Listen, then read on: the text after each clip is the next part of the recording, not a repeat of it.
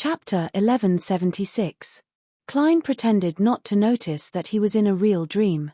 As he stopped maintaining the projection on the death console's side, he attempted to summon another me from the historical void to deceive the Tudor ruins guardian, allowing his true body to escape the dream and sneak into the secret mausoleum to complete the destruction. At present, he could only maintain 3 historical void projections. Death console Aztec Egus was one, and his concealed self was another. As for the ascetic leader, Oriana, he couldn't be sure if it was one. To be safe, before Klein summoned it again, he could only disperse one of them. As for Oriana's state, apart from suspecting that her true body had descended, Klein had another guess. It was that after the matron of the Evernite cloister sensed that her past projection had been summoned in the Amatha mountain range, she had deliberately entered a concealed state and disappeared from the real world, allowing the projection to gain consciousness. This was completely feasible, especially when authorities in the domain of concealment had a certain level of confidence in their historical void projections. And for such an angel of concealment, Klein was unable to confirm her true situation through the feedback of the historical projection maintained by a scholar of yore. All he could do was not make any changes to prevent any accidents. Just as Klein was about to summon his past self, the real dream he was in silently vanished. Everything around him returned to normal. He was on the cliff at the entrance, and below him was a dark and majestic mausoleum. An ordinary-looking elder floated in midair. Under the faint light emitted by the underground moss and the illumination from the stone pillars inside the cliff, he calmly looked at Klein and sighed in ancient Fasak. "You actually weren't fooled by the dream I weaved." This elder's hair was completely white, but it was thick enough. There weren't many wrinkles on his face, and he didn't look special. A Sequence 3 Dreamweaver of the Spectator Pathway? No, it's at least an angel. Klein tensed up and didn't respond. He immediately took out the silver adventurer's harmonica and blew into it. There was no sound, but beside Klein, Rionette Tynker, who was wearing a dark and complicated dress, walked out.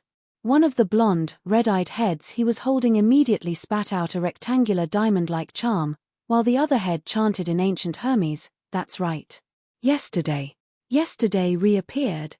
This Miss Messenger wanted to borrow strength from her past self, and compared to a Sequence 1 Snake of Fate, his borrowed power could last longer.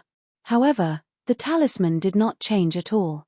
Floating in the air, the old man in a grayish-white robe chuckled and kindly reminded, "Don't use ancient Hermes in front of me." Hermes. This is the Hermes who survived the Second Epoch and created the ancient Hermes language? An angel of the Spectator Pathway. The source of psychological alchemy.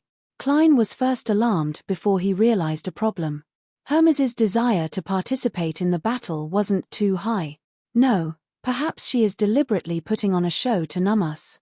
Beyond us of the Spectator Pathway are best at playing with people's hearts.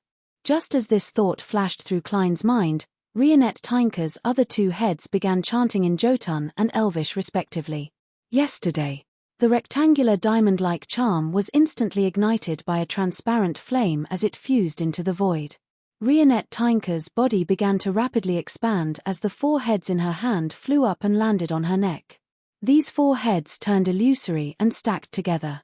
In an instant, Rionette Tynker turned into a gigantic doll that resembled a castle. She wore a black Gothic dress with countless mysterious symbols and sinister vines wrapped around her. Her eyes were as red as blood. Her gaze swept across Hermes from ancient times. Her tightly shut mouth opened, but she didn't make a sound. The angel of the Spectator Pathway flashed with a faint light as she turned into a white and plump rabbit. Ancient Bane, transformation curse. The rabbit didn't panic at all. Her body began to expand, becoming the size of half a mountain. She could trample Klein to death with 1 foot. To an angel of the Spectator Pathway, "I'll be strong if I believe I'm strong enough. I won't be restricted by my external image." And as the rabbit turned into a monster, there was a subtle change in the ruins. Reality and illusion intertwined, making Rionette Tynker unable to tell which part was a dream and which part was reality. Klein could tell and noticed that not only was Miss Messenger in her mythical creature state, but the rabbit's body was also covered in grayish-white scales. All sorts of patterns interweaved to form three-dimensional symbols that seemed to connect to the mind. Angels are truly terrifying. To use a complete mythical creature form right from the start. As Klein sighed, he didn't even dare take another look. Prying into knowledge was firstly because time didn't allow it, and secondly, his level wasn't high enough. Seeing a complete mythical creature form would definitely affect him and result in a certain negative state. This was something he had to avoid in a dangerous battlefield. Taking advantage of Miss Messenger's battle with the dragonized rabbit, Klein used the strong winds to descend towards the secret mausoleum. As he silently chanted an honorific name in Jotun, he reached out to grab at the air. The first attempt was a failure. The second attempt was a failure. The third attempt was still a failure, just as Klein's mind island had one fat white rabbit after another appear, forcing him to raise his consciousness and resist. Just as he was unable to think about anything else, he instinctively extended his right hand forward and finally touched a certain image in the historical void. As he pulled back his arm, the image quickly outlined itself. She was a woman wearing a dark-colored robe and a wide hood. She had a beautiful face and slightly glazed black eyes. This was the Church of Evernight's concealment angel that Klein had once encountered. Later, he learned in the foggy town that this was the nation of the Evernights' mother of the sky, the daughter of the ancient god, Phlegria. He also suspected that she had become a vessel for the goddess's descent. Since the ascetic leader, Oriona's historical void projection could be successfully summoned in one try, Klein definitely wanted to try to summon her. He had been chanting the honorific name of the Evernight goddess all this while. Scholars of yore had an insurmountable limitation when using the historical void projections. It was that they were unable to summon objects that involved a uniqueness. However, for a vessel of a deity's descent, it depended on how much power the corresponding historical void projection contained, and if it involved a uniqueness. Similarly, if he wanted to summon a Morn, he couldn't summon his actual body, but his avatar could. To be safe, Klein summoned the one who had smiled at him during the Great Smog of Beekland. In the end, he succeeded after 3 tries. Of course, Klein believed that if it wasn't for the goddess's tacit approval and even some help, he wouldn't have succeeded even if he tried 100, 1,000, or even 10,000 times.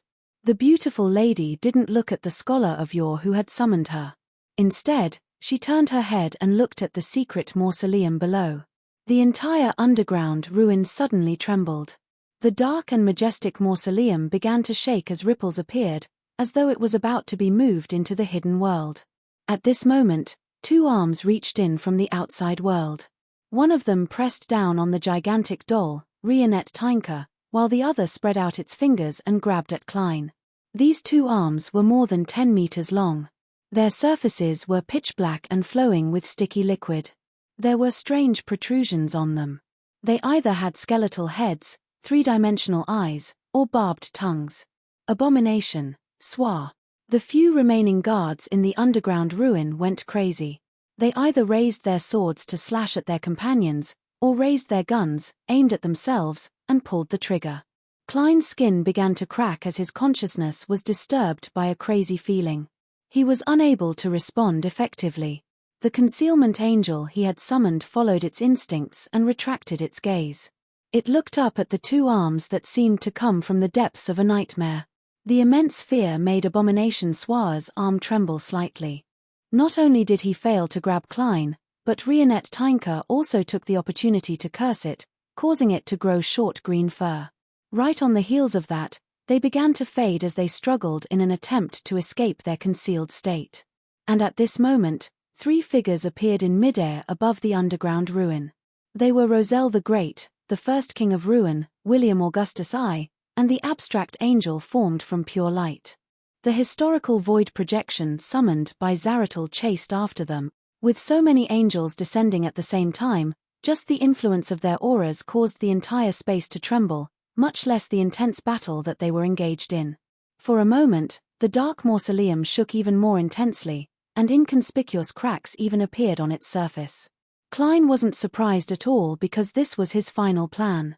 When the enemy was too strong and had sufficient preparations, making it impossible to create an opportunity to destroy the mausoleum, he could lure everyone together and create chaos, This was the inspiration Klein had received from his encounter outside Bayam.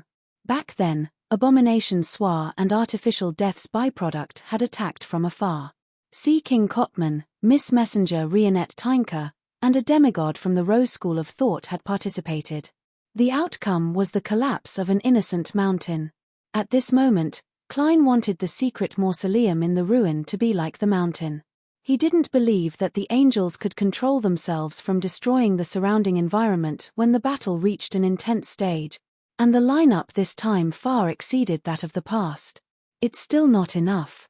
Then I'll make it a little more chaotic. As Klein controlled his spirit body threads to prevent them from floating upwards, he dodged and sensed the mysterious space above the grey fog.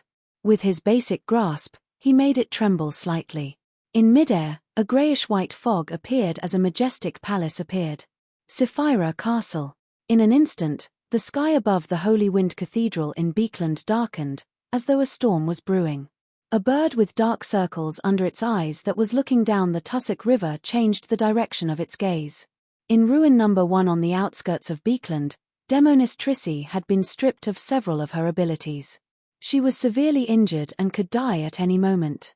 With a bang, she slammed into the cliff wall, almost embedding herself into it. Her body was covered in blood. At this moment, she took out an item. It was a rectangular diamond-shaped charm. Yesterday once more. Chapter 1177. In high-level battles, there were very few opportunities to use charms. No one would take the initiative to give their opponent the time to pull out a charm or chant an incantation. The reason why Trissy was able to complete the corresponding actions was because she was burning with evil black flames from the inside out. The black flames seemed to absorb all the heat in the surrounding area, causing thick ice crystals to form. Outside the ice crystals, almost invisible spider silk wrapped around her, forming a huge cocoon. With these 3 layers of defense, Trissy managed to buy a second or two. Hence, she took out a rectangular diamond-like charm and chanted, "Don't worry about it." Yesterday. A transparent flame ignited in the evil black flames, and the diamond-like charm silently disintegrated, fusing into the void. This was something Klein had specially provided to this demoness, so that the destruction from 3 directions could be turned into the main point of attack. Trissy immediately saw the greyish-white fog, and she discovered that the scenes of the past were like stars, densely packed there.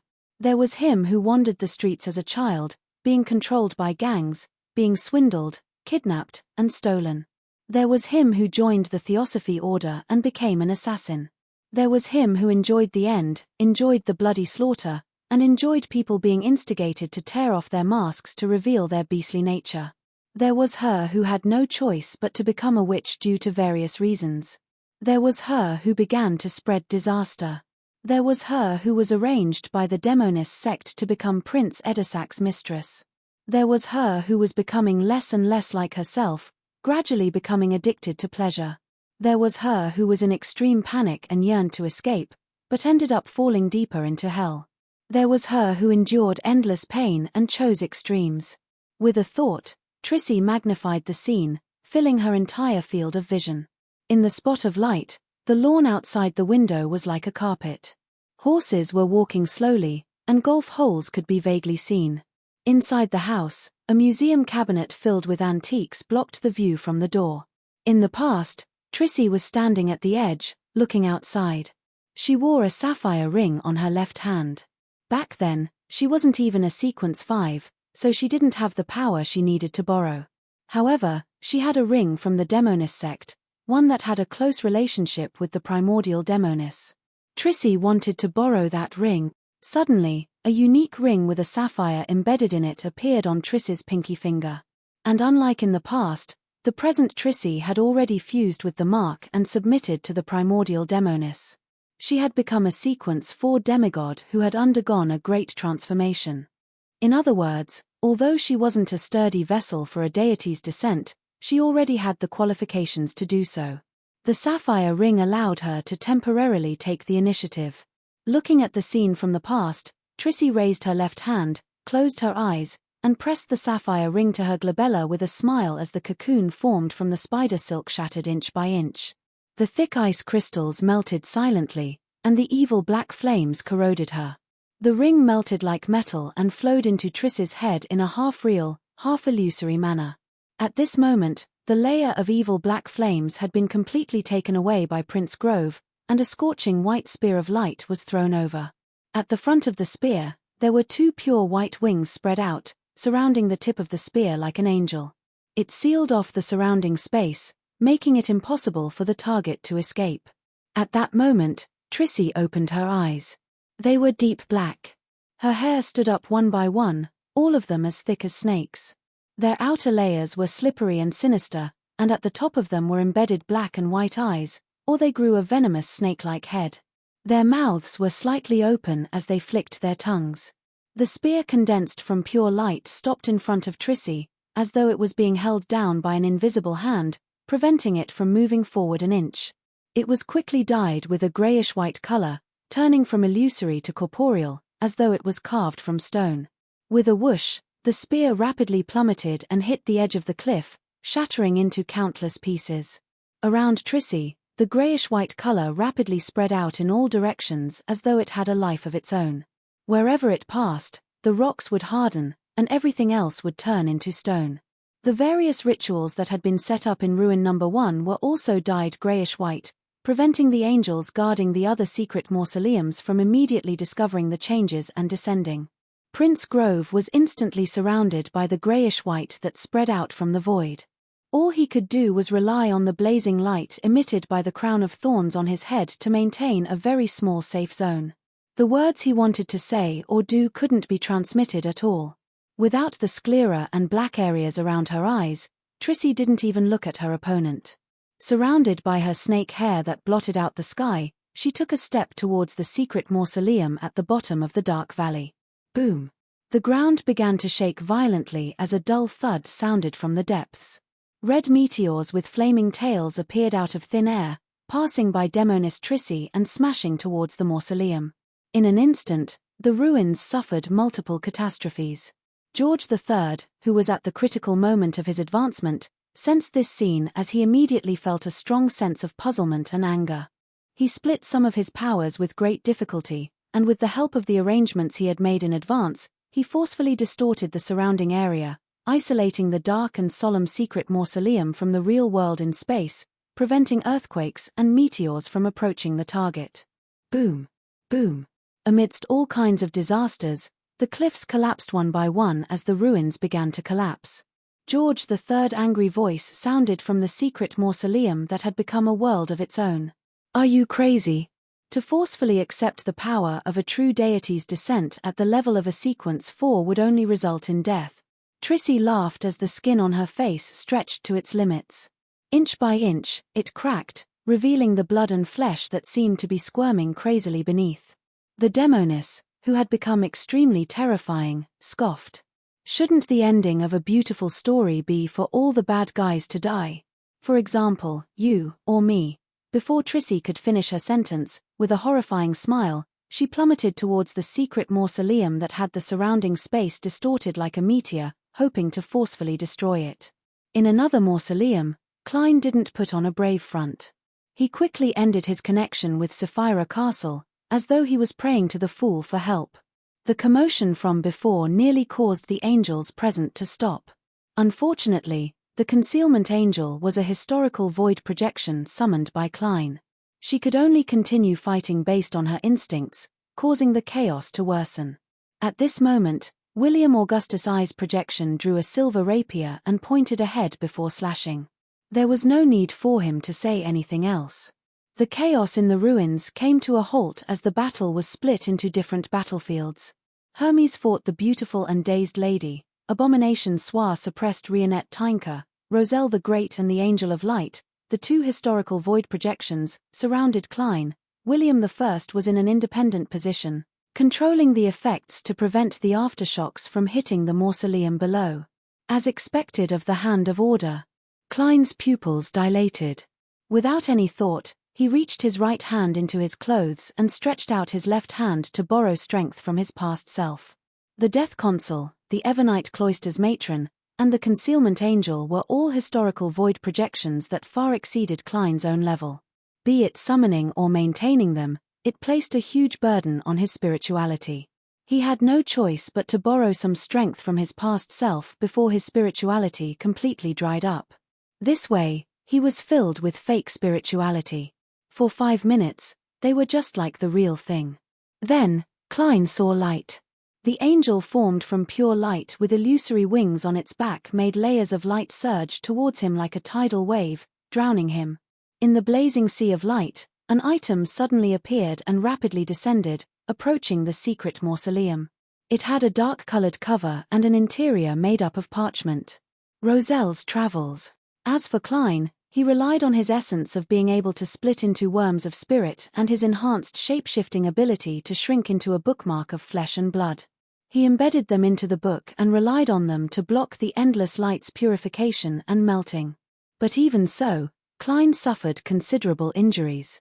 This was because the light could illuminate a portion of his body from the side. This wasn't the end. In the direction where Roselle's travels had fallen, Roselle the Great, dressed in gorgeous clothes, was waiting with his hands raised. Klein couldn't be bothered to think about anything else. All he could do was activate the first method of self-preservation. He hid directly in the historical void. Boom! A loud thunder boomed outside the ruins. In the beginning, it sounded very far away, but by the end, it was already close to his ears. Including Klein and the projections in the historical void, all the living beings in the ruins were intimidated and turned stiff. The sea of light instantly dimmed. No, there was one figure that wasn't affected. In Klein's eyes, the Church of Evernight's Angel of Concealment, the beautiful but not agile lady, took the opportunity to fade her body, turning into many symbols that symbolized concealment and terror. She expanded into a strange world that included Hermes, Rionette Tynker, Suara's Arm, the Angel of Light, and William Augustus I. Although Klein had summoned a historical void projection that had greatly reduced its strength, some of its essence was still present. The chaos that Klein was looking forward to had finally arrived. As for George III's other helpers, such as the King of Angels, they were still in other mausoleums. The moment the nearly transparent world took shape, the angels inside began to resist. In the chaos, the strange world was easily torn apart. However, the light that was mixed with the remnant powers of the angels rushed out under the lady's deliberate guidance and headed straight for the secret mausoleum at the bottom. Boom! An even louder thunder boomed. Roselle the Great, who had attempted to stop it, was shocked once again. He didn't have the time to make any attempts. In an instant, the dark and majestic secret mausoleum was struck. The cracks on its surface silently deepened, revealing the dark interior. In these cracks, blood appeared out of thin air. Some were bright red, while others were dark. Boom! Boom! Boom! This time, Klein, who had returned to his human form with Roselle's travels, and the worms of spirit that were scattered around him shot out an air cannonball. The mausoleum, which was already on the brink of collapse, collapsed as large amounts of blood flowed out. With the destruction of a mausoleum, George III's advancement ritual was no longer stable. It lacked a key support. If only one mausoleum had been attacked, he could still rely on his invisible connection with them to put up a certain level of defense. But now, he was suffering a fierce attack.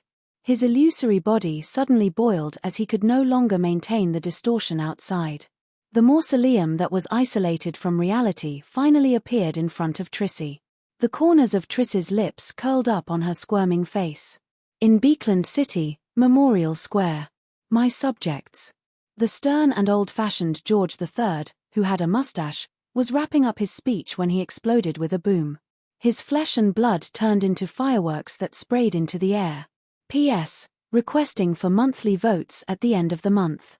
It would be a waste if you didn't vote tilde Divine King of the Nine Heavens. Chapter 1178. When Audrey and company saw this scene, it was as though they were watching a large-scale magic show. For a moment, no one reacted to what had happened. A few seconds later, the scene turned chaotic. Amidst the undulating screams, the soldiers of the King's Guard rushed up the platform. The cabinet members and the nobles in the House of Lords subconsciously found a place to hide, or they mustered their courage and followed the guards to check the scene. Audrey watched in a daze. She wasn't too surprised, but she found it surreal. The people and matters that Mr. World paid close attention to meant that they were being watched by Mr. Fool. And Mr. Fool had never failed to achieve his goals up to this point. This was the will of a deity. In the other municipal squares in Beekland, Melissa, Barnson, and company also heard the explosion. Then, they realized that the king's speech had come to an abrupt end. After a moment of silence, the people gradually turned restless as they whispered to each other. The fear of the unknown and the future slowly took over their hearts. In the outskirts of Beekland, inside ruins number 1, George III's mind had already become extremely blurry. He felt that there was an irresistible and extremely crazy consciousness spewing out like a volcano. This was changing his body and distorting all the things around him. Vaguely, he saw a huge black throne and he sitting on it, wearing the emperor's crown, proudly looking down at reality, ruling over the people, and being equal to the gods. He extended his hand in an attempt to grab this future, but countless curses and attacks from an unknown source landed on him, preventing him from touching it. No, George III's hand, which had transformed into a rule, stopped in midair. His consciousness was completely torn apart as his body completely transformed. Trissy, who had already collapsed into a mass of flesh and blood, was surrounded by countless thick snake hair as she covered the shadow of order. Boom! In the outside world of ruins number 1, the forest suddenly collapsed inwards, stirring up a large amount of dust. It filled the air like the thickest haze. Boom! The area formed a huge crater that connected to the Tussock River, drawing in the surging river water. Rumble! The sky rapidly darkened, and a storm that contained endless terror shrouded this place. On a mountain peak further away, 2 figures stared at this scene. For a moment, neither of them spoke. One of them was the demoness of unaging, Katerina, who was dressed in a holy white robe, and the other was a hooded red angel evil spirit with a pale face.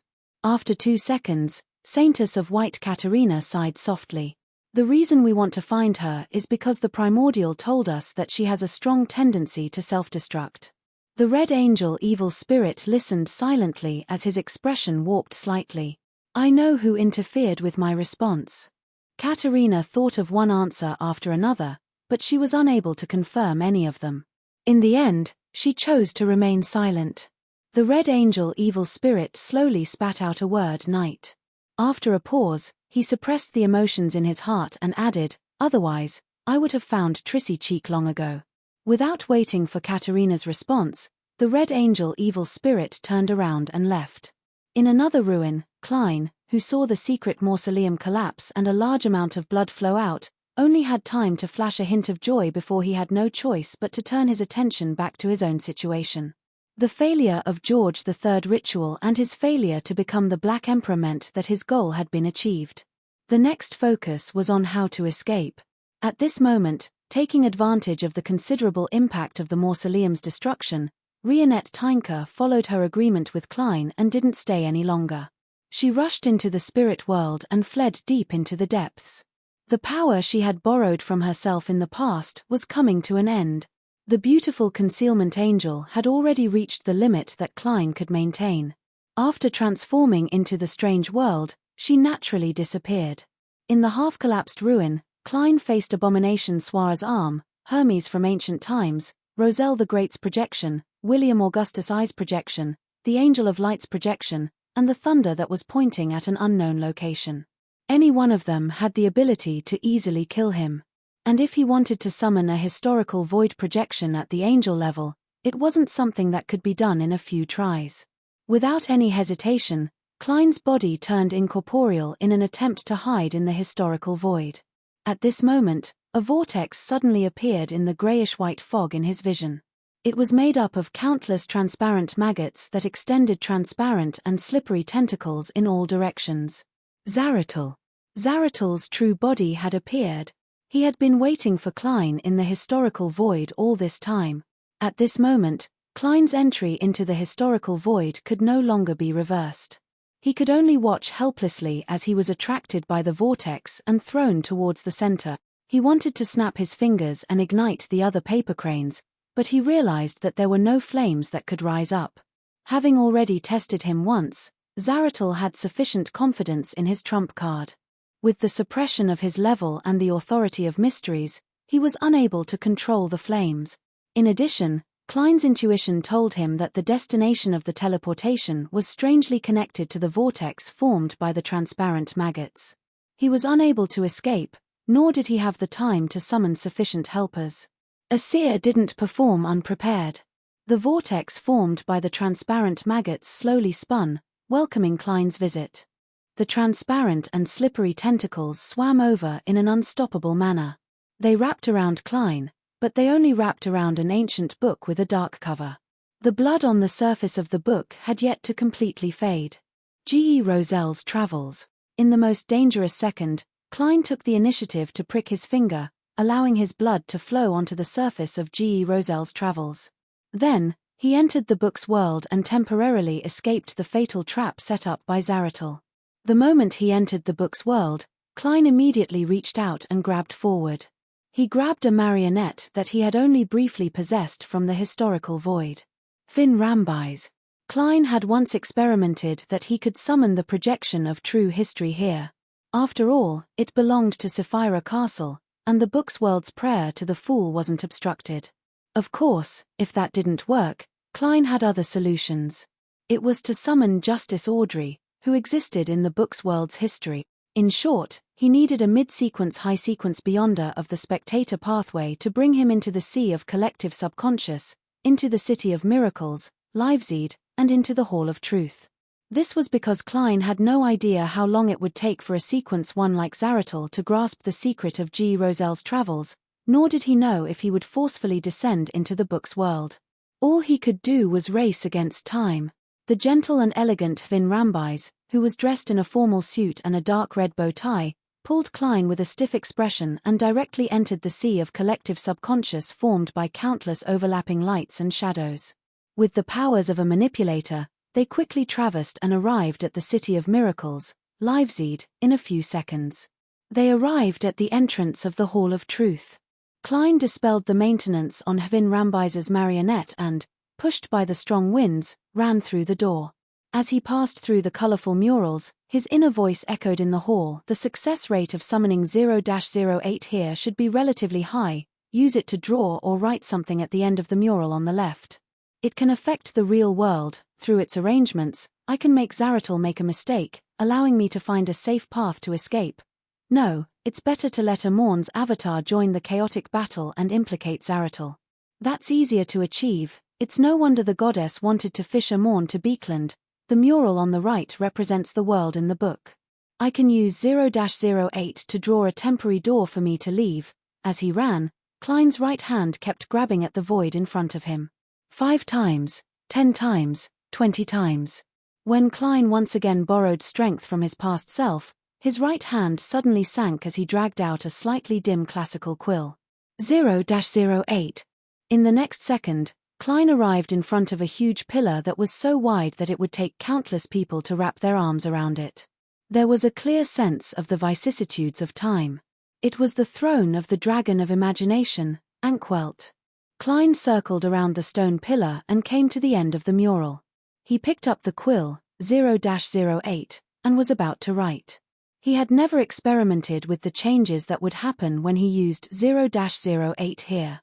He was afraid that the accident would be too great and alarm Amorn's brother, causing his plan to prevent George III from becoming the Black Emperor to be discovered ahead of time. And at this moment, he didn't need to think about such matters at all. He could wholeheartedly weave the development that he needed. Suddenly, 0-08, which was about to begin writing, disappeared. It disappeared before it reached its limit. What's going on? Klein was surprised. He then realized that the Hall of Truth didn't amplify this sentence. The surroundings were extremely quiet. With a thought, Klein slowly turned around and saw that the ancient stone pillar had turned into a 100-meter-tall cross at some point in time. In front of the cross, a huge, blurry figure stood there, carrying everything on its back as it looked at all living beings with pity. Inside the Hall of Truth, there were rows of black seats with backrests, but there was only one prayer. This prayer had his eyes closed as he sat in the middle of the first row. He wore a rather simple white robe, and he had a pale golden beard that covered the lower half of his face. His hands were clasped in front of the silver cross pendant in front of his chest, and his expression was warm and calm. Adam. President of the Twilight Hermit Order, King of Angels Adam. Klein had no idea when he had arrived. At this moment, Adam raised his head, revealing eyes that were as clear as a child's. He slowly stood up and spoke with a calm expression. Intis no longer watches by the sidelines and has decided to take the opportunity to launch an attack. This war has truly begun to engulf the world. Do you accept such an outcome? P.S. Requesting monthly votes at the end of the month. Everyone, don't waste it. Divine Emperor of the Nine Heavens. Chapter 1179. Although there was no concept of temperature in the Hall of Truth, Klein felt a sense of coldness and heat when he heard it. He wanted to defend himself, but he was at a loss for words when he opened his mouth. After silently looking at Adam's clear eyes that could reflect his figure for a few seconds, Klein said with some difficulty, "That's not the case. I accept, but I will also work hard to reduce the damage caused by the war in the future as long as I'm alive." He paused for a moment and asked in a deep voice, "Is this the price you marked for the gift?" Back then, when one of the ascetics here said your real name, you already noticed this travel book and secretly made arrangements. Adam, who was dressed in a simple white robe, didn't respond. He walked towards the murals on the left and stopped in front of one of them. He raised his head slightly and quietly admired it. In the mural, the book bound from goatskin flew into the clouds and into the cosmos before landing in a gigantic claw. After looking at it for a while, Adam said in a warm voice, "You can leave now." Klein immediately felt that he was being repelled by the Hall of Truth, the City of Miracles, and the world in the book's sea of collective subconscious. He couldn't help but float up and fly out. During this process, he saw Adam return to the front of the rows of black seats. He held the silver cross pendant, closed his eyes, and piously prayed to the huge and blurry figure. Outside the sea of collective subconscious, an illusory door silently appeared. It stood in midair and led outside. The world in the book also began to repel Klein, squeezing him out of the door. Suddenly, Klein returned to the real world in front of the grayish-white fog. He was in a state where he was about to enter the historical void.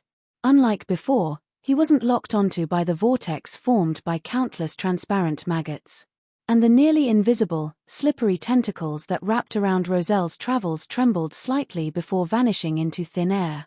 Without the time to feel the pinch, Klein's thoughts raced as he instinctively made a choice.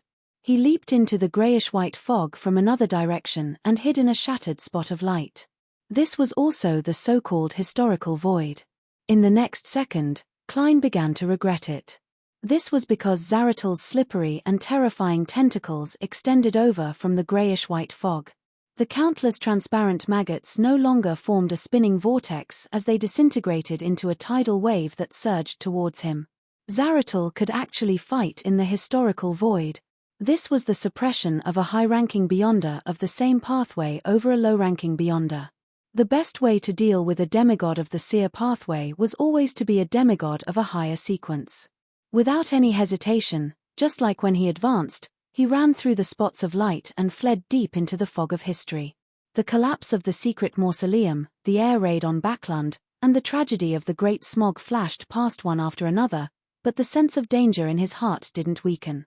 He even saw the thick shadows approaching him and began to cover him. This was a tidal wave formed by the transparent maggots and slippery tentacles. Klein ran with all his might, constantly chanting the honorific name of the Evernight goddess in Jotun, hoping to be saved. This was the only thing he had the strength to do, and it was also the only existence that could save him at present. Of course, if he knew of Amorn's honorific name, he would definitely attempt to provoke this blasphemer. Only by messing up the situation would he have a chance of survival. Roselle's proclamation as emperor, the improvement of the steam engine, the battle of the violated oath, the White Rose War, and the 20-year war flashed past his mind. Klein realized that his body was being covered by more and more shadows. His consciousness gradually slowed down as though he was being controlled by his spirit-body threads.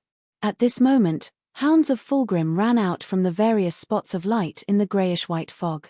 They were covered in pitch-black short fur, and their eye sockets burned with dark red flames. The corners of their mouths extended all the way to the back of their heads.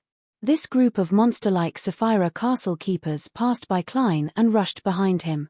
Klein immediately regained consciousness. F***ck. He cursed himself. His eyes were slightly red as he continued running with a blurry vision.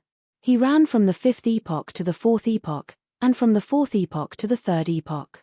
The huge shadow behind him paused for a few seconds before continuing to surge towards Klein as though nothing had happened, drowning the historical void he passed through.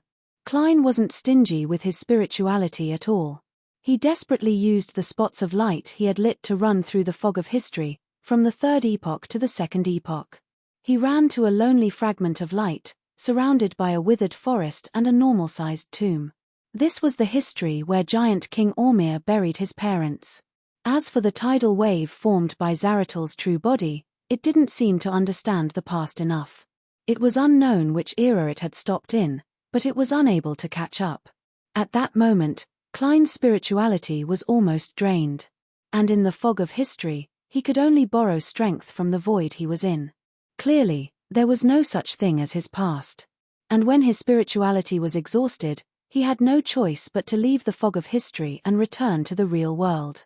When that happened, he would once again face Zaratul. Phew! Klein exhaled and pulled out another paper crane. He snapped his fingers and ignited it.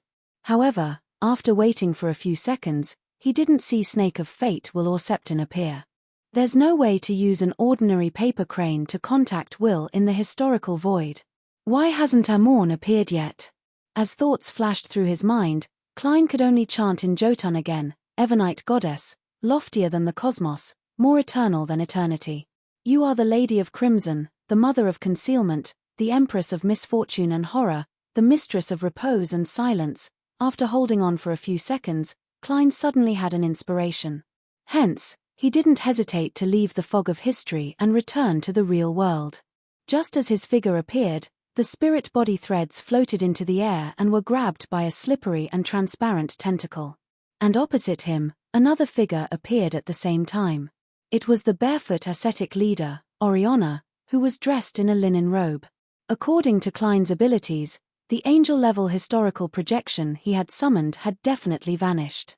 Therefore, the one who had arrived was undoubtedly the true body. The matron of the Evernite cloister glanced at Klein and instantly made him vanish under Zaratul's tentacles. Klein entered the secret world that belonged to Oriana. It was nighttime here, and it was a cloister with many ancient buildings. A gigantic and holy crimson moon hung high in the sky. Based on their past experiences of working together, Klein immediately used teleport to flash to the crimson moon and escape from this secret world. After returning to reality, Klein had already distanced himself from Zaratul. Therefore, he didn't hesitate to use traveling to leave. As for Oriana, who had temporarily stopped Zaratul, she transformed into a concealed state and left the battle. Rumble. A terrifying thunder boomed as the transparent tentacle that had attempted to reach out to the spot where Klein had disappeared suddenly retracted and vanished with the true body. Klein, who had teleported to the sea, couldn't be bothered to borrow strength from his past self. He summoned a paper figurine from the historical void and shook his wrist. Most of the items he had with him had been destroyed when he became a bookmark. It was unknown where his marionettes, Konas and Inuni, had gone. Of course, they might have evaporated under the illumination of the Angel of Light. The paper figurine ignited with scarlet flames and rose into an illusory angel with layers of wings on its back. It wrapped around Klein and eliminated all traces. Then, Klein activated teleport again and left. In the secret mausoleum in Eastchester County, William Augustus I and Queen Mystic Bernadette simultaneously sensed the death of George III through the changes in order or through their own prophecies. The latter didn't stay any longer. His body suddenly separated like a pile of soap bubbles that refracted light, scattering in all directions before shattering. William Augustus I didn't have the mood to stop or chase after him, but he wasn't in that much pain either. Klein took a huge detour and used Angel's Embrace 3 times to eliminate his traces before silently returning to Beekland, which was probably the safest place at the moment. He didn't return to the apartment he had previously rented. Instead, He found a hotel in the Beekland Bridge area and got a room. Of course, he didn't forget to change his looks, height, temperament, and characteristics. He became more ordinary, and inconspicuous.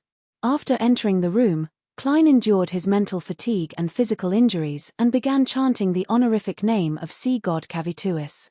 He prepared to take 4 steps counterclockwise and head above the grey fog.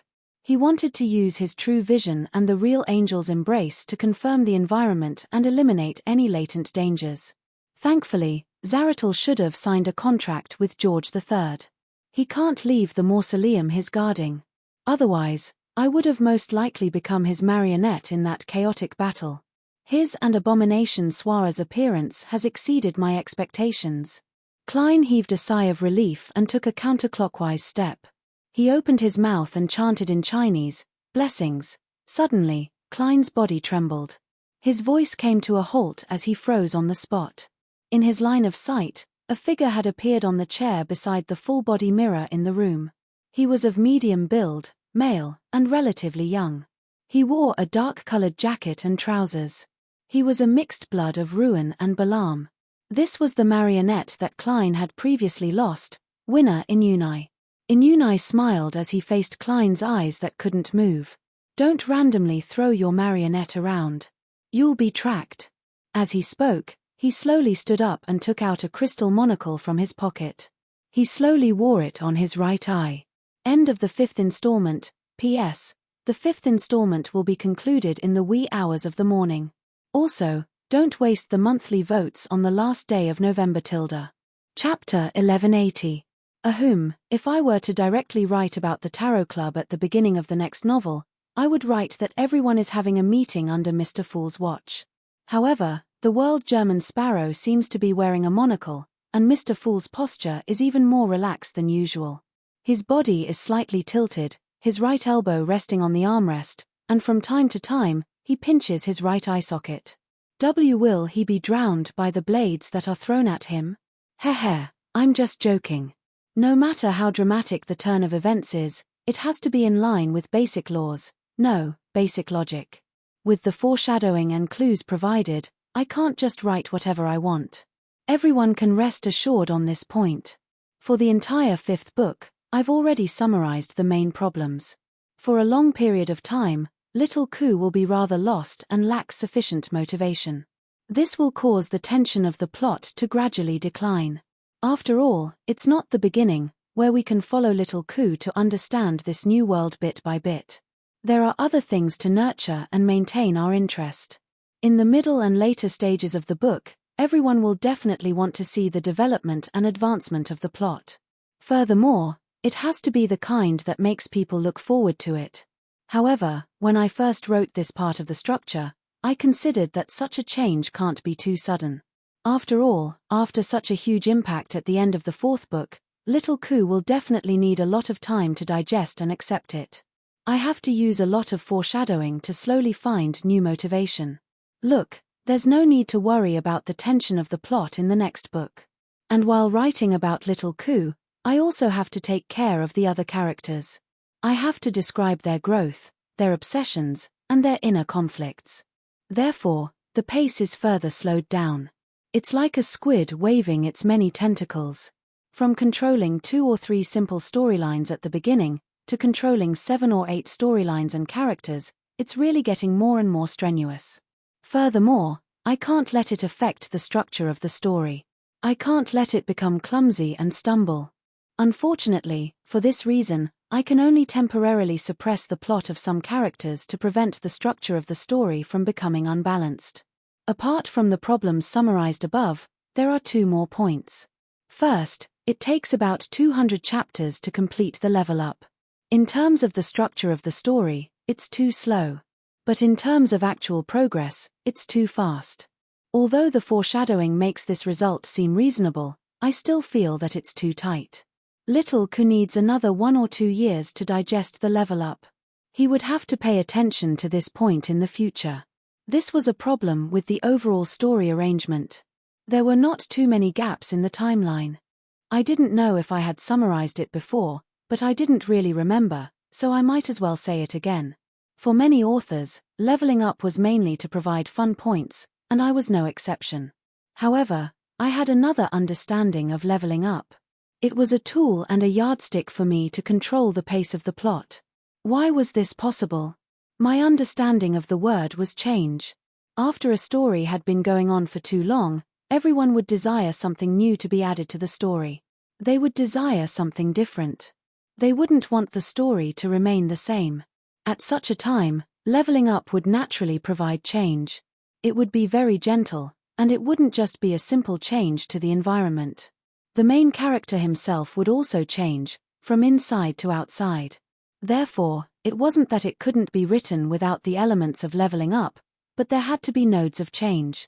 In a sense, this was an internalized, gentle leveling up. Just like in some romance novels, the feelings of the male and female protagonists could also be seen as leveling up.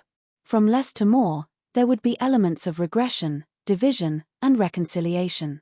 The second point was that many of the plots in the fifth book gradually broke away from the low and mid-level beyond us and the social environment. This was an inevitability brought about by the increase in Little Ku's strength, status, and level of involvement. It was also a problem that I hoped to find a way to solve.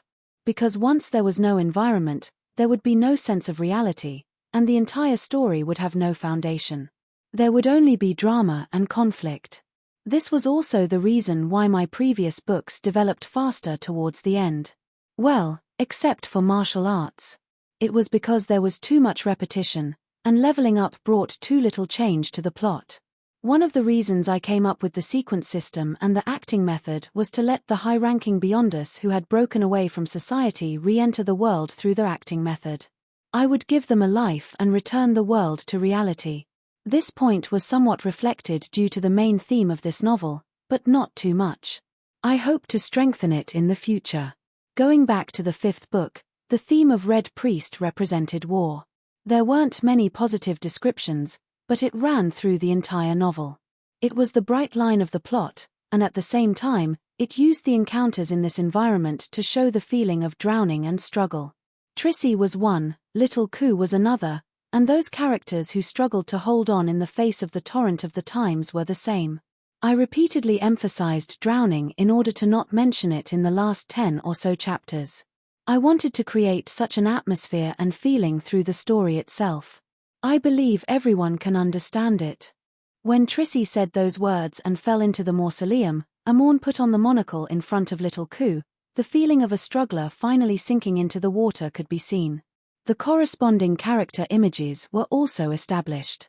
It was precisely because of the need for such an atmosphere that the encounters in this novel didn't have many plot twists. From my point of view, being attacked by the enemy and then being attacked by the enemy again might not be as gloomy and depressing as always struggling to break out of the encirclement but being unable to find a direction. And it was because of the problems summarized above that the subscriptions in this novel had been dropping since the fifth book. Occasionally, it would rise a little, but the trend didn't change. It had dropped by almost 10,000. Therefore, it was very necessary for me to ask myself that question because it solved the problem of internal motivation and plot tension. It was a little hard, but the effects were very good and immediate. Since then, the subscriptions have steadily risen and recently reached its peak. The average subscriptions is now 89,000. The sixth book is called Light Chaser, a sequence 2 from the Sun Pathway. In ancient times, it was called Sun Chaser. The exact meaning is literal, but it symbolizes many people and many things. This novel is very important to me personally. It's the most important part of the overall story structure. It's the initial completion of the world structure, and it's also the opening of the situation. It's also the key to whether the impact of the plot can be formed. Previously, a friend asked me if Mysteries had passed the peak of the story and was at the end. I said no, that the peak I expected would be in the sixth book. I'm a little nervous, not knowing if I can write it well. Well, the next 3 books definitely won't reach 200 chapters. As for the exact number, I can't tell. It might be 100, or it might be 150, or it might be less than 100. This is mainly because I can't predict how many chapters one can write in the 7th and 8th books before I finish writing the 6th book. I'm a squid without an outline or a detailed outline. I only have the plot's key points, climax scenes, general development, and main structure. Therefore, before writing every chapter, I have to think for nearly an hour, sometimes even more. Well, it's not like I don't have an outline or a detailed outline. It's all in my head, and I update it every day.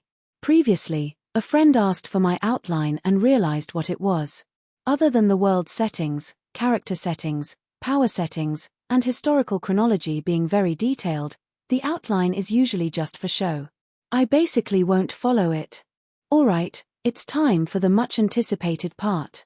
The 5th book is over, and I'll rest for 3.5 days. This time, I have to come up with a more detailed outline for the 6th book. Otherwise, if I just rely on my brain, it will become more and more difficult as I progress. There are too many things I need to consider. Well, half a day starts from Saturday noon. The last chapter is updated in advance, which means that I'll have half a day off on Saturday, Sunday, Monday, and Tuesday, and I'll resume updating at 12:30 noon on Wednesday. Also, it's the beginning of the month. Don't forget to insure the monthly tickets. Give me the motivation to finish writing the 6th book. I'll give you the additional chapters for November's monthly tickets at the critical moment of the plot. Chapter 1181. In a hotel in the Beekland Bridge area.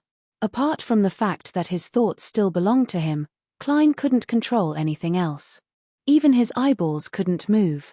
He knew very well that this was likely a deeper level of parasitism. In such a state, he could only look ahead with fear and despair.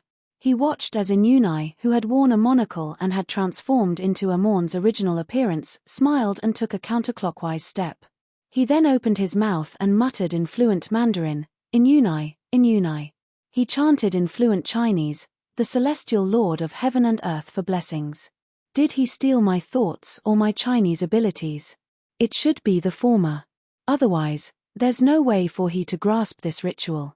Klein's pupils couldn't dilate as he watched. He felt an unprecedented sense of anxiety. The monocle-wearing Amorn seemed to sense his emotions. He turned his head to glance at him and smiled. He took another step counterclockwise and chanted in Chinese, the celestial lord of heaven and earth for blessings. Following that, the blasphemer skillfully carried out the ritual. Every step he took and every incantation he recited made Klein's heart sink deeper and deeper into the dark swamp. It was as though he could no longer see the slightest glimmer of light. The celestial lord of heaven and earth for blessings. When Amorn took the final step and recited the final incantation, an endless grayish-white fog suddenly appeared in front of Klein's eyes. Please sounded in his ears. Without needing to listen carefully, his spiritual perception stirred and he understood what it meant. After advancing to Scholar of Yore, he had basic control over Sapphira Castle. No matter who it was, regardless of whether they had grasped the correct ritual or the corresponding incantation, they had to obtain his permission to enter the world above the grey fog. Reject him. Klein was immediately delighted as a clear thought surfaced in his mind. However, just as he had this thought, he forgot it. He stood there like a statue carved from stone. His intention to reject had been stolen by Amorn.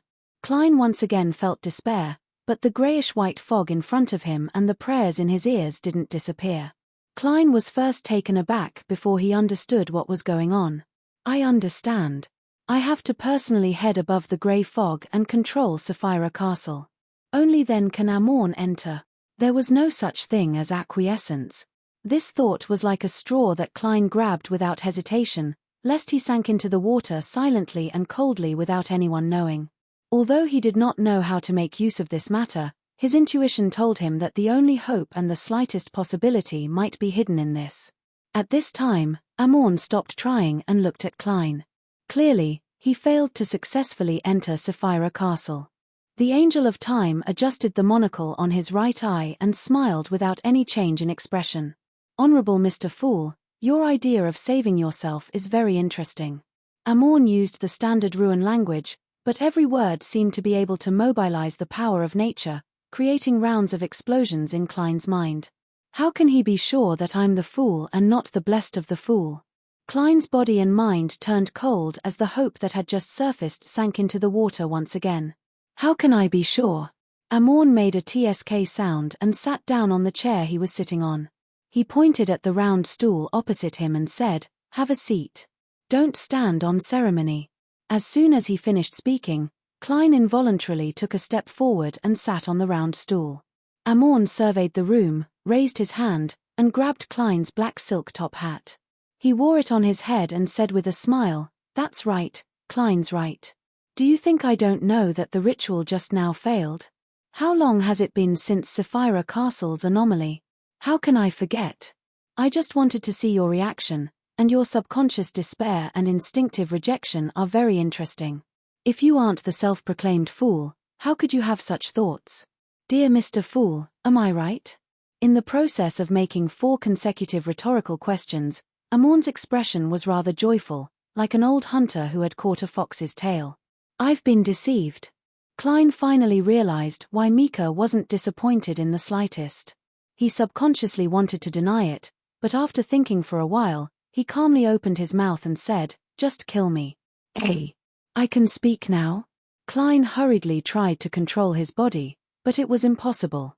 In the next second, he was prepared to recite the honorific name of the Evernite goddess, but he immediately lost this thought. The thin-faced blasphemer Amorn pressed down on the monocle on his right eye and maintained his excited state. "That way, you can be reborn in Sapphira Castle? The more I talk to this fellow, the more mistakes I make." Klein shut his mouth tightly and didn't say another word. Upon seeing this, Amorn smiled and shook his head. "There's no need to be so afraid. Actually, there's no irreconcilable conflict between us." "Ah." Klein, who was sitting on the round stool like a puppet, was stunned for a moment without responding. Amorn leaned forward slightly and looked into his eyes before continuing with a smile. "Our only conflict is Sapphira Castle. However, do you really wish to shoulder that fate?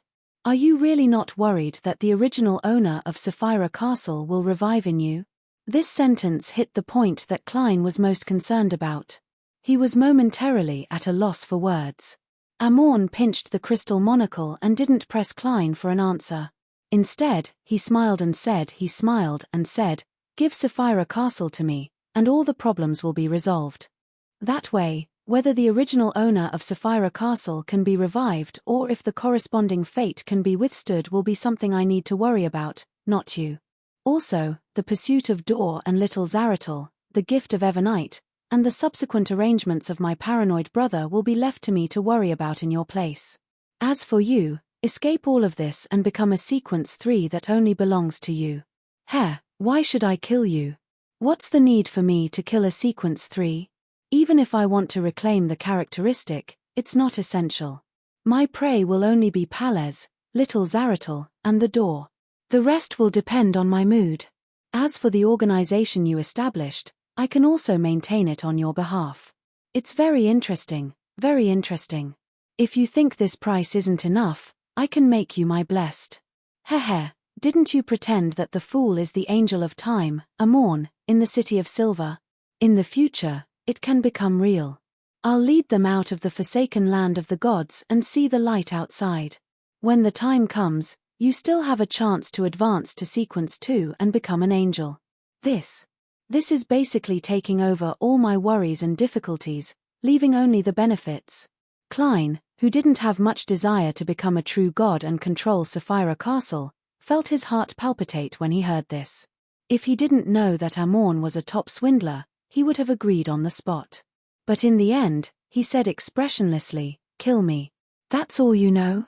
Is that all you know how to say?" Amorn wasn't angry. Instead, he looked at Klein with interest. To him, this was something that was fun enough. It was completely understandable that he would encounter difficulties during the process. They would only make the joy after success even better. "I'm just a heartless repeater." Klein used a lampoon to ease the pessimism and despair in his heart. Instead of answering, he asked, "How do you know that the City of Silver believes that the fool is you?" He didn't dare to say that the City of Silver still suspected that the fool was the deity that Amorn believed in, afraid that he would infuriate him. Of course, if Amorn was the kind of person who would lose his intelligence after being infuriated, Klein would definitely attempt to do so. This was because he now suspected that after gaining initial control of Sapphira Castle, his rebirth after death would be above the grey fog. Unfortunately, Amorn wasn't a king of angels of the storm pathway, but the god of deceit that gave a true god a headache in the fourth epoch. Amorn chuckled and said, "Do you think I only have 2 avatars in the City of Silver? Since you, the fool, and the hanging man, have interfered, I'm happy to watch quietly by the side. The City of Silver still has Amorn's avatars. Who will he parasitize?" Yes, the members of the Giant King's Court exploration team weren't parasitized. That's something that can be confirmed. As Klein tensed up, he felt that it was only natural. This was because Leonard had once told him that seeing one Amorn meant that there was a bunch of Amorn lurking around, not just 2 or 3. Without thinking too much about it, Klein tried his best to take the initiative and create an opportunity. "You didn't directly snatch my fate because you can't bear it now?" Amorn nodded calmly. "Yes, that's why I wanted to make a deal with you peacefully. But since you rejected it, I can only take you to see my true body, to a sufficiently safe place. Then, I'll take away your fate. When that happens, your outcome won't be as good as what I just said." As he spoke, the man with black hair, black eyes, a wide forehead, and a thin face slowly stood up and walked to the door. Klein stood up and followed behind like a puppet. As he reached out to open the door, Amorn seemed to think of a question. He pressed down on the crystal monocle and turned his body to look at Klein. "What's the 4th honorific name of your scholar of your?" In mysticism, the corresponding honorific name of every existence wasn't that strict. As long as one could use the correct format and a certain description to narrow down the scope to the point of no ambiguity, it could point to the corresponding hidden existence. This was also the reason why many cultists who didn't know anything about mysticism could randomly fabricate honorific names, but still receive feedback. Of course, if it wasn't an honorific name given by a hidden existence, there was no way to enjoy the automatic response treatment. Whether a connection could be established depended on the existence's interest in the supplicant. Amorn had previously used his understanding of Scholar of Yore and German Sparrow to accurately restore the complete honorific name of German Sparrow through the powers of Sequence 7 Cryptologist of the Marauder pathway. However, he didn't attempt to pray and use automatic response to establish a connection and lock onto the other party's location. This was because his godhood intuition told him that there was a problem with the 4th sentence and that it would definitely fail. The correct 4th honorific name flashed across Klein's mind, but he didn't plan on telling him. At this moment, Amorn opened his mouth and recited his thoughts, protector of Beekland's magic and theatrical performances. After the Angel of Time and Blasphemer finished reciting, he didn't say a word for a few seconds. Then, he laughed heartily. After he finished laughing, Amorn nudged the monocle on his right eye and smiled. "To be frank, this is very interesting. Are you really not considering becoming my blessed?" Klein opened his mouth and said the familiar answer, "Just kill me. P.S. Recommending a book, Initial Evolution. Ying Dang's Infinite Flow after many years of making a comeback, the 3rd book of the Evolution trilogy. The battle scenes are excellent, the power system is interesting, and the character's intelligence is online. Currently, it's gradually entering an optimal state." Chapter 1182. Upon hearing Klein's answer, Amorn smiled and shook his head. As he reached out to open the door, he casually asked, "How did you come up with such an honorific name? It has to be related to me to a certain extent, but it also has to prevent others from using the automatic response to prayers to lock onto me. There aren't many such honorific names." Seeing that he had been exposed, there was no need for Klein to hide it. Furthermore, he hoped to grasp a possible opportunity through such a conversation. At the same time, his mind raced as he considered how to save himself. "I'm deeply parasitized. Any thoughts that aren't beneficial to Amorn will be easily sensed and detected by him. It's Saturday today, and it's almost Monday. If the fool were to stop the tarot gathering without any warning, the other members would definitely be terrified, nervous, and puzzled. Among them, the person who has the method to contact the world will definitely attempt to summon the messenger and ask for the reason. And once Miss Messenger approaches me, she'll be able to discover Amorn's existence. Then, she can use the yesterday once more charm to return to his peak state. With the strength of a complete angel, he has a high chance of rescuing me from Amorn's avatar. The most important thing for me now is to persevere and live through the next 2 days. By the way, since Amorn can't steal my fate now, why did he attempt to make a peaceful deal? Even if I agreed, he wouldn't dare to allow me to head above the grey fog. That means that I'm out of his control and can use Sapphira Castle to effectively purify and counterattack the parasite. Could it be that agreeing itself is a switch that doesn't require any follow-up processes? Amorn deliberately didn't mention this. Indeed, his lying to me. Klein grasped a glimmer of hope and decided to try his best to stall for 2 days. Amorn's focus was still on the honorific name that neither humans nor angels could think of. As he walked out of the room, he scratched his chin.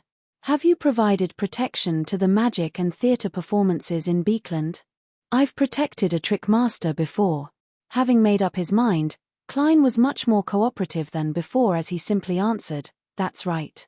He simply replied, I'm a magician myself. I've performed many times in Beekland. The monocle-wearing Amorn nodded. Barely. He then walked out of the hotel room and down the stairs to the street. Klein followed behind him like a servant. Looking around, Amorn pinched his monocle and sighed with a smile. What a pity. Regret what? Klein asked, puzzled. I've already been caught by you. What else do you need to regret? Amorn pressed the silk top hat on his head and maintained his smile. You can guess. If you can guess correctly, I can make your ending a little better. Klein didn't believe his promise at all. In order not to be swindled out of more secrets, he shook his head. I can't guess it.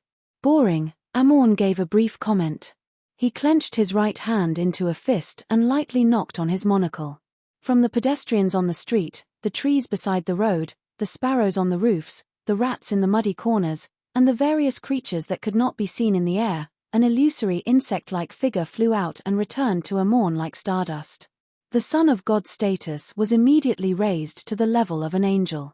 Klein raised his left hand, and the human-skinned glove suddenly became transparent. This was the activation of teleportation. At that moment, only creeping hunger was real in Klein's clothes. The rest were conjured from flesh and blood using Faceless and the glove's powers. Seeing that the trip was about to begin, Klein was taken aback as he blurted out a question. Why aren't we teleporting in the room? Amorn taking him away from Beekland was within his expectations. After all, this was a place that even a king of angels needed to be wary of. However, Klein couldn't understand why him would normally open the door, go down the stairs, and leave the hotel. The eye behind Amorn's monocle swept a glance at Klein as the corners of his mouth slowly curled up. I've already answered you. What a pity. You actually didn't seek help from Palez. This angel of time had an obvious smile on his face, but his black eyes were devoid of any emotion. It left Klein's body cold. He's certain that I'm in contact with Palez Zoroast. Because of what happened previously? No, stop. Klein attempted cogitation, trying his best not to think too much to prevent Amorn from stealing his thoughts. Amorn nonchalantly glanced at the panicking pedestrians on the street and looked up at the grey sky. I can only wait for the next time. The most important thing now is to bring you to that place. As he spoke, Klein and Amorn's figures turned transparent at the same time, disappearing from the hotel's entrance. No one who came and went found anything amiss. After passing through countless indescribable spirit world creatures and all sorts of overlapping colors, Klein and Amorn appeared above a sea. Beneath their feet was a huge gap. The blue seawater was severed here as it cascaded straight into the bottomless darkness like a waterfall. However, it was forever unable to be filled. This was the entrance to the ruins of the Battle of the Gods. Klein's heart stirred as he asked, You want to take me to the forsaken land of the gods? Amorn's monocle reflected the magnificent waterfall. He nodded slightly and replied in a casual tone, That's right. When we get there, even your messenger won't be able to sense you through the contractual connection. There was a clear barrier between the forsaken land of the gods and the spirit world. It could only be connected through Sapphira Castle. Amorn knows my plans. The flames of hope that had just ignited in Klein were instantly extinguished by the cold reality. He temporarily couldn't find any other way to save himself. At this moment, Amorn, who was standing in midair, muttered to himself, if my mausoleum in Beekland hadn't been destroyed by the Church of Steam, we could have used the abyss as a springboard to directly head over.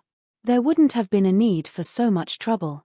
Klein changed the topic, feeling a little guilty. The abyss is connected to the forsaken land of the gods. No. Amorn shook his head and said with a relaxed expression, but I can use some of its characteristics to go anywhere. I heard that some bad changes have happened in the abyss. Klein's heart stirred as he probed. Amorn turned his head and glanced at him, not hiding his curiosity. You actually know? Yes, I once thought of exploring the abyss. Klein didn't say anything else, afraid that the marauder Pathway's King of Angels would discover that he could read Roselle's diary. At this moment, Amorn suddenly laughed. You? Exploring the abyss? What's so funny? Klein was very interested in the changes that had happened to the abyss. He took the opportunity to cooperate with Amorn in a bid to learn more. Just as he said that, he suddenly had a new idea. With the help of his conversation with Amorn, he could grasp more historical secrets and quickly digest the scholar of your potion. He wanted to see if he could use this to deepen his control over Sapphira Castle and escape his current predicament. As this thought flashed through his mind, Klein hurriedly restrained himself and stopped thinking about such matters. In response to his question, Amorn chuckled. Your trip to the abyss is like a beautifully wrapped gift that has been delivered to someone who wants it. Dark side of the universe? Klein was first alarmed before he thoughtfully made a guess. Amorn nodded. He was originally the only surviving ancient god, devil monarch Farborti. Now, Herr. Amorn didn't finish his sentence. With a leap, he jumped towards the huge and illusory rift from the strong winds in midair. Klein lost the support of the wind and plummeted. After an unknown period of time, the fountain-like seawater surged upwards, throwing him and Amorn to the other side of the rift. Just as he entered the ruins of the Battle of the Gods and was hit by the bright sunlight, Klein suddenly heard a series of ravings with intense madness. This was like a thin steel needle that pierced through his eardrums and stabbed into his brain. Amidst his familiarity, immense pain filled his every thought. And the worms of spirit that formed his mythical creature form gradually changed, as though they were about to give birth to a fallen consciousness that didn't belong to him. It was the ravings of the true creator. With regards to this, Klein could barely withstand it, but he couldn't last too long. There was no way he could advance too far in the ruins of the Battle of the Gods. At this moment, he saw the monocle on Amorn's right eye absorb all the surrounding light, turning it abnormally bright and blazing white. Then, a rich darkness ruled the sky. Amorn had directly stolen the daytime of the ruins of the Battle of the Gods. In the darkness, the Angel of Time's avatar landed Klein on an island and let him lean against a stone pillar to sleep. Soon, Klein arrived in the grey world of dreams. He saw the black cloister and the projection of the giant king's court across the cliff that exuded an epic and mythical feeling. Amorn, who was wearing a black silk top hat and a crystal monocle, appeared beside him. He smiled and casually pointed at the projection of the giant king's court that was frozen in the dusk. That's the entrance to the forsaken land of the gods. Klein thought for a moment and raised his doubts. Doesn't one have to enter a dream at a specific location before the entrance can be opened? He couldn't help but feel a glimmer of hope, thinking that it would be great if Amorn could waste a week or two in the ruins of the Battle of the Gods. Yes. Amorn didn't deny Klein's words as he casually said, if you want to open the entrance, you have to take a boat all the way to the core of this ruined sea. This might take more than a month, and you will experience many dangers that you can't withstand at the moment. As for me, I don't need to. Because you're the son of the Creator? Klein guessed after some deliberation. No. Amorn placed one hand in his pocket and turned to walk towards the black cloister's door. In such a chaotic place, the order is broken, and the rules are mutated. There are too many things that can be used. As the Angel of Time walked, he turned his head to look at Klein. The Marauder Pathways Sequence 0 has a very abstract name, error. This was named by my father. He once used a strange word of unknown origin to refer to it, bug. This translates to the Trojan horse of fate, the beetle worm of time, the loophole in the rules, and the embodiment of all errors. Chapter 1183. Error. Bug. Is this the essence of the marauder pathway? While Klein was enlightened, he also confirmed one thing. That was that the ancient god of the sun, the city of Silver's creator, and Amorn's father really came from Earth. The word that Amorn said just now was in standard English. My fellow countrymen, your two children have really caused me trouble. If only they were all like Bernadette. As Klein lampooned inwardly, he asked curiously, are you planning on using this world of dreams' loophole? Klein controlled himself and didn't use the word bug to describe himself. He didn't want his overly normal accent to arouse Amorn's suspicions and expose a trump card for no reason. Facing a king of angels who could steal his thoughts and parasitize him at a deep level, he had very few trump cards to begin with. He had to make good use of every one of them. Who knew when it would produce a miraculous effect? At this moment, Amorn had already walked outside the black cloister. He had one hand in his pocket and didn't do anything as the heavy door opened automatically, as though it was welcoming a distinguished guest. You can think of it that way, but it's actually a little more complicated than that. Amorn didn't show any of the dignity of a blasphemer as he leisurely answered Klein's question. This world of dreams doesn't have any errors or loopholes. It's just that due to the conflict between the various remnant divine powers, certain places appear rather chaotic. And I can use this chaos to create a loophole. As the tall main door that was prepared for the giant opened completely, Amorn pinched the monocle he was wearing and walked through the hall, heading deeper into the interior. During this process, he smiled and gave a further explanation. You should know very well that this cloister is pieced together from dreams. Yes, the dreams of different living beings from the ruins of the Battle of the Gods. Klein thought for a moment and added, it might also be the remnants of some dreams from the past. At this moment, the man and angel were walking down a winding black staircase. The light of dusk shone through the stained glass, bringing with it a fiery holiness. Amorn touched the human skull sculpture on the armrest and smiled as he admired his surroundings. Normally speaking, wherever you enter this world of dreams, you will be there when you wake up. It doesn't matter if you are in the dreams of other sea regions or other living beings. Klein couldn't nod, so he could only express his opinion with words. Yes. And after I create a loophole, I can enter other dreams and wake up at the corresponding location.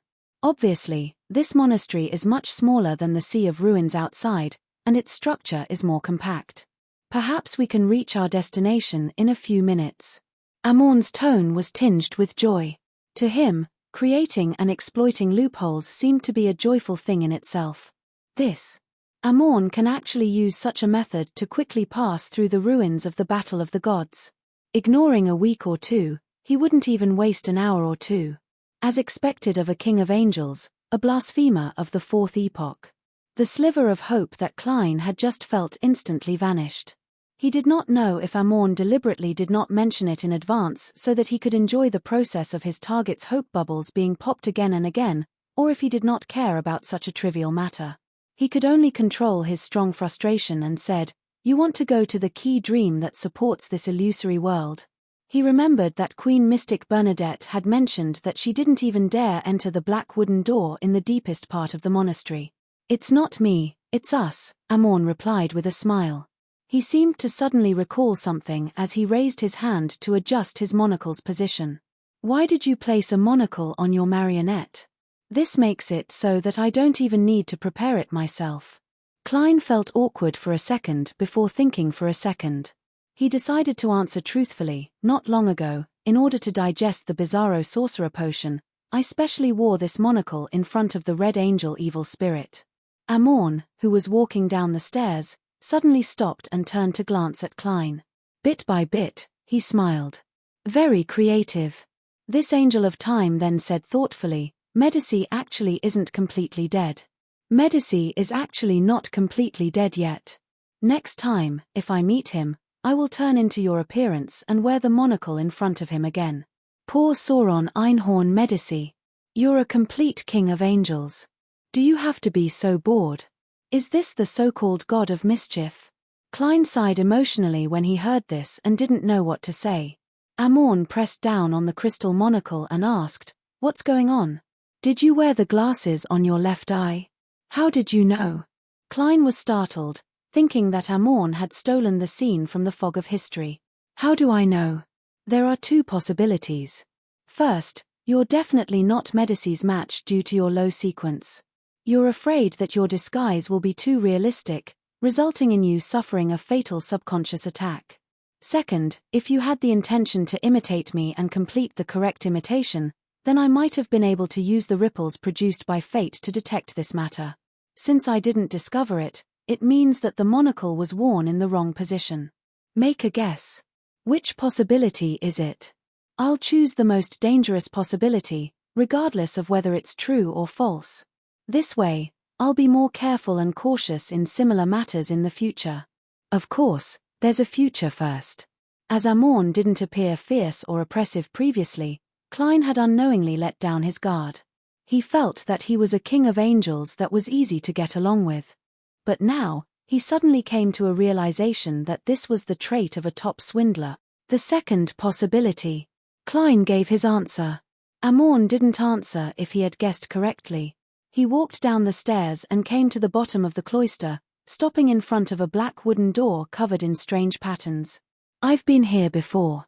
Once this door is completely opened, the power inside will shatter the entire world of dreams, Klein said, attempting to obtain more historical secrets from Amorn. Amorn reached out and grabbed the handle, his thin face expressionless as he said, "This is my father's final dream. This is my father's last dream. It corresponds to the place where he fell. The ruins of the Battle of the Gods were the battlefield where the Rose Redemption attacked the ancient sun god. It's the source of the cataclysm." Klein tensed up when he heard that as thoughts raced through his mind. With regards to this answer, after understanding the composition of the Rose Redemption and comparing it to the various anomalies in the ruins of the Battle of the Gods, he already had a corresponding guess. He wasn't too shocked now, but the scholar of your potion had been digested to a certain extent. Right on the heels of that, he let out an indescribable sigh. This was the closest he had ever been to the ancient sun god. Previously, when he saw it through dream divination, they were separated by distant space-time. The ancient sun god and Roselle the Great were both protagonists of an era, but in the end, they both ended tragically. Roselle still has means of resurrection left behind. I wonder if this former creator has similar arrangements. Dark Angel Sasria? The true creator? Amidst Klein's thoughts, Amorn opened the black wooden door that was covered in strange patterns. Inside was a sea that was illuminated by the blinding sunlight. There seemed to be large patches of rich gold hidden in the waves. Klein didn't understand what the large patches of rich gold represented the last time, but now he had a preliminary idea. That was the blood of the ancient sun god. Before he died, he was affected by the power of Evernight and fell into a dream. He dreamed that he was torn apart and his blood dyed the sea red. Creak. As the black wooden door opened, an unimaginably intense aura seeped out, causing the entire monastery to clearly shake. It was as if it had encountered an earthquake that could destroy the world. Amidst the scattered dust and collapsed stone bricks, Amorn and Klein passed through the wooden door and entered the golden sea. Klein immediately felt his spirit body melt and his psyche evaporate. In a few seconds, he would become nourishment for this dream. At this moment, a pure white light spewed out from Amorn's crystal monocle, instantly shattering the world of dreams. He had returned the stolen day to the ruins of the Battle of the Gods, allowing this place to transition from night to day. At the same time, his and Klein's figures turned slightly transparent. Then, he appeared in midair above a sea that had been dyed golden. This place had a high temperature that exceeded Klein's imagination, but it wasn't as dangerous as the dream. Or rather, the sea in the core region of the ruins of the Battle of the Gods had been separated into safe zones due to the conflict of various divine powers. As long as one didn't blindly explore, there wouldn't be too many problems. In the next second, Amorn's monocle absorbed all the surrounding light, making him extremely bright. The day was stolen, and night descended once again. After Amorn and Klein landed on an island in a safe zone, they re-entered the world of dreams. This time, they appeared outside the black wooden door that was covered in strange patterns. Amorn adjusted the monocle on his right eye and gently pulled it with his left hand, stealing the distance between him and the monastery's door. He and Klein took a step forward at the same time, leaving the monastery and arriving at the edge of the cliff. Opposite them was the projection of the giant king's court that was frozen in the dusk. Klein originally imagined that Amorn would follow the procedure and say the corresponding honorific name, but to his surprise, he only raised his right hand and snapped his fingers. The sea of clouds that separated the two mountains instantly boiled and split to the left and right, revealing a dark crack that had no bottom. The giant king's court projection on the opposite side suddenly sucked all the dusk light over, allowing it to surge forward and fill up the deep crack. Hence, between the two mountains, an orange-red path of light appeared in the misty sea of clouds. "Let's go." Amorn chuckled and jumped down the cliff. Amidst the fluttering of his clothes, he landed in the passage formed by the dusk. Klein couldn't resist and could only jump down the cliff. Chapter 1184. The path formed by the dusk didn't seem to be able to carry anything, but after Amorn and Klein landed on it, they didn't continue descending. It was as though they were walking on land. This time, Amorn didn't steal the distance. He brought Klein closer to the majestic giant king's court projection, occasionally looking around to admire the beautiful scenery. Strolling above the sea of clouds, stepping on the sunset bridge, and looking at the mythical palace should have been something that made one happy and relaxed, but Klein seemed to be walking into an abyss. The more he struggled, the deeper he sank.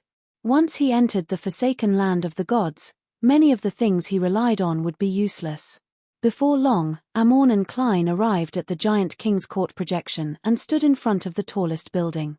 On one side of the building was a steeple, and on the other side was a round tower. The main door was more than 10 meters tall, and it was mainly grayish-blue in color. It was covered in symmetrical symbols, labels, and patterns. It was the residence of the giant king, where Dark Angel Sasria slept. Klein glanced at the pitch-black hole to the left of the door.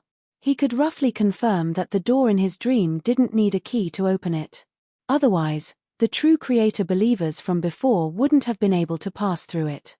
After all, the correct key was in Vice Admiral Iceberg's collection room. Next, as long as we push open this door, we will be able to enter the forsaken land of the gods. However, this way, we will definitely be watched. Amorn smiled and took a few steps diagonally to the edge of the door. "We won't open the door. Let's go straight in." As he spoke, the Angel of Time raised his hand to adjust his monocle. In the corner of the grayish-blue door, a ghostly blue, incorporeal, illusory door appeared. An apprentice's door opening. It's a very low-level ability, but it's perfect for use here. Amorn lowered his right hand and introduced in satisfaction. He then took 2 steps and passed through the illusory door. Yes, there are no useless Beyonder powers, only useless Beyonders. Directly pushing open the door will result in being watched. By who? The true creator. His holy residence, his divine kingdom, should be somewhere in the forsaken land of the gods. If I can attract him and cause him to clash with Amorn, I might be able to find a chance to escape. Klein couldn't control his body as he followed closely behind Amorn and stepped into the slightly blurry ghostly blue door. As soon as he passed through, he immediately felt the world spin, and even his spirituality seemed to be torn apart. When the abnormality disappeared and he recovered, Klein found himself on a beach illuminated by the light of dusk. The gravel and stones here were all black. Dark blue waves surged from afar, hitting the edge layer by layer, but there was no sound of tides.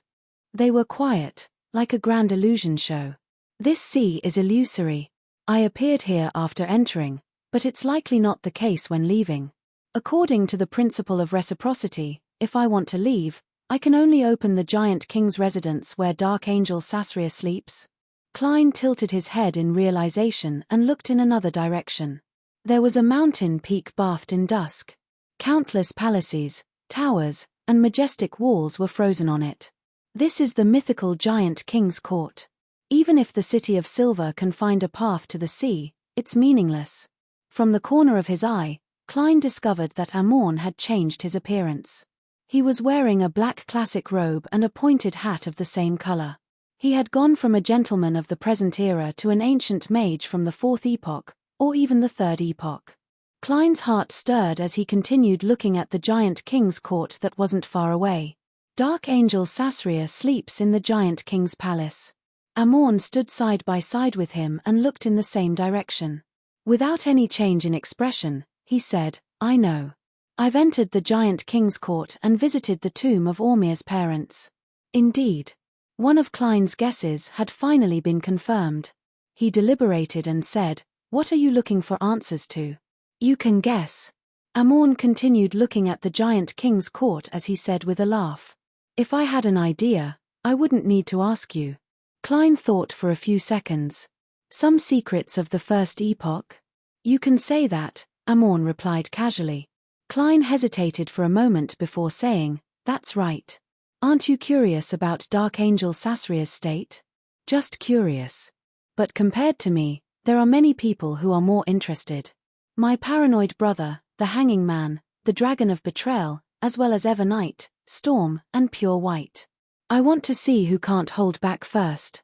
Heh, if I can steal everything inside at the critical moment, their expressions will definitely be very interesting."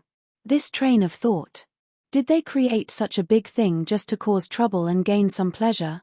Klein frowned slightly. He realized that Amorn's view of the world was different from that of humans. This is a natural mythical creature. It's completely different from humans.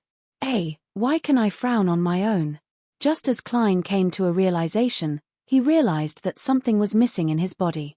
He subconsciously turned his head to look at blasphemer Amorn. A 12-ringed translucent worm of time appeared in Amorn's hand as he looked into Klein's eyes with a smile. "Since you're already in the forsaken land of the gods, there's no need to worry about external interference. I'll give you a chance. Before we arrive at our real destination, I will no longer parasitize you. You can use any method you can think of to escape, and I will do my best to stop you. Good luck. Don't let me down." For a moment, Klein couldn't believe Amorn's words. He suspected that Amorn was lying to him. But when he thought of Amorn's performance all this while, he felt that this was something Amorn could really do. As his thoughts spun, Klein took a deep breath and replied solemnly under the orange light of dusk, "All right. Beekland, where the Parliament was located. Due to King George III's sudden self-destruction, all the nobles and members of Parliament were not allowed to return to their homes. Instead, they were gathered here and received heavy protection from the 3 churches and the military. Audrey, who was dressed in a pure black dress, stood behind the railing on the 2nd floor, quietly watching the scene below. As everything had happened too suddenly without any warning, although she had received a certain warning from the World German Sparrow, she still felt that it wasn't real enough. It was an especially illusory feeling. She felt as though she had detached herself from reality and was watching a play. Her father, brother, and the other nobles and members of Parliament were gathered in different rooms. From time to time, one of them would walk out and quickly run to another discussion circle while covered in smoke and dressed like a gentleman. The madams and ladies sat in the lounge. Most of them had yet to snap back to their senses. Their eyes were glazed over as they trembled slightly. The staff of the Parliament and the military's middle and lower echelons were rushing back and forth, transmitting information from different places. A guard in a red top and white trousers came in from outside and handed a stack of paper to the officer in charge of the hall. The officer glanced at it and immediately summoned his deputy, pointing at the small room where Earl Hall and company were. The deputy didn't ask anything as he took the information and jogged to his destination. All of this happened in a very quiet environment. Only the sound of footsteps and faint murmurs echoed. It was like a realistic oil painting. The gorgeous decorations, dark colors, dim light, and the expressions on everyone's faces created an extremely oppressive atmosphere. Audrey pursed her lips slightly and watched for a while. Her mood remained low, and she relied on placate to maintain her calmness. Why does Mr. World want to deal with the king? The king's death will definitely bring about a deeper level of hatred. Regardless of the king's actual sequence, he has never shown it. This doesn't affect the kingdom's overall strength, but for such an incident to happen, it means one thing. The 3 churches, the royal family, and the military are divided. The infighting is rather serious. Ruin's upcoming situation will be extremely dangerous. The enemy definitely won't let go of this opportunity. As Audrey's thoughts churned, she saw a man in a black coat rush into the building where the Parliament was located. He lowered his voice and communicated with the officer in charge of the hall. As a veteran spectator who could observe minute expressions and body movements, lip reading was undoubtedly Audrey's forte. As she looked from afar, she deciphered the corresponding content. Intes has used the border dispute of the Hornacis mountain range as an excuse to gather a large number of troops there. Audrey bit her lip gently as she felt that familiar sense of detachment. It was as though she was watching the contents of a novel play out in the real world. The greyness in the sky seemed to thicken. No one spoke for a long time in the Moretti family's house. Barnson stood behind the oriel window with a solemn expression. He looked at the passers-by who were hurrying to and fro outside, his thoughts unknown. Melissa sat on the sofa beside the coffee table with her head lowered. She looked at the simple machines she had built, as though she had turned into a statue. Phew, the situation has become even more chaotic. Barnson exhaled and touched his hairline. He turned his head and forced a smile. Regardless, Beekland is definitely safer than most places. Melissa didn't raise her head as she spoke with an ethereal voice. Klein found a good job, and our lives gradually improved. In the end, an accident took him away. We moved away from Tingen. You obtained the government job that you yearned for. I entered university and began walking on the right path. In the end, the war broke out. It wasn't easy for us to adapt to this environment. We prayed for the war to end quickly, but in the end, the king was blown up. It wasn't easy for us to adapt to this environment. We prayed for the war to end quickly, but in the end, the king was blown up. At this point, Melissa slowly raised her head and looked at her brother with a confused gaze. Barnson, is it so difficult to obtain and maintain a better life than before? Chapter 1185. Beekland, East Borough. Force, who had just returned from the world of ice and snow, was wrapped in thick clothes. Looking at the charcoal stove in front of her, she felt as though she had fallen into the harsh environment again. She couldn't help but tremble a few times. George III is already dead. The matters from before will definitely come to an end. Perhaps we can move away from here and head to Northborough, to Hillston Borough. The houses there have fireplaces. Zio sat on a chair opposite him and similarly stared at the stove that emitted warmth. She replied with a slightly confused expression, "That's right." She replied with a slightly confused expression, "Let's wait another week or two." To be frank, I still can't believe that George III was killed just like that. I didn't have the time to do anything. The tone of this bounty hunter, who had become a judge, was clearly disappointed, confused, and at a loss. It was as though she had lost her motivation in life. Force temporarily forgot the damage brought about by the cold as she thought and consoled her. I think this matter wasn't done by German Sparrow. It was done by those people who used Sheerman. Only they are still investigating George III's secret schemes. You can be considered to have contributed to George III's death. It's equivalent to indirectly completing your revenge. There shouldn't be any more surveillance and suppression targeting your family. You can try to start a new life. If there's a chance, you might even be able to appeal for your father through proper channels. Upon hearing the latter half of the sentence, Zio looked up. Yes, the situation is getting more and more chaotic. I'm very worried that they will be affected by the war. Force, do you think Beekland is safer, or is an ordinary city that isn't close to the border safer? Force thought seriously for a few seconds before shaking her head frankly. I don't know. She then added, I plan on asking Mr. World. I plan on asking Mr. World. He definitely has a more accurate grasp of the overall situation. Do you still remember? He warned us in advance that there would be a situation around George III and that we should try not to approach him. In addition, Force also wanted to ask where the next stop of her journey was so that she could make some preparations ahead of time. Okay. Zio instinctively nodded. Force flipped through the newspaper on her knees and drank the rest of the coffee. Then, she slowly got up and entered the room. She prayed to Mr. Fool in a low voice, asking him to pass her questions to the World, German Sparrow. Forsaken land of the gods, near the giant king's court. Klein, who was no longer deeply parasitized, followed Amorn along the foot of the mountain. In the frozen dusk, they circled to the front of the mythical land. Although Amorn had given him a chance to escape by all means, he wasn't in a hurry to do so. This was because he knew very well that Amorn had at least the level and strength of a sequence too. He was an angel in the truest sense of the word, not someone he could fight head-on. Furthermore, a marauder was known to have errors, loopholes, and bugs. His powers were strange, making it impossible to guard against him. Klein believed that the normal methods he could think of to save himself were basically ineffective. All I can do is maintain patience and wait for an opportunity to be used. During this process, I'll constantly make some attempts to observe Amorn's response. Yes, I have to take note of one more problem. I can't trust Amorn's words too much. He might not be lying when he retracted the worm of time and removed my parasitized state, but that might not be the entire truth. I can't eliminate the possibility that he left a worm of time lurking in my body and take over my body at a critical moment. As Klein's thoughts churned, he was just about to chat with Amorn and ask about Dark Angel Sasria when he saw that not far away, dusk was fading. Darkness enveloped the area as lightning flashed in the sky from time to time.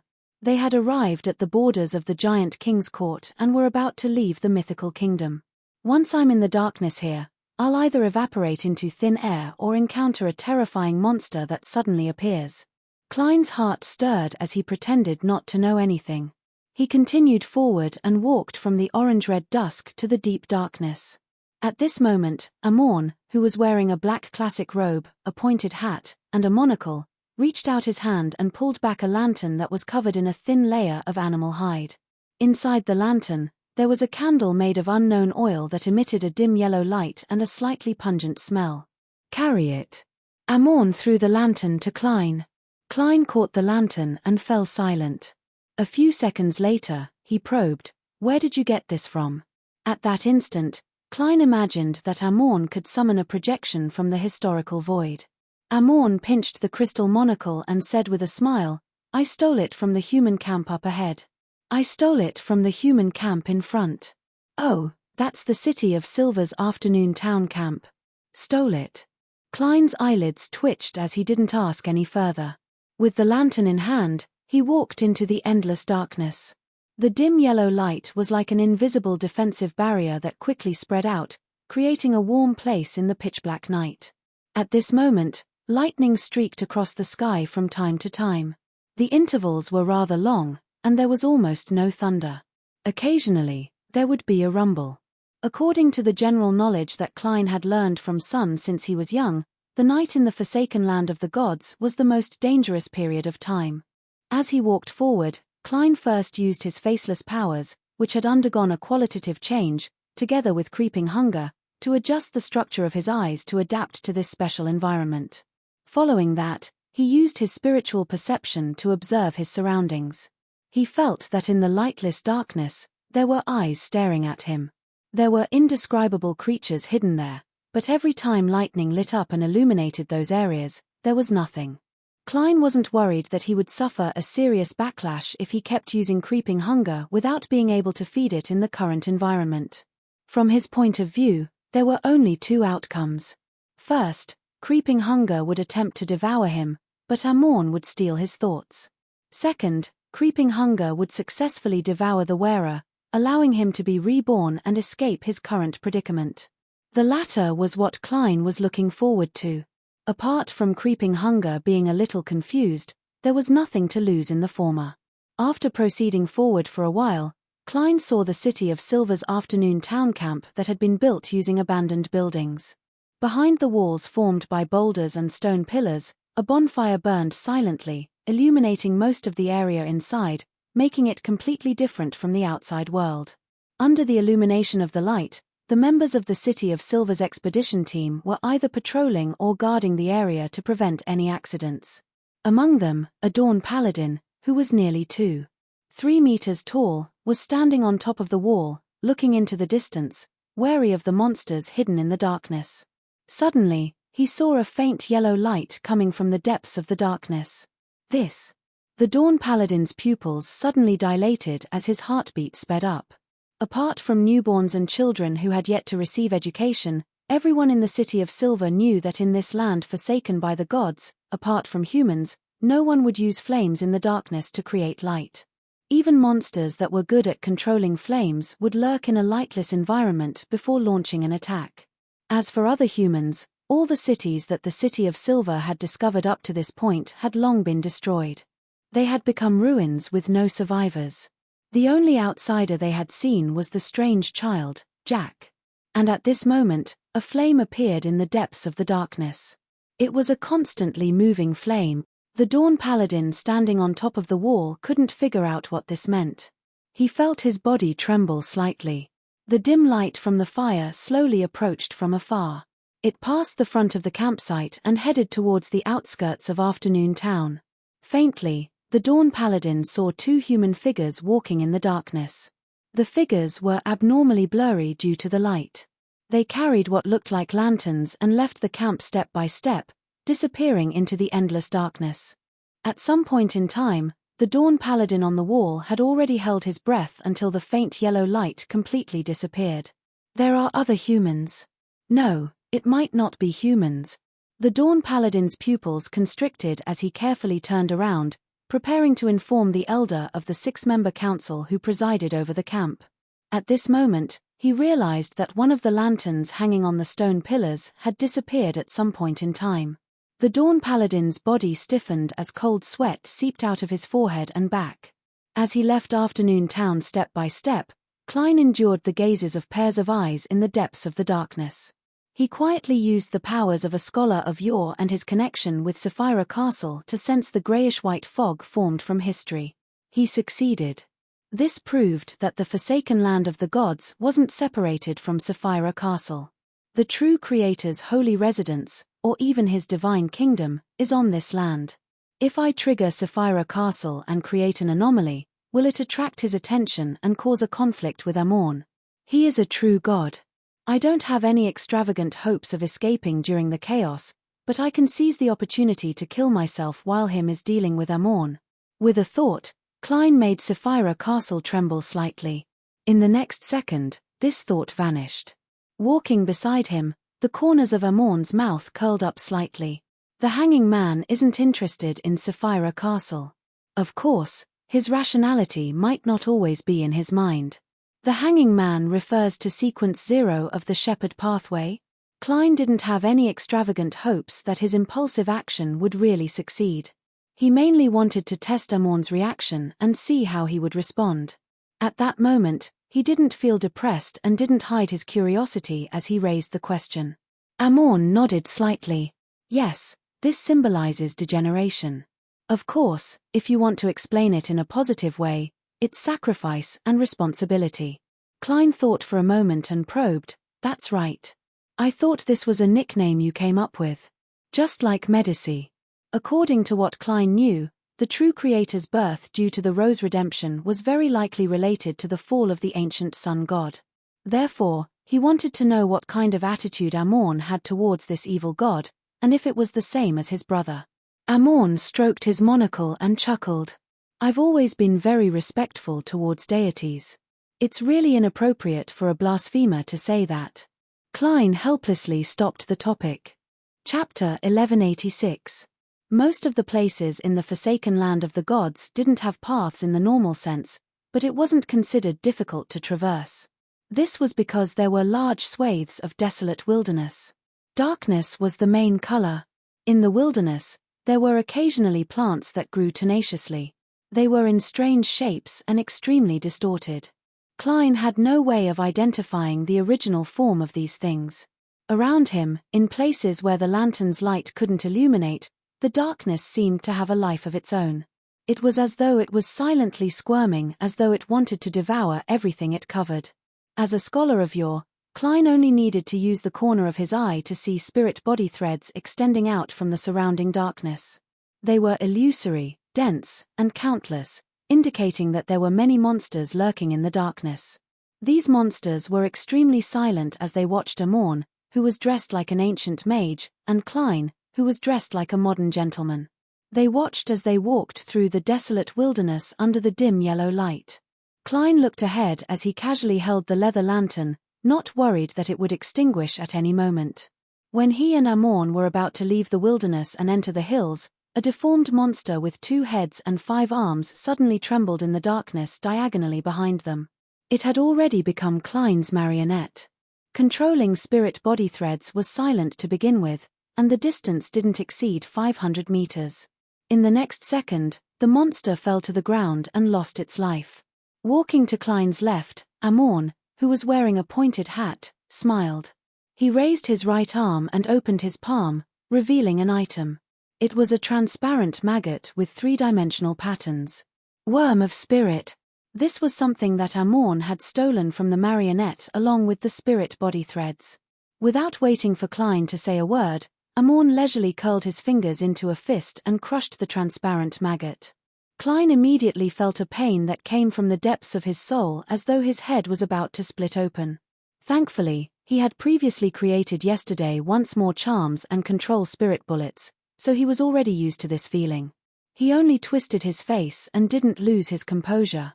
Amorn maintained his smile and flicked his palm. "You're too reserved. You can be more bold." Klein, who had already recovered from the pain, raised his hand to rub his temples.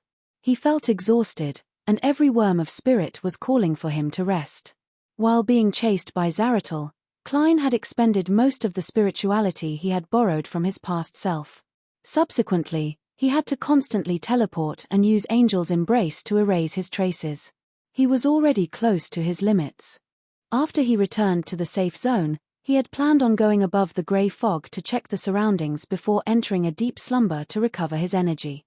However, he ended up encountering Amorn's ambush and was parasitized. He had been tormented all the way to the forsaken land of the gods. If not for the perilous situation squeezing his potential, he would have fallen into a deep slumber or showed signs of losing control. If not for him being in a perilous situation that had squeezed his potential, he of God.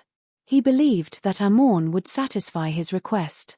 This was because the more he tried his best to escape, the more it satisfied the god of mischief's desire to seek pleasure. "All right." Amorn's monocle turned slightly and said to the side of the hill, "There's a place to rest there. We'll be there soon. Of course, I don't mind if you want to sleep in the wilderness. I just feel that you humans might prefer a place that provides a sense of security. Let's go there." Klein wanted to directly control the lantern's flames to complete the leap, but his dried-up spirituality stopped him. He could only follow Amorn and rely on his feet to move forward.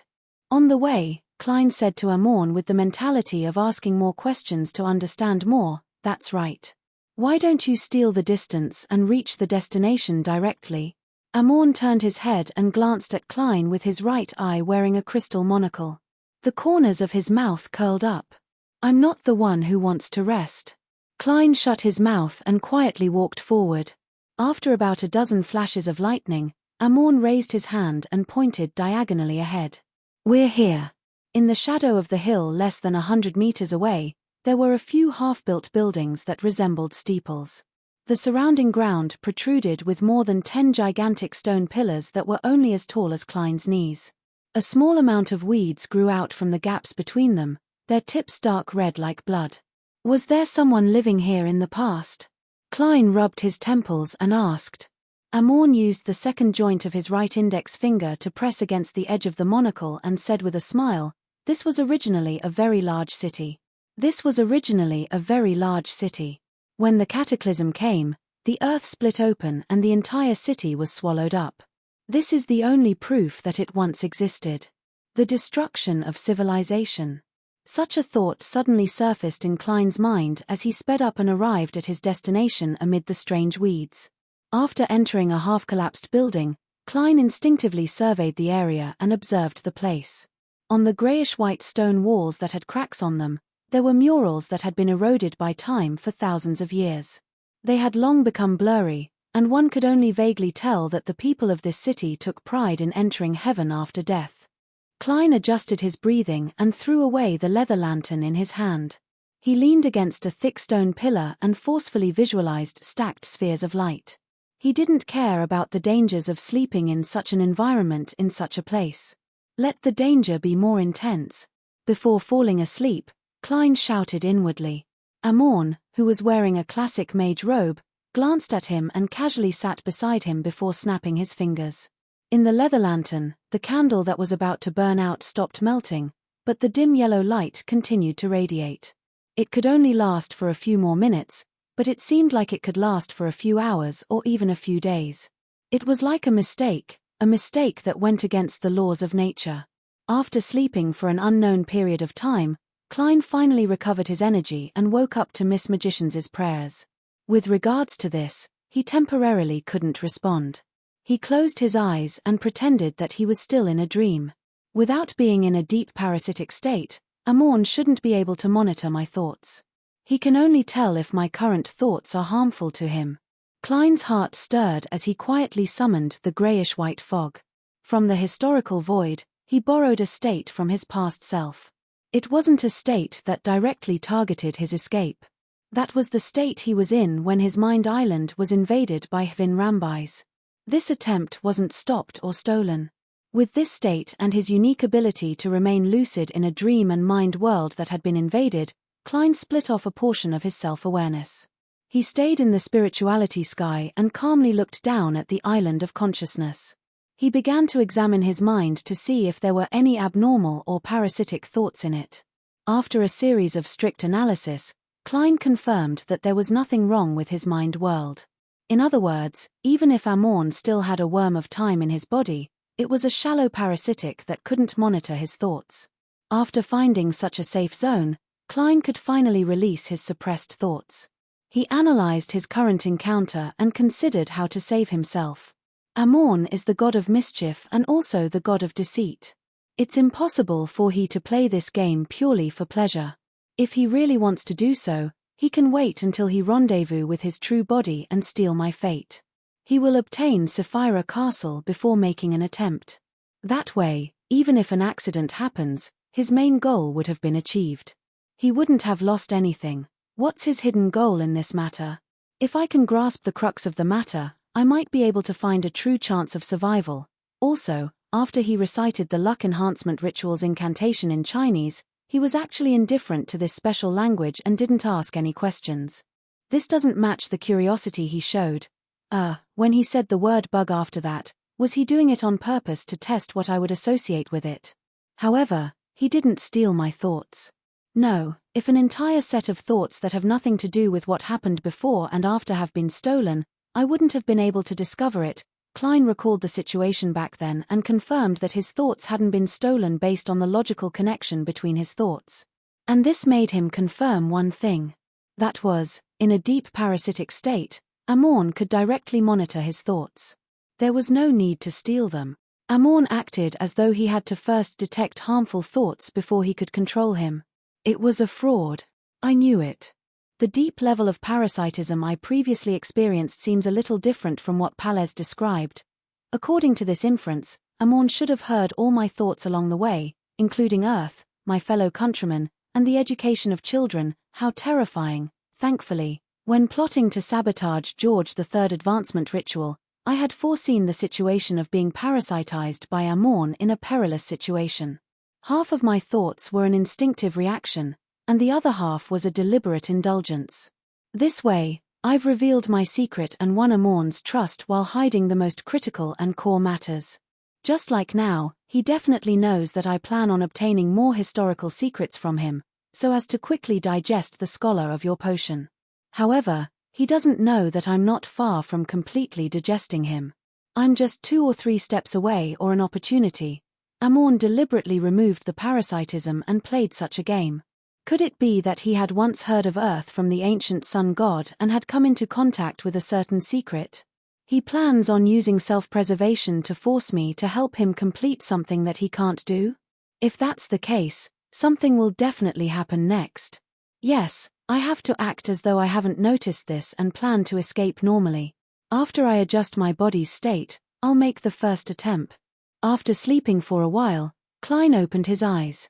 Amorn, who was wearing a pointed hat, sat beside him and smiled at him. Have you thought it through? When do we begin? He acted like Klein's accomplice, not a target to escape from. Chapter 1187.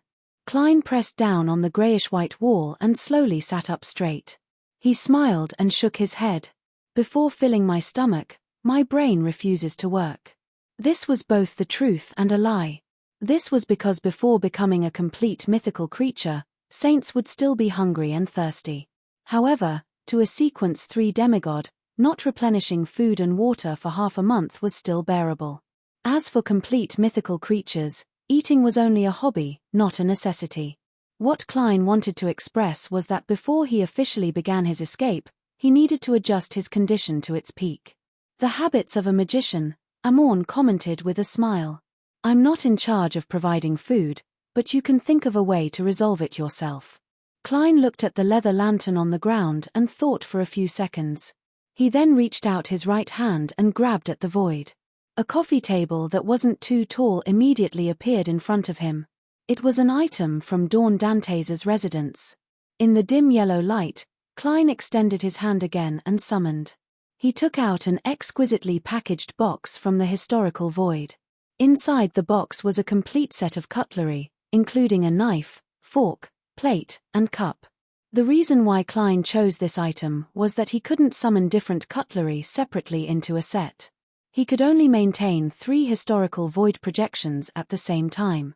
After calmly setting up the cutlery, Klein politely turned his head and nodded at Amorn, who was wearing a pointed hat. Following that, he summoned a medium-well steak with black pepper sauce from the historical void. It landed on a porcelain plate and emitted some steam. As the table knife sliced it, it revealed the side that still had hemoglobin on it. Klein forked a piece of beef and stuffed it into his mouth. He felt that the texture was real and the taste was wonderful. It wasn't fake at all. It had truly soothed the anxiety in his stomach. For 15 minutes, not only will I not be hungry, but I'll also receive real replenishment. After swallowing the piece of beef, Klein introduced it to Amorn with a smile. He was like a hospitable host, not a pitiful beyonder who had been kidnapped. Amorn nudged the lower edge of his crystal monocle and nodded with a smile. I've tried it. It's not bad. You've adjusted very quickly. Are you really not going to consider becoming my blessed? Klein cut off another piece of beef. As he forked it up, he replied as if he was chatting with a friend. Just kill me.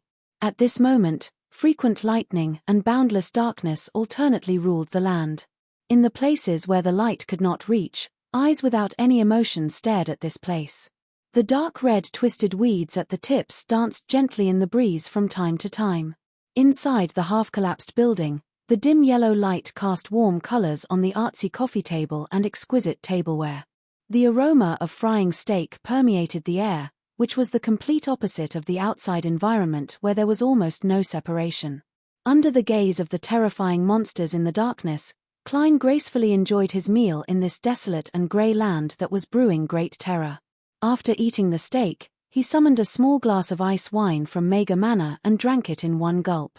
Following that, cream soup, pan-fried codfish, tender lamb stewed with peas, baked potato skins, and all kinds of wine were summoned one after another and entered Klein's stomach.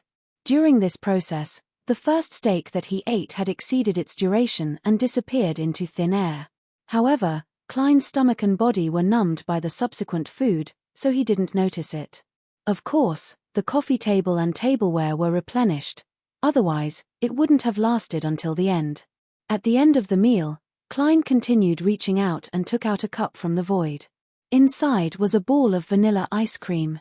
Klein then scooped the ice cream with a dessert spoon and stuffed it into his mouth, feeling its melting and sweetness. After eating one ball, he wasn't satisfied as he summoned another ball from the historical void.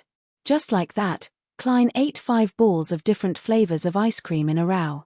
When Klein reached out his hand for the 6th time, Amorn, who was sitting beside him, suddenly smiled. Your fate has undergone an abnormal change.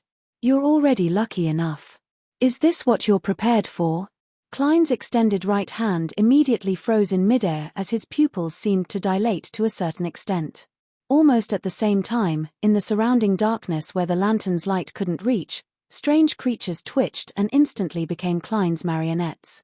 This time, Klein sent out 100 worms of spirit in one go, hoping that one of them would be lucky enough to avoid Amorn's theft. Right on the heels of that, behind the coffee table, the figure in the black coat without a hat was replaced by an extremely disgusting vampire with pus oozing out of his body.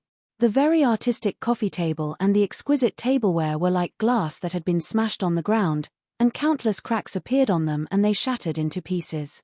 They quickly returned to the historical void to prevent themselves from affecting Klein's subsequent summoning. In the next second, the 100 marionettes and Klein, who had hidden somewhere, reached out their hands and grabbed at the void to avoid Amorn's interference. At that moment, they were all scholars of yore. This was an ability that originated from a bizarro sorcerer, the source of a seer's qualitative change. Of course, the success rate of every marionette summoning was independent. It didn't affect each other.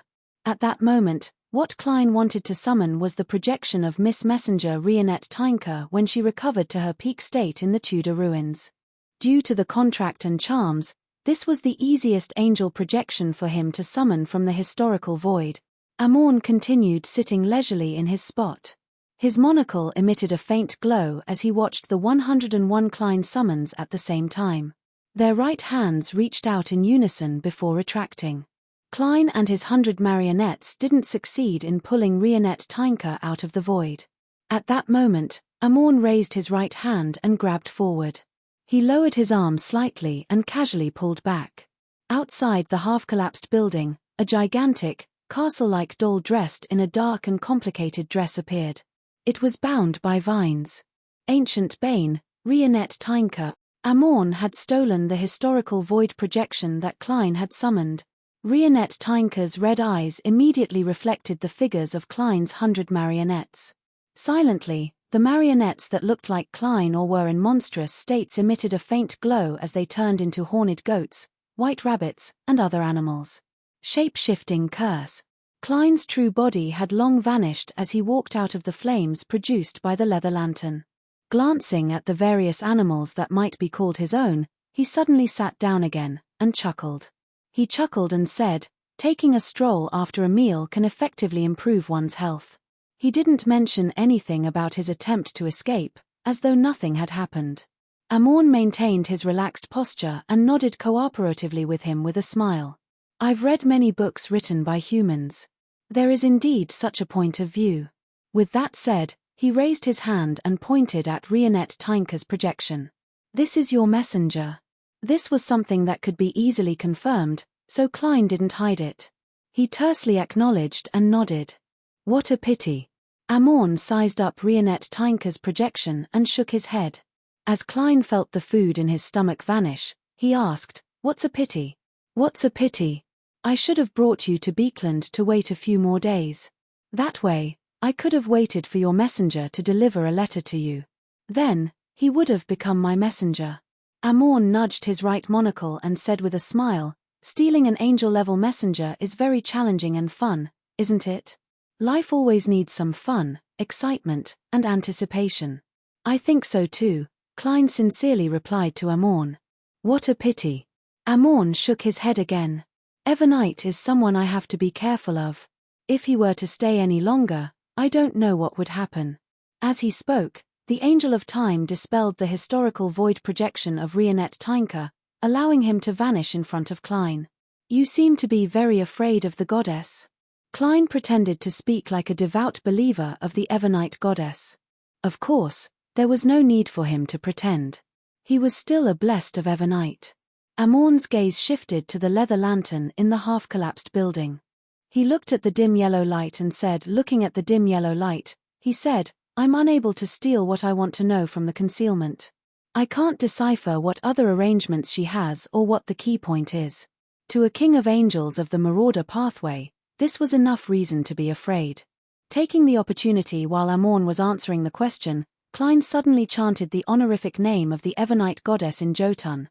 "You are the Evernite goddess who is more noble than the cosmos and more eternal than eternity." Just as he said that, he lost his thoughts. If not for the fact that he had such plans previously, he wouldn't have known that he had made such an attempt. Amorn turned to look at him and smiled. "Are you trying to test whether or not I'll repeat your thoughts and words in my heart after I steal them? As long as you become a Sequence 4 parasite, you will be able to control the things you steal and make them appear at the right time." "Is that so?" Klein nodded slightly. "Thank you." As he spoke, Klein quickly summarized the experience and lessons he had learned from his escape. Due to the existence of the contract and the affiliation relationship, summoning Miss Messenger is the easiest among all the angels I know. Summoning ice cream from the past can establish a subtle connection with him who represents fate and obtain the blessings of luck. Yes, every ball of ice cream represents a portion of luck. I originally planned on using the summoning of ice cream as a cover to secretly summon the snake of fate. After that, I have to interfere with the summoning first. Otherwise, Amorn can directly steal the historical void projection I summoned. After spending so much effort, I ended up giving him a helper. Just as Klein's thoughts raced, Amorn pointed at the pile of animals that had suffered the transformation curse and revealed a slightly nasty smile. Weren't you worried that there wasn't any suitable food in the forsaken land of the gods? Now that there is, as long as the curse isn't removed, they will be real animals. Klein was taken aback as he suddenly looked at the goats and white rabbits. With a thought from him, the animals cast their gazes at him at the same time. In a sense, this was Klein himself. After all, they were cursed after the combination of worms of spirit and monsters. Divine King of the Nine Heavens. Chapter 1188. After silently staring at the goats and rabbits for more than 10 seconds, Klein closed his eyes and flicked his right index and middle finger as though he was pressing an invisible piano key. About a third of the marionettes suddenly collapsed, losing the feeling of being alive. Klein's expression immediately warped as though he had been struck 33 times with a great sword. The familiar and extreme pain swept through his spirit body, causing faint, light-colored granules to appear on the surface of his body. Every granule seemed to be gestating a transparent maggot. This was the backlash from killing 33 worms of spirit at once. After recovering for nearly 15 minutes, Klein began his second attempt to kill the other one-third of his marionettes. The same pain, the same rest, and the same actions repeated themselves. Klein finally finished off this batch of cursed marionettes. He couldn't do it all at once because the damage from 100 worms of spirit dying at the same time was enough to push him close to losing control. And being cursed meant that he couldn't directly resolve the problem by retrieving the characteristic. Of course, this was the standard of a scholar of yore who had just advanced not long ago, and not the performance of a scholar of yore who was about to finish digesting the potion. In fact, losing 100 worms of spirit at once only increased Klein's pain, but it didn't cause him to show any signs of losing control. It didn't affect his combat. He was only acting, allowing his performance to match the corresponding position. At his level, losing more than half of the worms of spirit at the same time was a possibility of losing control. After he completely digested the scholar of your potion, he would be able to recover from losing nearly 500 worms of spirit at once. Even if the corresponding Beyonder characteristics were all lost and didn't return, he wouldn't drop in level or level. He could slowly recover his strength by absorbing the Beyonder characteristics of the seer pathway. After completing this matter, Klein, who had calmed down, walked out of the half-collapsed tower and went into the darkness outside to bring back a few white rabbits and a goat. Only now did he realize that the darkness of the forsaken land of the gods was not as dangerous as Little Sun had described. Most of the monsters were very weak. No, to be precise, apart from making people evaporate into thin air, the dangers hidden in the depths of the darkness can't compare to this fellow named Amorn beside me.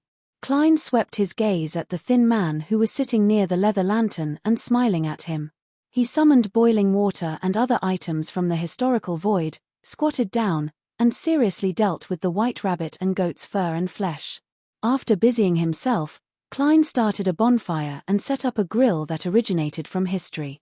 He placed a white rabbit on it and brushed it with basil, fennel, salt, and other ingredients that came from the seasoning set.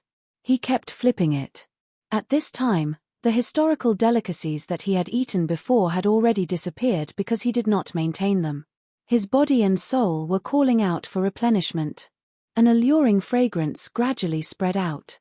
Amorn's nose twitched slightly. "You really want to eat it?" Without waiting for Klein's reply, the god of mischief continued, "That's right. In essence, they are the flesh and blood of monsters and your worms of spirit. Are you sure you want to eat them? There's no way to remove a transformation curse at the level of an angel without the right method to resist it at the same level. Since something looks like a rabbit, smells like a rabbit, and tastes like a rabbit, it's a rabbit. As Klein seriously roasted the rabbit, he gave a self-deprecating laugh. Besides, if I want to escape from your hands, how can I not be in my best state? For this slim hope, I can only challenge my psychological endurance. This is called enduring humiliation to carry out an important mission, Klein silently added in his heart. At the same time, he sighed at the ancient Bane's transformation curse. This is many times stronger than a similar curse from a sequence 3 disciple of silence. There's almost no upper limit to the amount of time it can be maintained. Clearly, after ordinary animals become my marionettes, they can use all my beyonder powers through the worms of spirit, but a marionette that suffers a transformation curse can't. This is a curse at the level of an angel. Apart from resisting it at the same level, there's also the right method to remove it. No curse is absolutely unresolvable. They all have loopholes. Will kissing this rabbit make it turn back into a German sparrow? Klein adjusted his mental state in a self-deprecating and analytical manner. After hearing his answer, the monocle-wearing Amorn smiled and nodded. Very good. That's indeed the realization I should have. Klein didn't respond as he continued his barbecue business. Not long after, with the help of his flame-controlling ability, he roasted a rabbit and a lamb leg. Taking advantage of the fact that the spices had yet to disappear, he used the sweet iced tea he summoned from the historical void to eat it. The fragrance lingered in his mouth as his body and mind relaxed. This effectively alleviated the depression, despair, and hesitation from being kidnapped by Amorn. During this process, Klein would occasionally think of the disgusting looks of the monsters, as well as the fact that the worms of spirit were equivalent to him. However, he managed to control his feelings very well. After filling his stomach and recovering his energy, Klein turned the remaining ingredients by the fire into rations, as though he was accumulating food for his subsequent journey. As he watched him slowly but methodically make all sorts of preparations, Amorn suddenly nudged his monocle and curled the corners of his lips. Actually, you're stalling for time in an attempt to extend the journey to the real destination, right? Klein's hands paused for a moment before returning to normal. He smiled. That's right, I'm waiting for a helper. Who do you think it will be? Amorn didn't answer directly as he smiled. I'm looking forward to it. Klein continued his work until he prepared enough rations for 3 to 4 meals. He thought for a moment and once again reached his hand into the void in front of Amorn. He failed again and again, trying again and again. It was unknown what he was trying to summon. It was as though he was using his actions to tell Amorn if he had the guts to steal it. Amorn looked at it for a few seconds before smiling and shaking his head. He slowly stood up and walked out of the half-collapsed tower-like building. Klein's right hand stopped in mid-air before he retracted it and pinched his forehead. He muttered to himself in puzzlement, "What did I want to do just now?" Amidst his memories, Klein stood up, brought the packed rations, and walked to Amorn's side with a leather lantern. The man and angel circled around the hill and entered a river valley. The water here flowed, but when the dim yellow light from the lantern shone over, and when the lightning in the sky lit up the area, Klein realized that there was no water in the riverbed at all. The sound he had heard had vanished as well. A river that has been turned into a concealed state. After some deliberation, Klein asked Amorn without minding it. Yes, it will only appear in the darkness without any light. Amorn nodded slightly and replied indifferently. Can I drink it? Klein pressed. Amorn smiled and said, yes. This was once one of the water sources of a city that had persisted in the darkness for 1,600 years. As long as the water can be brought away from the riverbed, it can appear in places with light. Your next step is to suggest that I wait by the side with the lantern and replenish my water in the darkness. Then, take this opportunity to transform into a concealed state. Klein smiled awkwardly. How can I use such a simple and easy method? Amorn chuckled when he heard that. He stroked his monocle and said, sometimes, the simplest plan is the most effective. Sometimes, the simplest plan is the most effective. You can give it a try. Klein didn't dare to believe the words of a top-notch swindler, but he didn't dare to disbelieve them either. He was afraid that the swindler was saying the exact opposite. He could only put the matter of the water aside and asked, What's the matter? In the forsaken land of the gods, how many human settlements are there like the city of silver that have yet to be destroyed? Amon stared ahead, his expression unchanged. I don't know more than 10. In this aspect, the city of silver is lucky. At least they can see and have the ability to touch the dawn. This means that the city of silver is close to the giant king's court, the forsaken land of the gods. There's no need to risk their lives to reach it. As for the other cities, no matter how hard they defend in the darkness or how many exploration teams they send out, it would be a futile struggle. It's impossible for them to find the exit. Indeed, from this point of view, silver is unfortunate and lucky.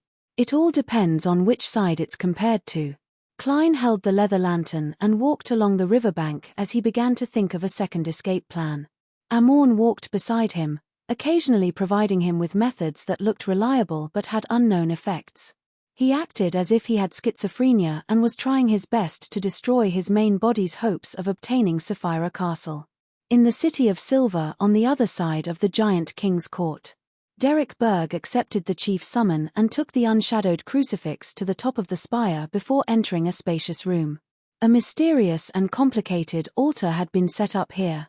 Different items were placed in different spots. There were a total of 6 items, all of which emitted a dangerous aura. Derek swept his gaze over and saw an ordinary silver flute, a mask made of a skull, and the remains of a shapeshifter. You have the unshadowed crucifix. You can stay here for 15 minutes, but you can't exceed that. Otherwise, you will suddenly die, Colin Iliad, who was wearing a linen shirt and a brown coat, exhorted Derek. Derek's spiritual perception was triggered as he asked, Your Excellency, is this because of the Twilight Mask?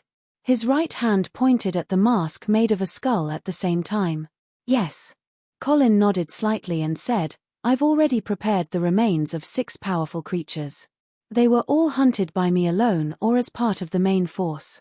Derek immediately came to a realization.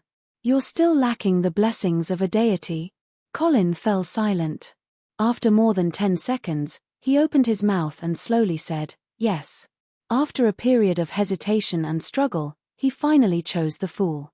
At the very least, those mushrooms really brought hope to the city of silver. After a period of hesitation and struggle, he finally chose the fool. Derek held back his joy and recalled the exchange at the Tarot Club. He raised a question in puzzlement. He asked in puzzlement, Why don't you let those 2 god-level sealed artifacts give their blessings? He remembered that subsidiary gods, which were angels, could satisfy the requirements of the ritual. It wasn't necessary for a sequence 0 true deity to provide blessings. After all, the Silver Knight was only a sequence 3. Colin fell silent again and hesitated for a few seconds. They won't give blessings. 9 Heavens Divine King. Chapter 1189. They won't give blessings. Derek was a little confused by this answer and couldn't quite understand it. At the afternoon town camp, when he handed the Silver Knight potion formula to Chief Colin Iliad, the other party had praised him for his great contribution. He believed that the upper limit of the City of Silver would no longer be Sequence 4. Furthermore, his words didn't reveal any intention of seeking external blessings. Therefore, Derek had always believed that the chief could use 2 god-level sealed artifacts to complete the Silver Knight advancement ritual by himself. He couldn't help but be a little surprised. Back then, the chief didn't know that the 2 god-level sealed artifacts wouldn't give blessings. Only when he returned to the City of Silver did he realize this problem. Derek subconsciously made a guess and didn't ask further. He nodded heavily and said, All right. I'll work hard to help you seek the blessings of a deity. Demon Hunter Colin exhaled silently and pointed at the door. There's no one in the room opposite. Derek then turned around, passed through the door, passed through the corridor, and entered the half-open room. Then, he found a spot to sit down and recited softly, The fool that doesn't belong to this era, the mysterious ruler above the grey fog, the king of yellow and black who wields good luck. Inside Sapphira Castle, hidden in the grey fog, the crimson star representing sun rapidly expanded and shrank. It constantly repeated this process, producing rings of light that contained prayers. And not far away, the crimson star representing the magicians remained in a similar state due to the fool's lack of response. The halos, ripples, and tremors created by the two gradually intertwined and overlapped, becoming more and more intense. Under the illumination of the bolts of lightning, Klein, who was walking through the valley with a leather lantern in hand, suddenly felt the illusory pleas become noisier, more chaotic, and louder. However, Klein realized that he could hear it a little clearer. Not only could he tell that the pleas came from a woman and a man, but he could also vaguely grasp the content.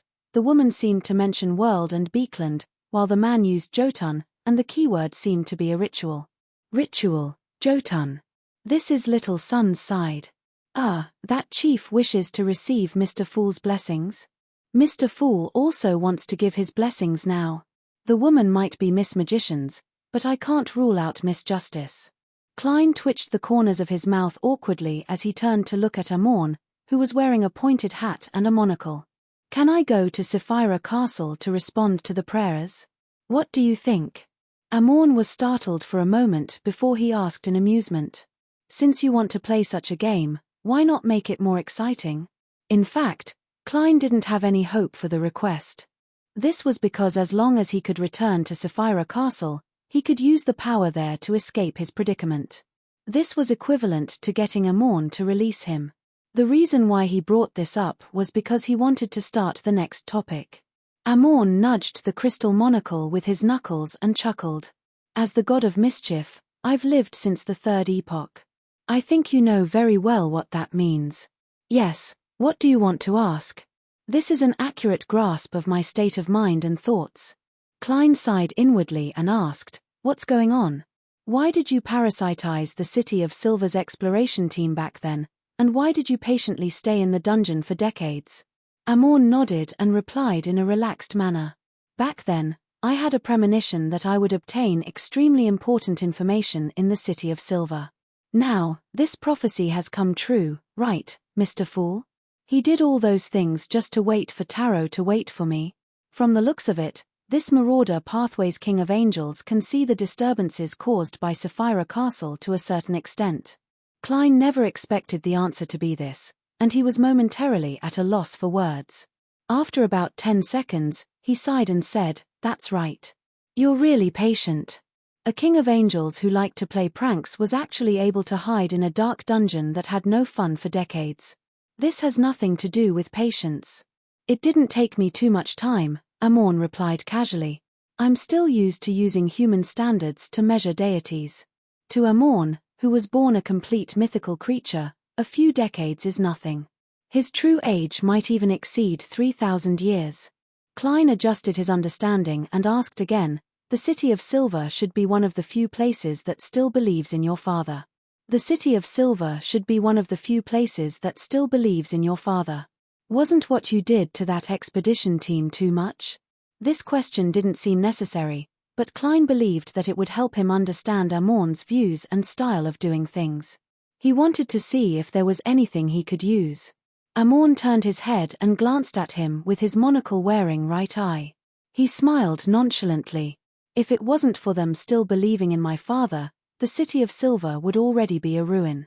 Heh, according to my observations, they're hiding quite a big secret. As for what it is, I haven't had the time to pry because of the hanging man and your gaze. He's really a natural mythical creature. The deaths of a few humans are probably equivalent to stepping on a few ants to him. He wouldn't take it to heart at all. The City of Silver actually hides a secret that even Amorn feels isn't trivial. What could it be? Klein thoughtfully changed the topic. Was Dark Angel Sasria really created by your father using one of his ribs? This was something Klein had wanted to ask along the way, but he hadn't found a chance to do so. The smile on Amorn's face dimmed significantly as he looked into the deep darkness ahead of him. Yes, he separated a portion of his characteristics from the corresponding negative personality, and used his rib as material to create Dark Angel Sasria. If not for that, how could an arrogant fellow like Medici submit to the so-called left hand of God, the deputy of heaven? If not for Sasria's betrayal, involvement, and influence, even if Evernight, Earth, the god of combat, and the other kings of angels joined forces, it would be impossible for my father to perish. Indeed. Dark Angel Sasria is the most important point. It's no wonder the goddess tried to bewitch him from the beginning. Who would have thought that he would betray himself? Klein's guess about the Battle of Gods had received a preliminary confirmation. He felt that the scholar of your potion had been digested a little more. He deliberately hesitated for a moment before raising a guess. Could your father have foreseen such a development? Dark Angel Sasria is also a key part of his resurrection. Amorn suddenly laughed. You're asking so many questions because you want to further digest the scholar of your potion, right? Klein pretended to break out into a cold sweat as he quickly adjusted his state of mind. I'm just curious. What are you searching for and pursuing in the forsaken land of the gods? There aren't any Marauder pathway sequence 1 beyond a characteristics or Sapphira Castle that you lack. Attempting to resurrect your father? Amorn maintained the smile on his face and looked ahead. Yes and no. That paranoid brother of mine is already very close to resurrecting my father. He probably doesn't need my help anymore. Adam really wants to resurrect the ancient god of the sun? I thought he was purely trying to achieve Sequence 0. Klein didn't hide the name of the Twilight Hermit Order's leader. He was even looking forward to Adam beating up his brother. Of course, beating up wasn't in line with the style of a king of angels of the spectator pathway. There's no need to say his name. He doesn't care about my matters, and I won't care about his matters either. I don't call him Adam purely because I feel that the nickname Paranoid suits him. I have to say that Medici is very talented at coming up with nicknames. Also, even if I say his name, he won't be able to hear it if I don't want him to hear it. At this moment, Amorn, who was wearing a pointed hat, exposed Klein's thoughts with a smile. Following that, Klein didn't mention the Dark Angel again, because Amorn clearly wouldn't answer. Before long, the man and angel walked out of the river valley and saw a dead city. Most of the buildings in the city had collapsed, and the rest had pointed tops, as though they were a tower that led to heaven. There were dark red vine-like plants growing on their surface, bearing fruits that were unknown whether they could be eaten or not. After entering the city, Klein discovered that there was a sarcophagus in front of every house. Inside lay either white bones or rotting corpses. What they had in common was that they were extremely deformed. Some had 4 legs, some had a crack in the middle of their eyebrows, some lacked skin, revealing flesh and blood. Some had arms wrapped around their necks like tails. This was originally a city that believed in the phoenix. Later, it converted to my father, but it retained some customs related to death. Wearing a monocle, Amorn looked around casually. After the cataclysm, they were left in the forsaken land of the gods. There were no edible, normal plants around, so they could only feed on the contaminated monsters.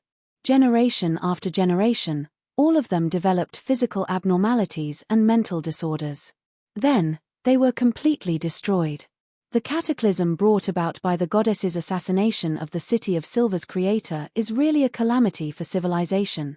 Before that, this land had elven civilizations, giant civilizations, phoenix civilizations, and so on. After that, there were only some traces left. Klein thought of the city that had been engulfed by the land and sighed. In history books and in mysticism, that period of history was called the Great Cataclysm. It was indeed very appropriate. He thought for a moment and said, "Why do we have to enter this city instead of going around it?" Amorn smiled. In the Second Epoch, apart from controlling the death pathway, Phoenix Ancestor also occupied a portion of the apprentice pathway. Some of the arrangements here can become loopholes that I can use to shorten our journey to our final destination. Klein's expression darkened. P.S. Asking for recommendation votes and monthly votes on Monday tilde. Chapter 1190. City of Silver, Top of the Spire. Derek Berg waited for quite a while, but Mr. Fool didn't respond. This caused him to panic. He didn't understand what this meant, nor did he know how to deal with it. Mr. Fool is in a state where he can't respond to prayers. 2 days ago, we were informed that the gathering next week was cancelled. This should be a sign. Remembering what had happened before, Derek forced himself to calm the anxiety and nervousness in his heart. He couldn't be blamed for having such a huge reaction, because a similar situation was recorded in the textbooks of the City of Silver. One day, the Creator, who normally responded to his believers, suddenly stopped responding and abandoned this land. After a few seconds of silence, Derek stood up and returned to the chief's room. We still need to wait for a few more days. Wait. Colin repeated the keyword and frowned slightly. In his eyes, this was an unusual matter, and it seemed to symbolize a bad development. He resisted the urge to scratch the back of his head and nodded with some difficulty. Yes. The grizzled Colin Iliad stared at him for a few seconds and slowly nodded. All right, you can go back first. City of Silver, East Borough, in a 2-bedroom rental apartment. Force, who was wrapped in thick clothes, paced back and forth around the warm stove, her face full of doubt. Finally, she turned her head and looked at Zio. Why hasn't Mr. World replied to me? Maybe he's caught up in something. Zio gave the reason she had long thought of. Perhaps it's inconvenient for Mr. Fool to convey your prayers at the moment, so he's put the gathering on hold. Force nodded thoughtfully. Mr. Fool informed us that the gathering will be suspended next week. It's temporary and was only decided in the middle of the week. Is this related to George III? Thinking back to Mr. World's constant investigations, Zio tersely acknowledged and said, yes. Very likely. In the forsaken land of the gods, within the deathly silent city. Amorn, who was wearing a classic black robe, led Klein into a relatively intact church. The stone pillars here were tilted, and a few of them were broken. Dark red weeds grew out from the gaps at the top, entangling the bird reliefs. With the leather lantern in hand, Klein surveyed the area and confirmed that the residents of the city hadn't really died. There were still a small number of survivors. It was unknown what method they had used to transform into monsters from the depths of the darkness. They were avoiding the dim yellow light and surrounding the cathedral in places where they couldn't be seen. They wanted to attack Klein and Amorn, two seemingly normal humans. The reason why Klein was able to confirm that the monsters were originally residents of this city was because their spirit body threads had a certain degree of abnormality. They were either grayish-white, distorted, or partially stuck together. They were completely different from the monsters in other places, and the feeling they gave off was closer to the corpses inside the sarcophagus. I wonder what kind of despair and breakdown made the remaining humans choose such a path. Perhaps the deepest despair is not seeing hope every day. Furthermore, the situation around me is worsening. Klein sighed as he adjusted his state of mind. He was experiencing repeated instances of hope and despair. Wearing a monocle, Amorn walked at the edge of the light and went all the way to the deepest part of the cathedral. As Klein approached, he saw a door covered in a faint white glow. This city is actually split into 2 parts, light and dark. They used certain powers of the apprentice pathway to hide a portion of the area. One can only enter through a specific door. Amorn raised his hand and pointed ahead. The powers of a secret sorcerer? Klein nodded in enlightenment, indicating that he had a rough idea of what was going on. Amorn then said, behind this door is the dark side of this city. Behind this door is the dark side of this city, and I can use it to connect to similar areas further away, directly arriving there, and shorten our journey. As expected of the embodiment of a loophole. Klein looked at Amorn as he stretched out his left hand and pressed down on the door formed from a faint white glow. The light began to ripple as it rapidly spread out in all directions. It became more and more intense. At this moment, a deformed monster that was hiding in the darkness and spying on the cathedral suddenly trembled and became Klein's marionette. 20 to 30 seconds ago, Klein had already completed his initial control over it and deepened his influence. However, it was only now that he had completely transformed it. Right on the heels of that, Klein and the marionette reached out their hands at the same time. Taking advantage of the opportunity when Amorn changed the direction of the door, they each grabbed an item. In Klein's hand was the scarlet lunar corona, which was shaped like a full moon and embedded with a crimson gem. In the marionette's palm was the ancient brass master key. At the same time, they opened their mouths and let out a bang. They used air cannons to push the scarlet lunar corona and master key towards Amorn, towards the faint white door. The combination of these 2 items allowed people to hear Mr. Door's cries for help. In other words, it allowed Mr. Door's powers to infiltrate the real world to a limited extent. And this was the controller of all the doors. He was one of the existences that didn't wish to see Amorn become an error and control Sapphira Castle. Klein didn't have any extravagant hopes that Mr. Daw, who was in a sealed state, could really harm Amorn. He only hoped that he could use this opportunity to interfere with the Angel of Time and create enough time for him to make other preparations. Of course, if Mr. Daw could cause an anomaly in the door and expand or distort the loophole created by Amorn, affecting the Marauder Pathway's King of Angels and sending him far away, Klein would definitely sincerely thank Mr. Daw for a week. After the previous attempts, Klein realized what his greatest disadvantage was. It wasn't that he was one sequence lower or that there was a fundamental difference in their levels, but that he had lost the initiative and was unable to make proper preparations. Every time he began preparing, he would be interrupted or destroyed by Amorn. To a senior magician, an unprepared performance was often synonymous with failure. If Klein could make preparations ahead of time and quietly summon the historical void projections of Mr. Aztec, Rionette Tinker, and Snake of Fate Will or Septin, he would definitely be able to create a very good opportunity to escape even if he couldn't finish off Amorn's avatar at the Sequence 2 level.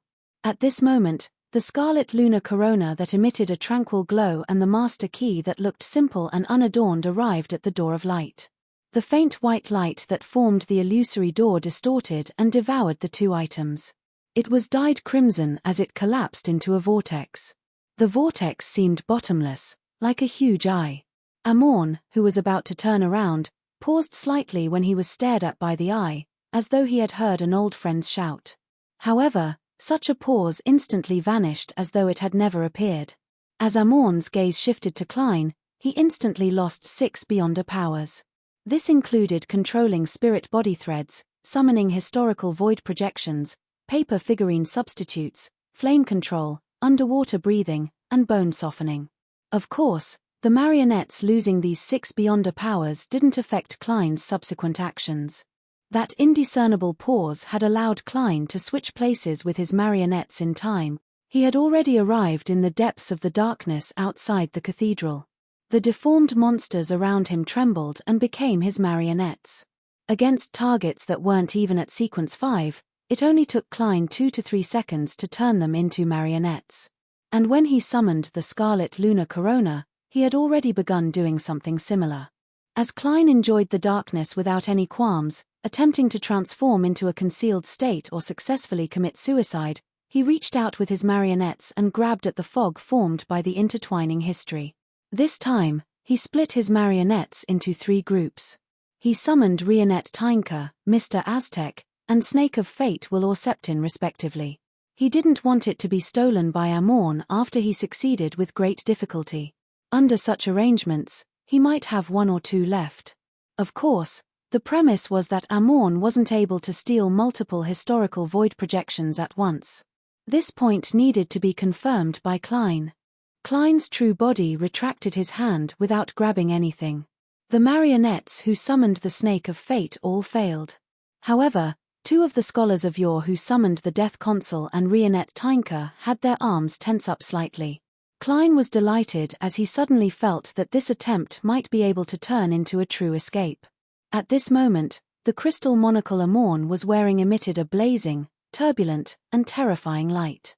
The entire city, as well as the surrounding river valleys, hills, and wilderness, were filled with pure, scorching sunlight. After bidding farewell to this place for thousands of years, daytime had descended once again. Amorn had returned the daytime he had stolen from the ruins of the Battle of the Gods. In such a daytime, not only did Klein's body feel like it was about to melt, but his ears also reverberated with the familiar and crazy ravings. They were like steel needles stabbing into every worm of spirit. This made his mind feel an immense pain as the successful summoning of his marionettes failed. The daytime in the ruins of the Battle of the Gods contained the ravings of the true creator. The deformed monsters that were hiding in the depths of the darkness, which were also the few survivors of the city, seemed to temporarily regain their rationality. They stared at the daytime in a daze and couldn't help but narrow their eyes. Then, they crazily charged towards the source of the daytime and melted into ashes one after another. In the City of Silver's afternoon town camp far away from here, the guards on the stronghold discovered that a brilliance that was different from lightning had appeared in the northeast horizon. It was like the scene of the legendary sun about to rise. This scene only lasted for a few seconds before it shattered, and the horizon returned to darkness. Just as Klein recovered from his ravings, he saw Amorn in a pointed hat standing in front of him. The Angel of Time stroked his monocle and smiled. Well done. Chapter 1191. Not bad. In the face of Amorn's praise, Klein forced a smile and politely replied, "Thank you." Frankly speaking, he would rather hear curses than praise. At least it meant that he was very close to success. Of course, Klein suspected that even if he really escaped, Amorn wouldn't be flustered and exasperated. Based on the God of Mischief's character, he might find it too interesting and exciting, but on the other hand, he couldn't help but feel a little depressed and disappointed, eager to enter the next round. Being able to think of using a door to disturb me is a great improvement. But don't you think that I'll be more vigilant when I open the door, and I won't be so easily affected by accidents? Klein thought for a moment and answered seriously, "Yes. That's what I thought at the beginning, but then I felt that you should be able to grasp my state of mind and believe that I wouldn't dare to take action when you opened the door. At this moment, it might work if I tried. Doing it when others don't think you'll do it is also a strategy." In his previous life, Klein had come into contact with a similar level of thinking and was confused by it. What if I also thought of this? Amorn smiled and pushed the bottom edge of his monocle with his knuckles. At the same time, the surviving marionettes that belonged to Klein took out a crystal monocle from the void and wore it on their right eye before looking at Klein. This left Klein's scalp tingling as he realized that his connection with his marionette had been instantly severed. Although there is progress, there will always be some punishment for failure. Amorn smiled as he turned around and walked towards the church. As he took a step forward, the marionettes revealed smiles one after another before collapsing stiffly. This tore apart Klein's soul again and again as the blood vessels on his forehead visibly expanded and contracted. Enduring the pain, Klein stood still for a while before he managed to calm down. During this process, although he was always in the depths of darkness, he was not attacked by any terrifying monsters, nor did he turn into a hidden state. When did Amorn steal the hidden divine power of this city? If I were to attempt suicide, even my thoughts would be stolen. I still wasn't prepared enough. I didn't have enough confidence in Amorn. I didn't consider the things he had previously stolen. I really didn't expect that he would release Daybreak that he stole from the ruins of the Battle of the Gods. What else did he steal in the past and store in his body? I have no idea at all, so I can't make any targeted preparations. That monocle is a container that stores the stolen items. Is it a part of Amorn? Therefore, he can take out a monocle every time parasitizing him. Klein rubbed his temples and walked back into the cathedral. Looking at Amorn in front of the door of light, he asked in a seemingly casual manner, "Why do you have so many monocles? Where do you usually put it?" Amorn stroked the monocle on his right eye and smiled nonchalantly. "Why don't you ask me why every doppelganger has eyes and where I usually put them? I understand." Klein nodded. Amorn cast his gaze back at the door of light that had yet to calm down from the whirlpool and said casually, "I have a nagging feeling that your operation this time was essentially a large-scale preparation, not an attempt. During that process, what tricks did you do?" Klein deliberated for a moment before replying with a smile, "Guess. I do have a guess. Do you think I guessed correctly? I do have some guesses. Do you think I'm right?" Amorn pinched the top and bottom edge of the monocle and asked with interest. "Perhaps, or perhaps not." Klein didn't give a clear answer. He cooperatively walked to Amorn's side and watched as he extended his hand again to press on the pale white door of light. Ripples appeared on the door of light once again, becoming more and more intense and exaggerated. After about 10 seconds, the ripples dyed the surroundings, causing the door of light to expand twice its original size. Amorn glanced at Klein and gestured for him to take a step forward. Klein instinctively turned his head and surveyed the surroundings of the cathedral. Outside the area illuminated by the leather lantern, the Beyonder characteristics left behind by the mutated monsters were shimmering. Not all of them were Beyonders when they were alive.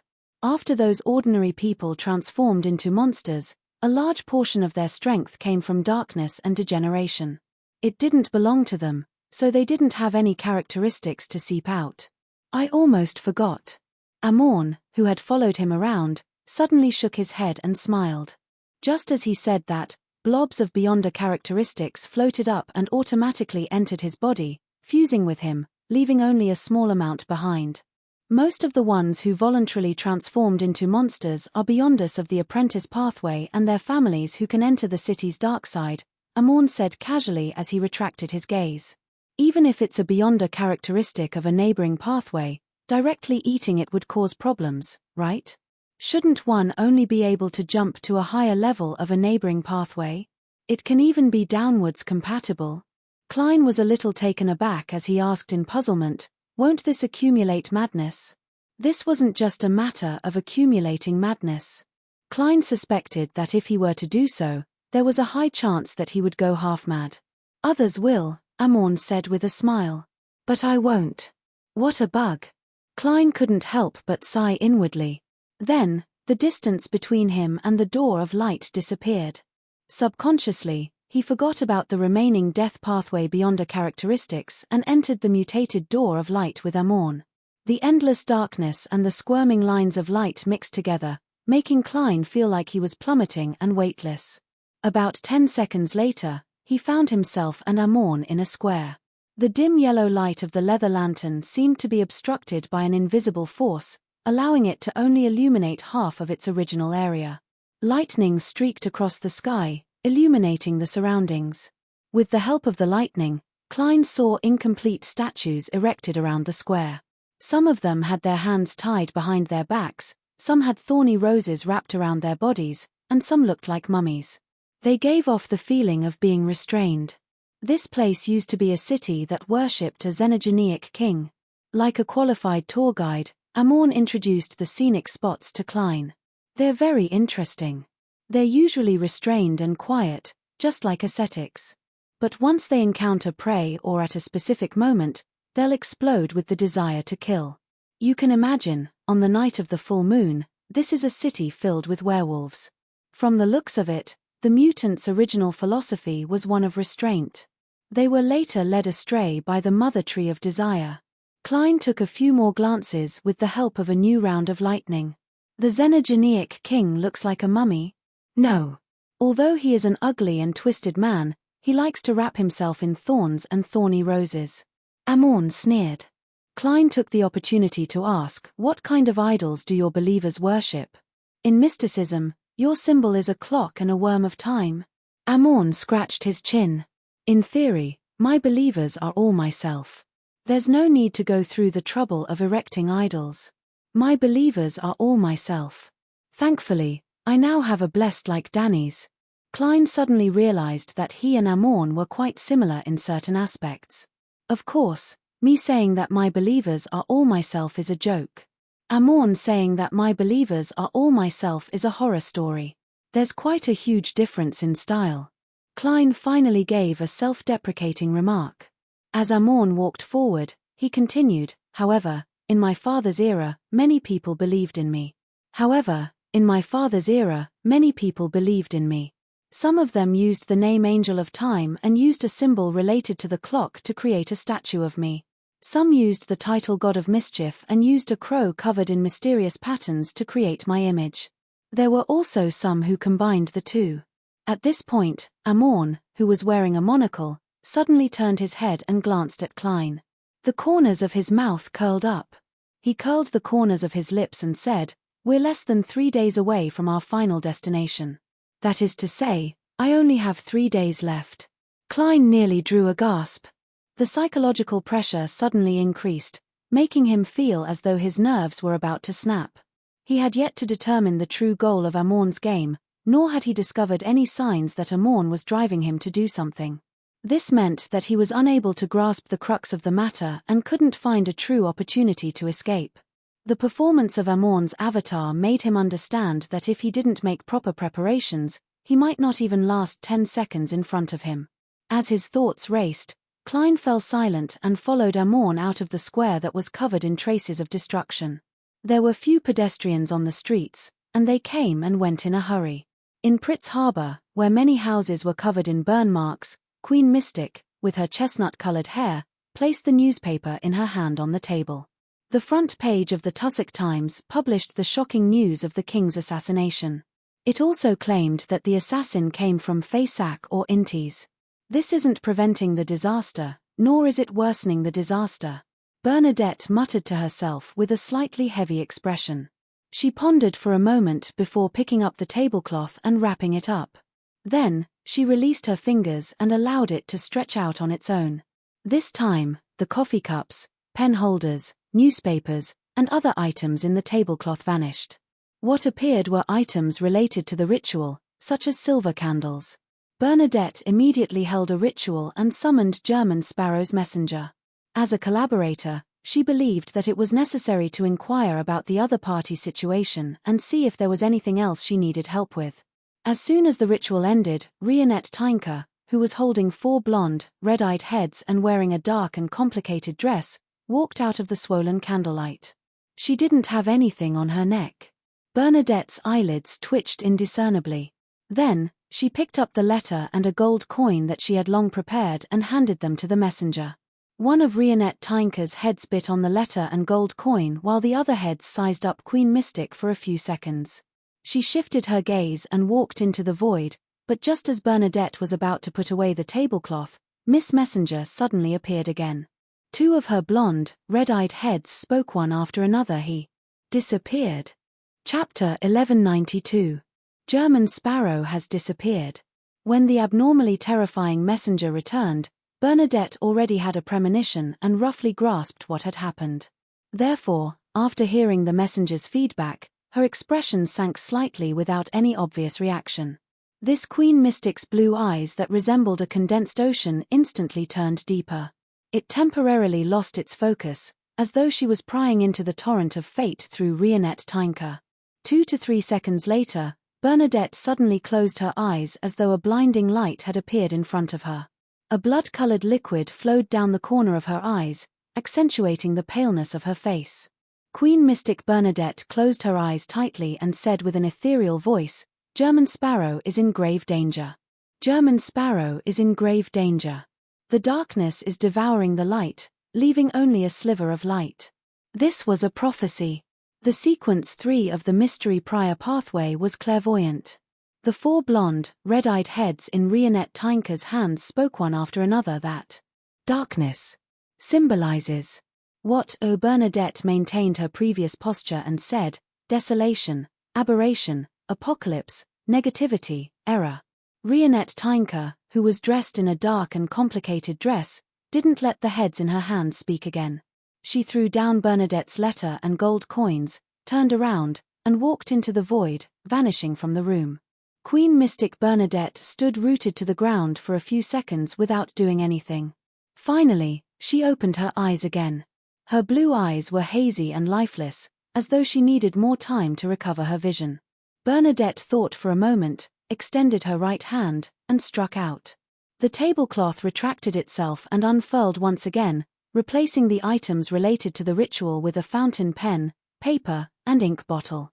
The fountain pen suddenly leaped up as though it was being held by an invisible spirit. It quickly wrote down the matter of German Sparrow's disappearance. In the Sonia Sea, in the captain's cabin of the future. Admiral of Stars Cat Lear looked at the fried mushrooms on her plate as she took in the fragrance of fat. She didn't pick up her knife and fork for a long time. Suddenly, her spiritual perception was triggered. She turned her head to look at the place where the brass sextant was placed and found that there was an extra letter there. Cat Lear immediately smiled. She reached over and picked up the letter. She couldn't wait to open it and read it. Gradually, her brows furrowed. The German Sparrow is missing.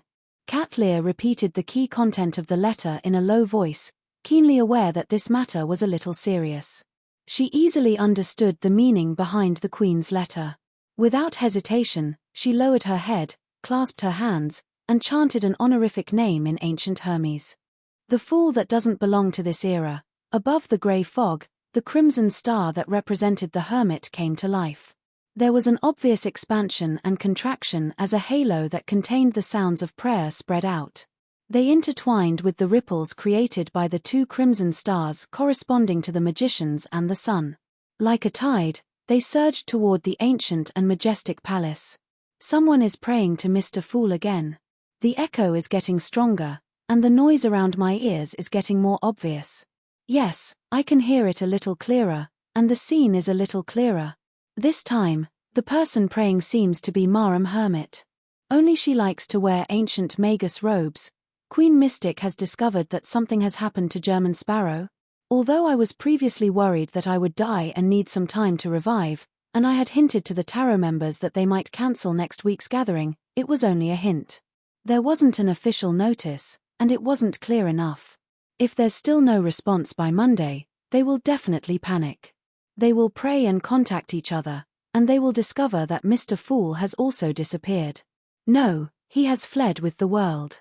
Klein lampooned to ease his feelings. He glanced at Amorn, who was walking beside him, and raised the leather lantern in his hand in an attempt to strike up a conversation. It should have been extinguished long ago. Amorn, who was wearing a pointed hat and a black mage robe, nodded slightly.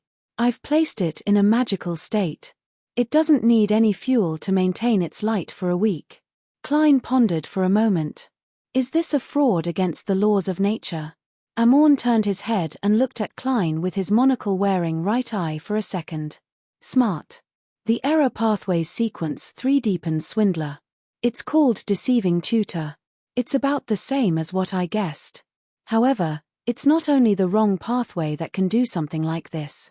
The Black Emperor can do it by distorting the laws and using the laws. Klein compared the difference between the Marauder and Lawyer pathways. At this moment, Amorn rubbed his chin and asked with great interest, there are less than 3 days left. If you don't think of a way to escape, it will be too late. Are you going to try something new today or tomorrow? Take a guess. Klein put on a smile and responded to his question with the routine that the other party was good at. To be frank, when it came to escaping, Klein didn't believe that the more times he tried, the better the results would be. On the one hand, frequent attempts could indeed probe the boundaries of Amorn's powers and expend the items that he had previously stolen, establishing a good foundation for the final battle. However, on the other hand, it would also expose Klein's trump cards. After all, he was in a passive state and had no chance to prepare. To force Amorn to reveal more of his means, he could only play his few good cards. If his response was completely figured out by Amorn through repeated attempts, Klein couldn't imagine how he would have a chance to escape. Attempting to escape was a double-edged sword. If he wasn't careful, he would end up cutting himself. It was precisely because of this that Klein didn't blindly take action. He carefully planned in his mind. As he spoke, he and Amorn walked out of the city that originally worshipped the mutant king and later worshipped the ancient sun god. There were only bones and severely weathered stone buildings left, showing the bustle that this place once had.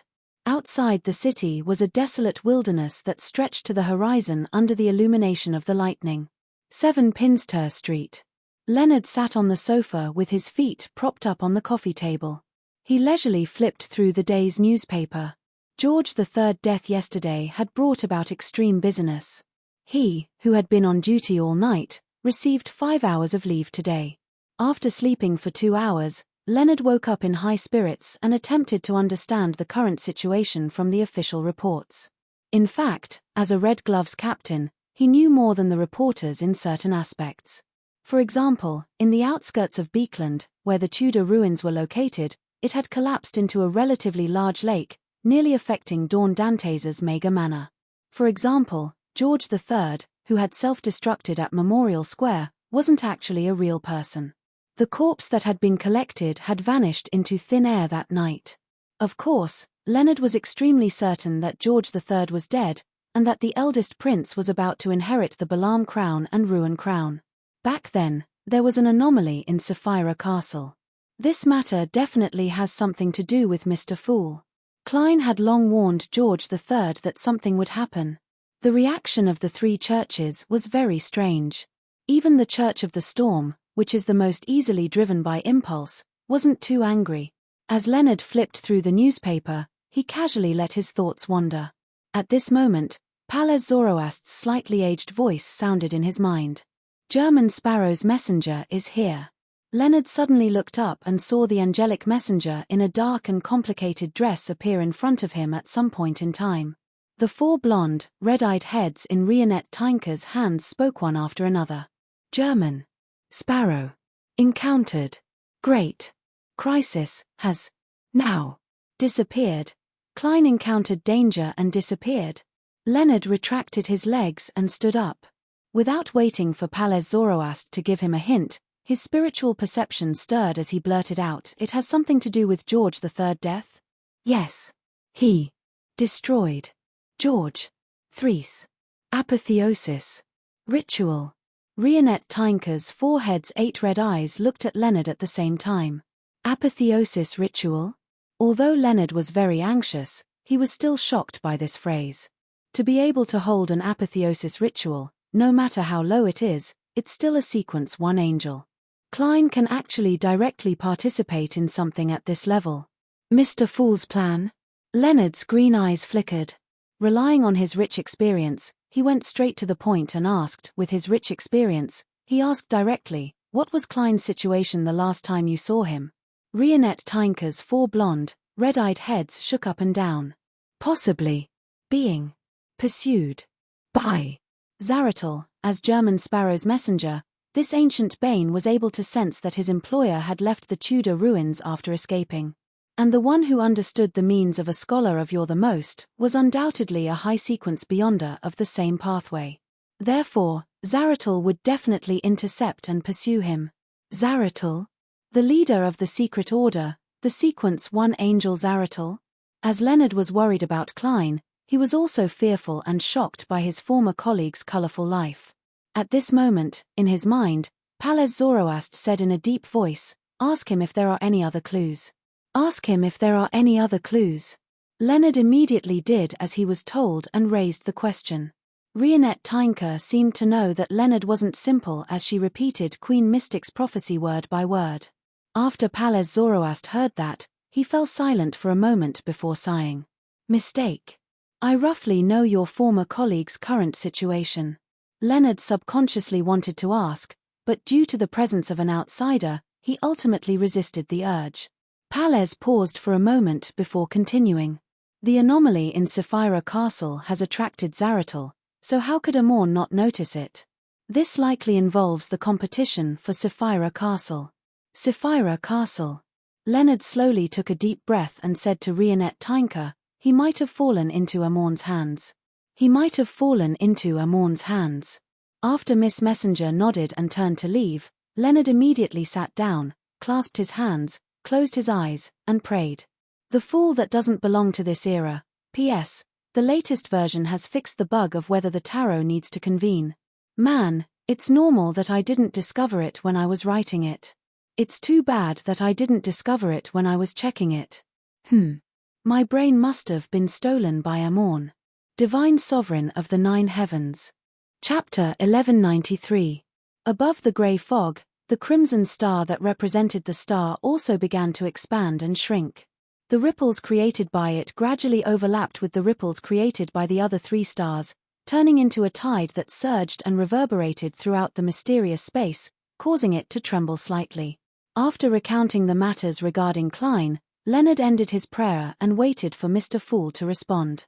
However, after a quarter of an hour, he still did not receive any feedback. Mr. Fool's response has always been very timely.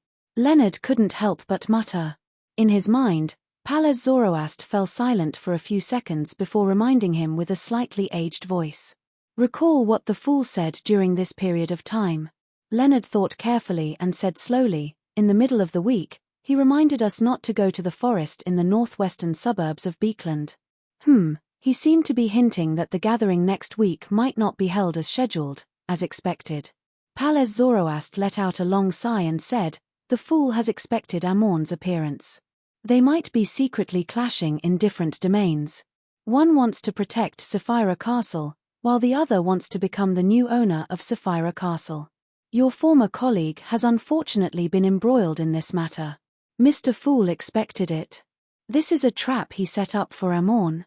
Leonard's eyes lit up as he blurted out. Palez seemed to have spent some time thinking as he spoke much slower. "That might be the case. It's also possible that Amorn used that trap and took the initiative. Don't underestimate a blasphemer, a powerful king of angels. From Leonard's current understanding, Mr. Fool was either the owner of Sapphira Castle that was slowly recovering. It was unknown which deity he corresponded to in history, or he was the embodiment of a Sephiro. At present, he still couldn't control his authority and strength well.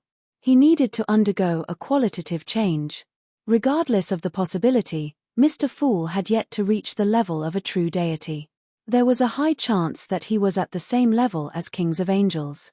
Under such circumstances, Mr. Fool and the terrifying blasphemer engaged in an intense battle. It was rather normal for neither of them to be able to defeat the other for a long period of time. After all, that person was one of the strongest hidden existences beneath the deities. He was even more powerful than the hidden sage, who was often classified as an evil god. Even deities would be wary of him. Leonard couldn't help but tense up. He asked worriedly in a low voice, "Old man, do you have any way to help? Isn't Amorn your biggest enemy? That kind of help might be limited, but it should be able to fish Klein out of this whirlpool." Palez Zoroast laughed when he heard that and said with an obvious self-deprecating tone, "That's right. Do you have too many expectations of me that you shouldn't have? Indeed, if Amorn obtains Sapphira Castle, I'll definitely die at his hands. I might not even be able to survive this winter. And if Sapphira Castle is left with the Fool, I might still have a chance of surviving in the future. But do I, an old fellow who has just recovered the strength of a sequence 2, have the ability to interfere in a battle at this level? Even if I use the yesterday once more charm, what can I do in just 2 to 3 seconds? Yes, at a critical moment, this might be able to help the Fool distort the situation, but I don't even know where they are fighting. How can I seize the opportunity?" Leonard fell silent after hearing Old Man's series of words. He then lowered his head, raised his hands, and pressed them against the sides of his head. "Could it be that all I can do is watch helplessly?" Palez sighed and said, "Patience. All we can do now is be patient. That Fool and Evernight should have a certain tacit understanding with certain deities and kings of angels, or even a cooperative relationship. They won't allow Amorn to take away Sapphira Castle. Just wait patiently. Perhaps it won't be long before we see an opportunity." Leonard half-straightened his body and tilted his head back. He took a deep breath and exhaled. "I understand." In the waters near Sonia Island, the Blue Avenger, which had received orders from the Church of the Storm to attack the port and the Fasak merchant ships, was hiding outside the safe sea route. Alger Wilson stood behind the window of the captain's cabin, using his supervision to stare at the coastline that was still a long distance away. From this newly advanced ocean songster's point of view, there were many captains who had accepted similar missions. They were all the cream of the crop among the mid-sequence beyond us, and their joint operation would definitely be able to effectively harm Fasak's maritime transportation lines. And this also meant that the attack from Fasak would be sufficiently fierce. There was a high chance that it would be led by a Sequence 4 demigod. He couldn't rule out the possibility of a Sequence 3 War Bishop or Silver Knight appearing. This was a sufficiently dangerous development for Alger. He didn't want to land himself in such trouble. At the same time, the crew, colleagues, and collaborators would monitor each other, preventing anyone from escaping the operation. If Alger were to slack off and wander on the edge of danger, it wouldn't take long before he had to consider whether to kill most of the crew and turn into a real pirate, or lose the Blue Avenger and return to Pazu Island to receive an internal trial. By the end of this operation, the number of surviving captains won't exceed a third of the original number. Alger calmly analyzed and quickly came up with a plan to avoid danger. It was to participate in the operation, but not be in a central position. Alger planned on bringing the people on the ship to Sonia Island in the name of a surprise attack on the Fasak merchant ships and supply ships, while the rest of his colleagues were frantically attacking the Fasak merchant ships and supply ships. They would hide in the primitive forest and occasionally cause some uncontrollable disturbances to the port.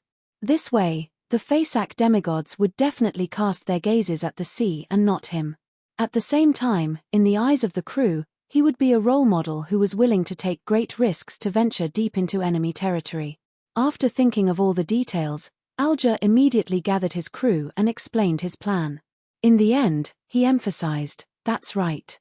Finally, he emphasized, This will be very dangerous. Trust me, it's very dangerous. We won't be able to advance or retreat as freely as we can at sea. We might be surrounded by the enemy at any moment, but such an attack will definitely surprise the Fasak people and bring us the outcome we want. Are you willing to stay on the ship as cowards, or are you willing to follow me to become heroes and show your piety to the Lord? The crew's blood boiled as they impulsively spoke one after another. Kill the Fasak people. Very good. Alger clenched his right fist and punched his left chest with a look of relief.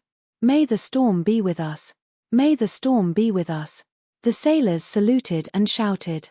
After arranging this matter, Alger believed that he needed to borrow the unshadowed crucifix as soon as possible to expel the excess ocean songster beyond a characteristic. Although he had exaggerated the danger of landing on Sonia Island, there was still a certain level of risk. Therefore, he wanted to recover to his best state as soon as possible. And he had long understood the hint that Mr. Fool had given him. He felt that Mr. Fool would officially announce the cancellation of the tarot gathering tonight or tomorrow morning. Of course, deep down in Alger's heart, he had some guesses. He suspected that every time Mr. Fool cancelled the tarot gathering, something had happened to him. He wanted to use this nominal prayer to test if this mighty existence was still normal. No, I can't test God. This isn't a test. Mr. Fool didn't hint that I can't pray to him in the near future. Besides, borrowing the unshadowed crucifix is something I really need to do in the next few days. Alger paced back and forth, momentarily unable to make a decision. At this moment, he heard the sound of crashing waves. Through the additional perspective provided by the ghost ship, he saw the seawater on the side of the ship part as a gigantic fish creature appeared.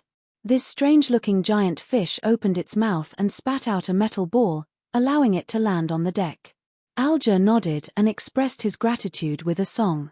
This was a marine creature that the Church of the Storm had domesticated. In this operation, it and its companions acted as messengers between the various ships and the island under their control. Upon receiving the gratitude, the giant fish's body trembled. With a flick of its tail, it dove into the depths of the sea and swam into the distance. Alger watched silently for 2 seconds before summoning a gust of wind to send the metal ball to the captain's cabin. Unscrewing the metal ball and taking out the piece of paper inside, Alger's gaze froze when he saw it. George III was assassinated. Alger repeated the contents with a slightly solemn expression before recalling the world's German sparrow's reminder and Mr. Fool's hint. This time, he didn't hesitate. He sealed the room and softly chanted the honorific name, the fool that doesn't belong to this era. The prayers are almost like a chorus. Mr. the Hanging Man wishes to borrow the unshadowed crucifix from little son? Leonard, These voices are layered and undulating, causing the surroundings to tremble. Klein raised his hand to rub his temples, feeling as though he was surrounded by an electric drill. At this moment, he followed Amorn deep into the desolate wilderness and saw that it was filled with grayish-yellow fog. There were several ravines, and there were many things loitering in the depths of the darkness. Compared to the monsters that were quietly lurking before, the ones here appeared rather special. Amorn, who was wearing a pointed hat, raised his hand to stroke his crystal monocle and pointed ahead with a smile. In another half a day, we should be able to reach our final destination.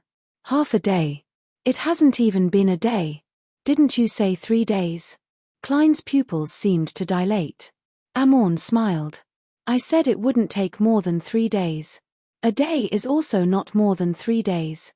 At this point, the King of Angels paused for a moment and asked with piqued interest, Did I mess up your arrangements? Did it make you feel even more despair? Klein didn't respond as he suddenly reached out and grabbed at the void beside him. 9 Heavens Divine Sovereign. Chapter 1194.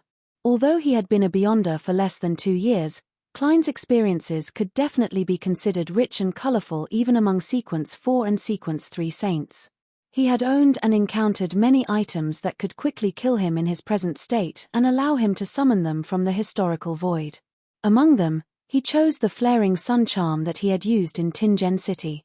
He had already chanted the incantation, injected his spirituality, and was about to activate the flaring sun charm.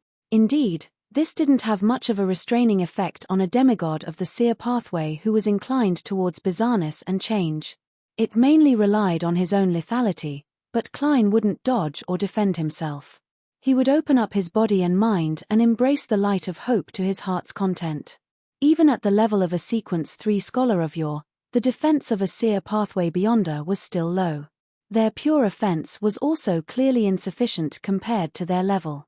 This resulted in a tragic fact: when Klein wished to commit suicide, he didn't have the ability to quickly resolve the issue. After all, it was impossible for him to control his spirit-body threads and transform himself into his marionette.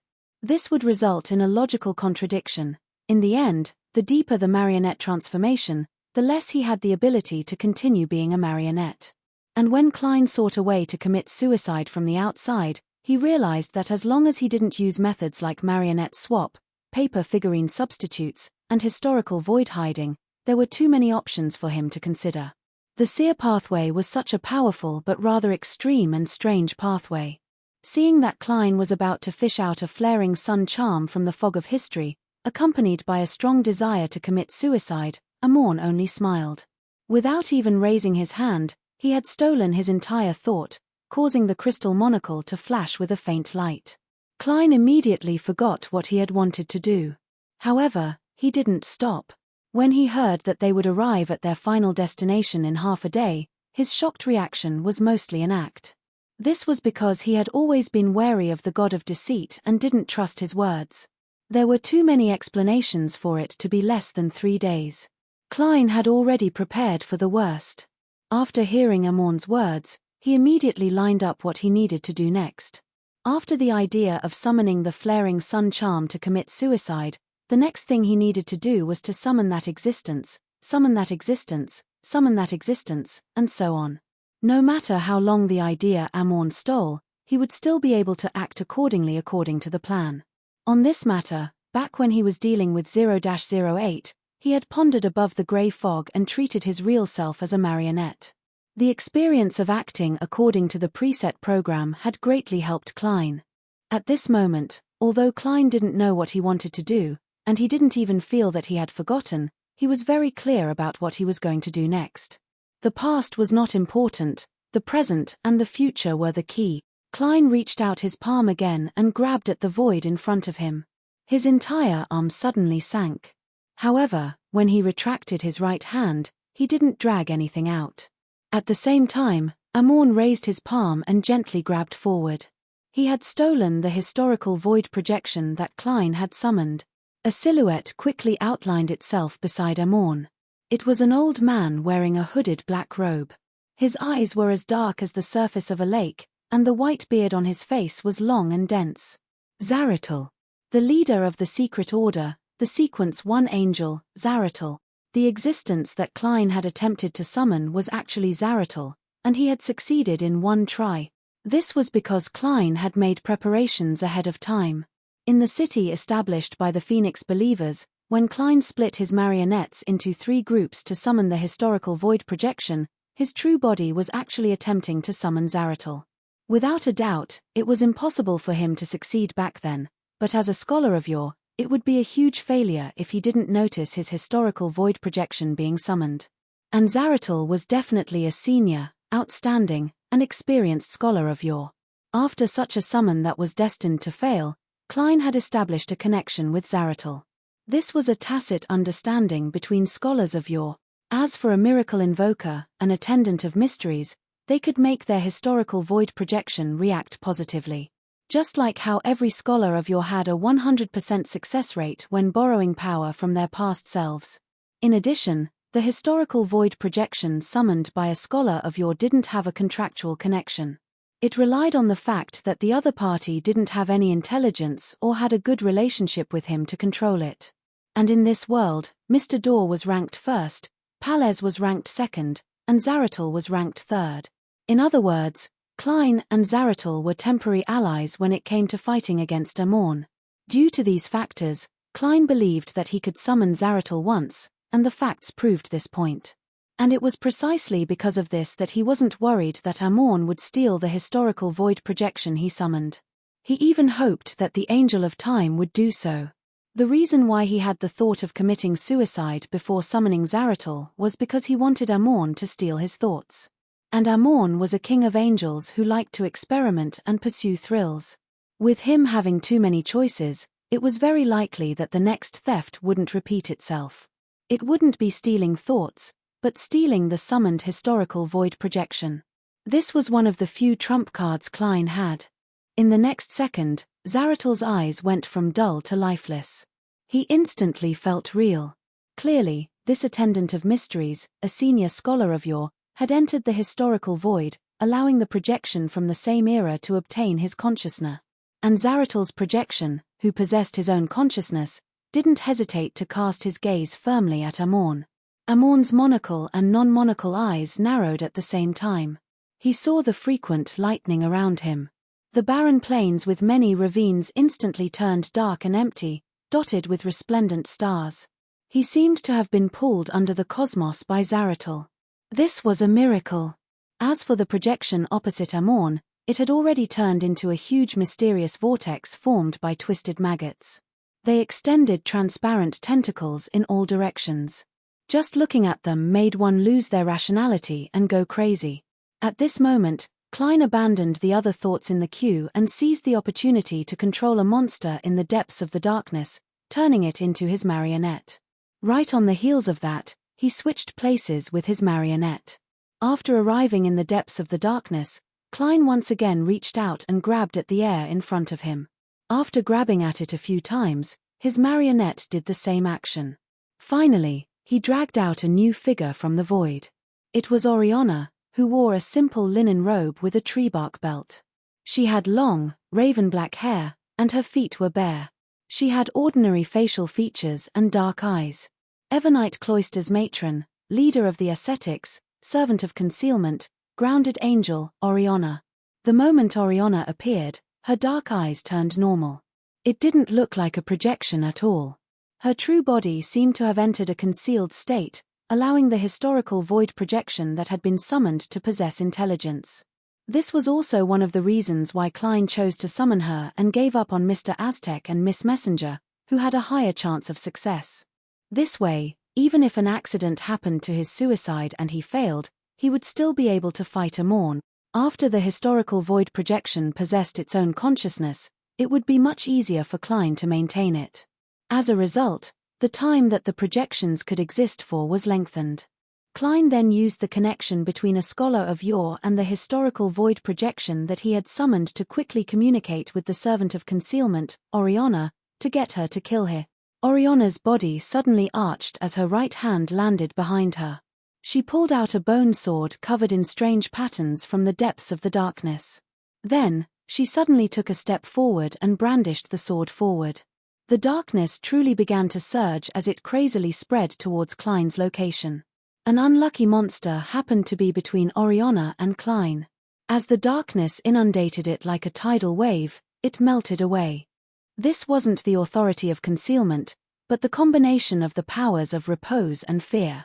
It symbolized the danger in the darkness, a symbol of silent destruction and disappearance. Beyond us of the sleepless pathway had to reach sequence 3 Terra Bishop to grasp this power. Subconsciously, Klein's survival instincts made him attempt to escape, but at that moment, he felt that the darkness around him was an enemy. He would be infected by that power and become a part of the tidal wave. There was no way to avoid or hide. There's no need to use all your strength, right? You can easily kill me with just a portion of your strength. Klein restrained his instincts as a creature and stood in his spot, waiting for destruction. At this moment, the distant and illusory sound of a bell sounded around him. It was as though it had traversed a long period of history, making everything around it slow down, including the surging darkness. In midair, the pitch-black darkness was pierced through, revealing a gigantic stone wall clock. It was ancient and mottled. Its surface was separated into 12 segments by grayish-white and bluish-black. Each segment had a different symbol. There were a total of 3 hands, 1 long, 1 short, and 1 medium. It seemed to be formed from a 12-ringed worm of time that exuded a sense of vicissitudes. As the second hand ticked, the bell sounded once again. Gong. Amidst the reverberations, The tide-like darkness surged even slower. Then, the ancient clock phantom dissipated, turning back into Amorn wearing a pointed hat and a monocle. Zaratal's projection behind him was also in a sluggish state. Right on the heels of that, Amorn stood in midair and stretched out his right hand, pressing towards the darkness. The darkness quickly returned to normal, drowning Klein, but it didn't cause him any damage. It was unknown if there was a bug or if the Beyonder effects had been stolen. At the same time, Amorn's body instantly became abnormally large. He was more than 10 to 20 meters tall, but his clothes didn't show any signs of damage. He looked down at Klein and raised his hand to adjust his monocle. He ignored the attacks from Zaratal's projection behind him. Interesting. 9 Heavens Divine Sovereign. Chapter 1195. As Amorn spoke, transparent tentacles covered in mysterious patterns extended out from the gigantic vortex behind him and wrapped around his different spirit body threads. In an instant, these illusory black threads were lifted without any obstruction. Thus, the strange-looking monsters were suspended in midair, like hams waiting to be dried. The spirit body threads around Amorn had been stolen by him at some point in time. At the same time Zaratal launched his attack, his other slippery tentacles constantly reached into the void in an attempt to pull something out. In the blink of an eye, a silhouette of a person was quickly outlined. He had chestnut-colored, slightly curly hair, blue eyes, a high-nose bridge, thin lips, and a beautifully groomed mustache. He wore a dark red coat with rusted gold threads. He was none other than the former Emperor of Intis, Rosel Gustov. The moment this knowledge emperor stepped into the real world, he looked down at the gigantic Amorn from above. His eyes instantly condensed complicated and illusory symbols. He wasn't worried that Amorn would steal his attack, because he had prepared an extremely large amount of useless and miscellaneous knowledge. Be it him forcefully instilling it or Amorn himself taking it away, he could achieve the goal of exploding his mind. Just as Rosel the Great's historical void projection completely took shape, Zaratal's transparent tentacles dragged out another figure. The figure had a young face, but his long hair was already half white. It was raised backwards and floated in midair, half hidden and the other half obvious in the dark night. This was an angel that Klein didn't know. His appearance was male, and his eyes were dark, containing the vicissitudes of life. His facial features weren't bad, but there was a tuft of thick black short hair growing on his cheeks. He gave off a contradictory feeling of being old and youthful, rational and crazy. He immediately transformed into a wriggling worm, extending out transparent and slippery tentacles that were similar to Zaratal's projection. Clearly, this was also an angel of the seer pathway. At that moment, Klein didn't even dare to look at the situation in midair. However, his spiritual perception stirred as he sensed a certain familiarity. The second angel summoned by Zaratal was the son of the ancient god, the first ancestor of the Antigonus family. This was a historical void projection before he became the half-fool. Clearly, Zaratal had made sufficient preparations during this period of time. As Antigonus revealed his complete mythical creature form, the surrounding environment changed again. The darkness became thicker as though it had a life of its own as it surged towards the gigantic Amorn, who was wearing a classic black robe, a pointed hat, and a monocle. In the area enveloped by darkness, all the monsters instantly turned into marionettes. Antigonus seemed to have moved a portion of the divine kingdom of the ancient gods from his memories to the real world to separate Amorn and Klein. This was also a kind of miracle. When a miracle happened, Zaratal's transparent tentacles dragged out a third projection from the fog of history. This was a knight in full black armor. He was a demigod of the Solomon Empire in the Fourth Epoch. He did not leave a very prominent reputation in history. However, he had another identity. He was a member of the Red War Army. The leader of this army was King of Angels Medici. In this army, every member could communicate telepathically with Red Angel Medici, forming a single entity. In other words, Medici could gather their powers and also transmit his powers to them. The powers of a scholar of yore were unable to involve the uniqueness. Even if he had undergone a qualitative change through the advancement of the sequence, it was the same. However, seers would undoubtedly seek out ways to circumvent the restrictions and obtain help from the uniqueness to a certain extent. Klein had accomplished this by summoning the goddess's divine descent vessel that only had a tiny bit of power. As for Zaratul, he had summoned the powerhouses of the Red War Army. At this moment, that projection was equivalent to a portion of Medici. The knight in full black armor stepped onto the battlefield and swept his gaze in a daze. He immediately laughed. "Yo, little raven, have the feathers I burned off grown back?" As the historical projection he had summoned another 3 angel-level historical projections, the pressure on Klein instantly increased. He suspected that he might not even be able to last 10 seconds. If not for this change, he would likely have felt that he had found a way to infinitely increase his combat strength. That was to summon 2 angels and himself each time. Then, the projection that belonged to him would summon 2 angels and himself. If this continued, his descendants would be limitless. At this moment, the ascetic leader of the Church of Evernite, Oriana, faded away and entered a concealed state. Following that, she suddenly appeared behind the gigantic Amorn and slashed out the bone sword that was covered in strange patterns. Taking advantage of the opportunity when Amorn was surrounded by the 5 angel projections, Klein continuously transformed the monsters into marionettes. He made them aim at him, open their mouths, and let out a bang. One after another, air cannonballs whistled towards Klein. At the same time, Klein extended his hand and easily took out a flaring sun charm that had been activated and was about to take effect. He didn't believe that he could survive such a heavy attack. Amidst the banging sounds, Klein suddenly heard a ticking sound. The entire world seemed to come to a standstill for an instant before returning to normal. Klein then saw a huge hole tear open in the dark sky. A beam of pure, scorching sunlight shone in, igniting a charm made of gold. It was none other than the flaring sun charm. It had turned into a huge ball of light that was swirling with countless flames. However, its target wasn't Klein. It had made a mistake and enveloped the demigod of the Red War Army. On the other side, the massive amount of knowledge that Roselle Gustave had infused into him, the miracle created by Antigonus, the destructive sword that Oriana had brandished, and the transparent tentacles that Zaratul had extended had all mistakenly pointed at the same target, the black-armored subordinate of Medici. To a certain extent, this projection that possessed a portion of Medici's will first had its mind explode. Even its instinctive reaction seemed to be lost. Following that, it was struck by the heavy attacks and quickly dissipated in midair.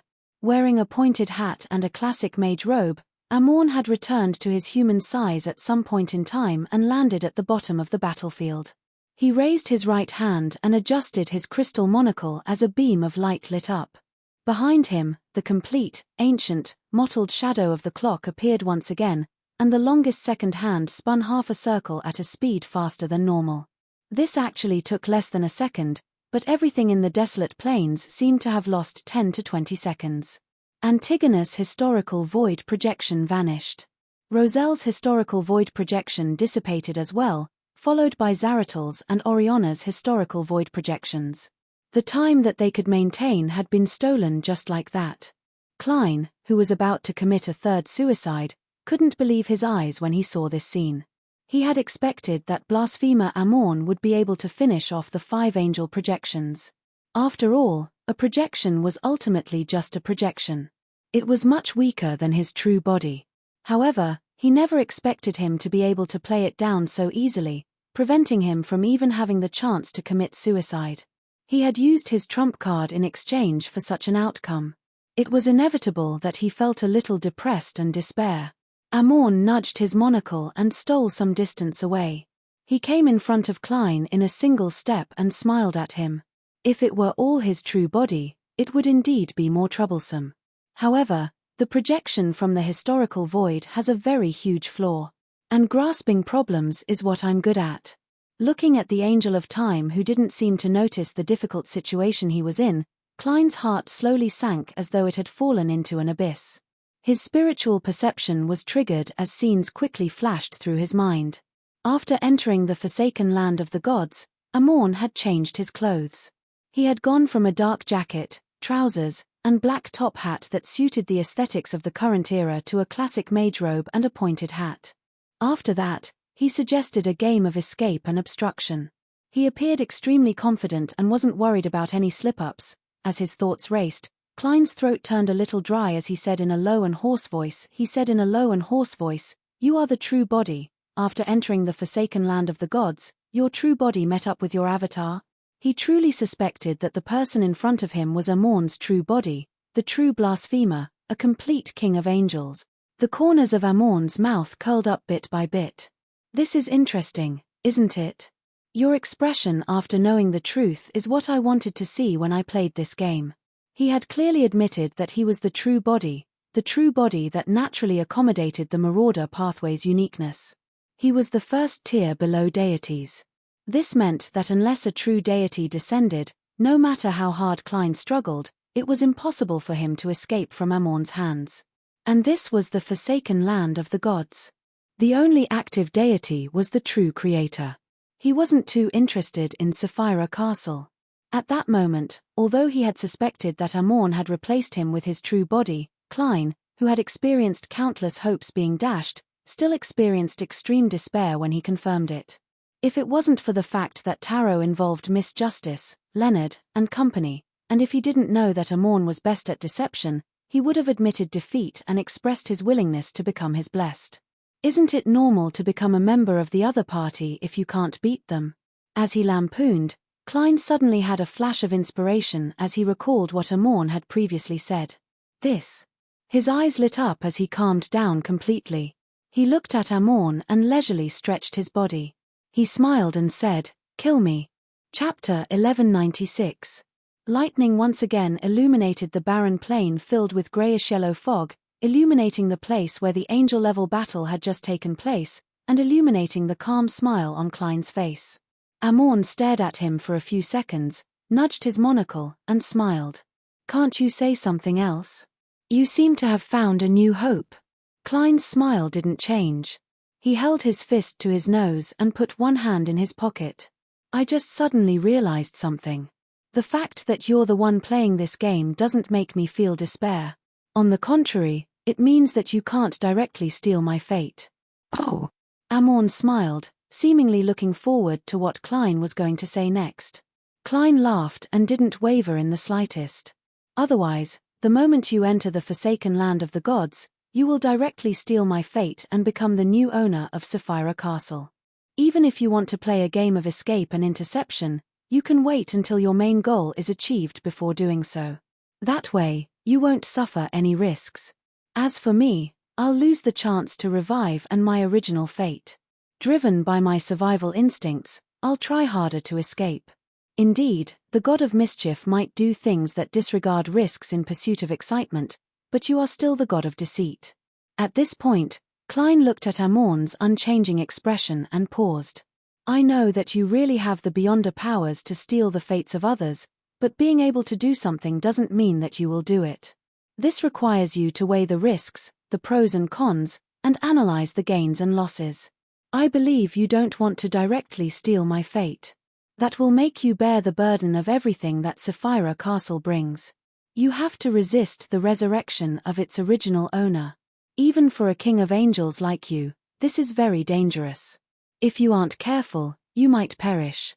Therefore, you want to find a loophole that allows you to obtain Sapphira Castle without suffering the negative effects. And this requires my permission." When he said this, Klein thought of his experience with computer viruses in his previous life.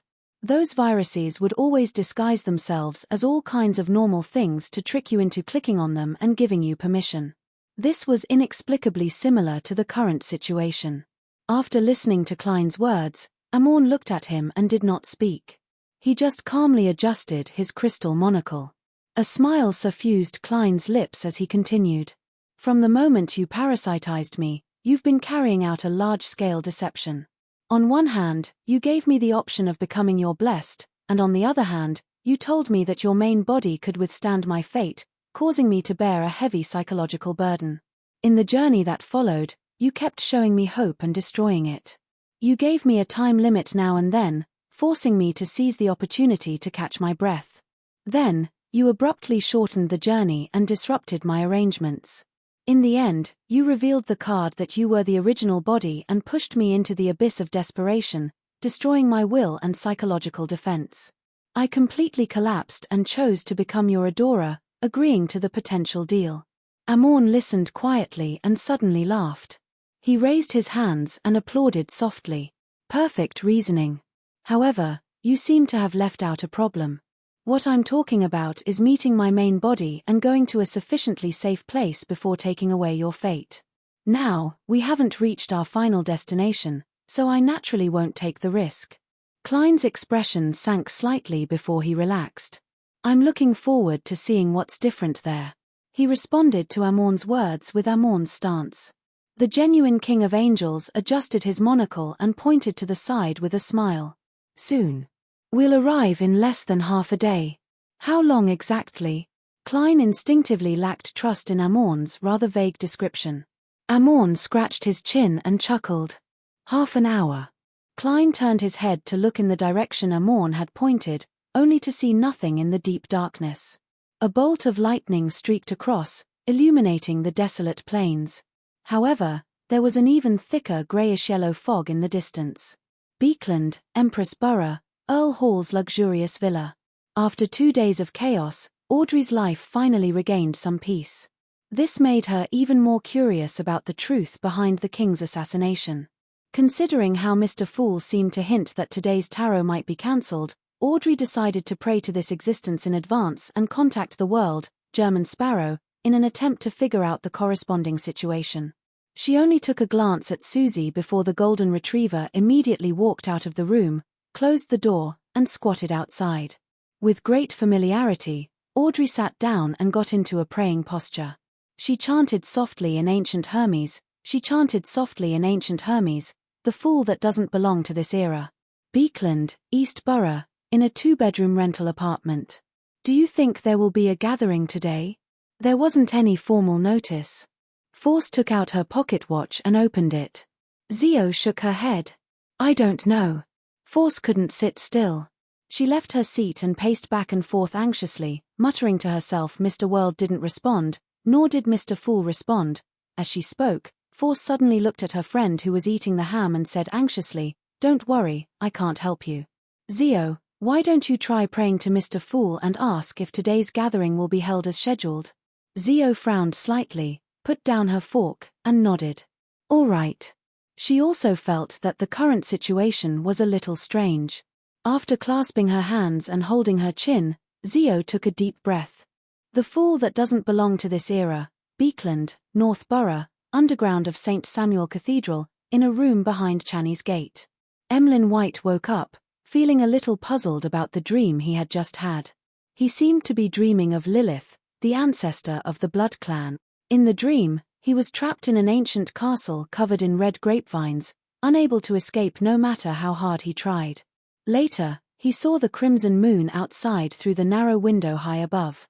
He saw a pair of huge bat wings that covered half of the crimson moon. In the legends of the Sanguine, this was one of the symbols of the ancient goddess, Lilith. Right on the heels of that, Emlyn, who was so excited that he flew up high in an attempt to open the narrow window, discovered a tarot card at the bottom of the glass. The surface of the tarot card depicted a young man dressed in gorgeous clothes. He wore a gorgeous headdress, and he carried a cane on his shoulder. At the end of the cane hung a piece of luggage, and behind him was a puppy pulling him. The Fool card. At this point in the dream, Emlyn naturally woke up. As a sanguine viscount, he had the basic ability to analyze dreams. It must be my present situation that caused this dream to appear. That star actually hasn't given me any human blood. I'm indeed the target of the ancestors' favor. She is hinting to me that to escape this predicament, I have to obtain help from Mr. Fool. What day is it today? Forget it, I'll just pray directly. That way, I'll be able to leave as soon as possible. Emlyn sat up, filled with hope. He chanted piously, the fool that doesn't belong to this era. Above the grey fog, the 3 crimson stars that corresponded to justice, judgment, and the moon began to expand and contract, emitting light and creating ripples. They merged into the crimson tide that existed to begin with, causing the tremors of the entire mysterious space to intensify. Amidst the tremors, the tide drowned the ancient and majestic palace, causing mysterious symbols to light up one after another behind the 8 chairs on both sides of the long bronze table. This brought about a new halo and a new tremor, accompanied by a buzzing sound. At the end of the long, mottled table, the back of the chair belonging to the fool also lit up. Half a contorted line and half a pupilless eye formed a complicated symbol that constantly extended outwards, becoming layered and extremely three-dimensional. As a result, the crimson tide was attracted over, condensing into a figure on the fool's high-back chair. This figure wasn't stable enough. It would distort and disperse at times, making it difficult for it to truly take form. On the desolate plains that were filled with grayish-yellow fog, Klein paused for a moment and looked up at the lightning that streaked across the sky. He then retracted his gaze, held the leather lantern, and followed Amorn into the endless desolate plains. The further the man and the King of Angels proceeded, the more ravines there were on the ground, and their depths became more exaggerated. About 10 minutes later, as another bolt of lightning streaked across the sky, Klein saw a bluish-black cyclops that was dozens of meters tall loitering not far away. His body was covered in signs of rotting pus, and his eyes were sunken in without any luster. It was obvious that he had long lost his life. However, he continued loitering around as a grayish-yellow gas emanated from his body, interweaving into clouds in midair, creating fog in the desolate plains. The grayish-yellow fog that enveloped the endless wilderness was actually brought by this bluish-black giant. The youngest son of the giant king, Ormir, the god of glory, Bladel, publicly cursed my father and was punished to linger here forever. Of course, he had long died in the cataclysm, but he still wasn't freed. Amorn pointed at the bluish-black cyclops and said with a smile, "If I hadn't stolen the corresponding damage, you would have been contaminated by the fog produced after Bladel's death the moment you entered this plane, becoming a cursed person that lingers here. Do I have to thank you?" Klein suddenly felt like he had walked straight into a myth. Amorn led him and continued forward. Soon, they approached the bluish-black cyclops. There was an extremely deep ravine where the giant lingered. As the lightning streaked across, a thick and wide grayish-white building could be vaguely seen at the bottom. Klein's eyelids twitched slightly as he recalled the scene he had seen when he divined the unshadowed crucifix. If he remembered correctly, this should be the place where the ancient god of the sun, the city of Silver's creator, Amorn and Adam's father, walked out. This is the place that Amorn said was safe enough. Klein's heart sank. At this moment, Amorn, who was wearing a pointed hat and a monocle, walked to the edge of the ravine. With his back facing the grayish-white building, he opened his hands slightly and said with a smile, "This is the holy land where my father awakened. This is the sacred place where my father woke up. It hides the history that I want to explore. My father told me that this place has a very ancient name, called, under the illumination of the silver lightning that tore through the sky." Amorn, who was dressed in a classic black robe, paused for a moment. He spread his arms a little wider and said with a solemn tone, "Chernobyl." Chapter 1197. Chernobyl. Upon hearing Amorn's words, Klein's first reaction was astonishment. As he approached the bluish-black cyclops, he had envisioned many things to unfold, but he never expected to hear such a name. It was like a water-cooled machine gun appearing in an ancient oil painting, or a plot appearing in a scientific paper. It was filled with incongruity and unbelievable. In the next second, Klein thought of how the ancient sun god had used his rib to create the dark angel Sasria, but had named his eldest son Adam. He instinctively believed that what he was encountering was a similar situation. He couldn't help but want to laugh. When he realized that the powerful king of angels, Amorn, who always wore a nasty smile, had said such a name in a relatively serious and solemn manner, Klein found it increasingly difficult to hold back his urge to laugh, and he didn't want to hold back. The funniest thing would be for Amorn to fly into a rage out of humiliation and kill me directly. For Amorn to become what he is today, the education of the ancient sun god is definitely a huge part of the responsibility. The corners of Klein's mouth curled up as he prepared to mercilessly vent the laughter in his heart. At this moment, another bolt of silver lightning tore through the sky, illuminating the deep ravine, allowing Klein to see the thick grayish-white building at the bottom again.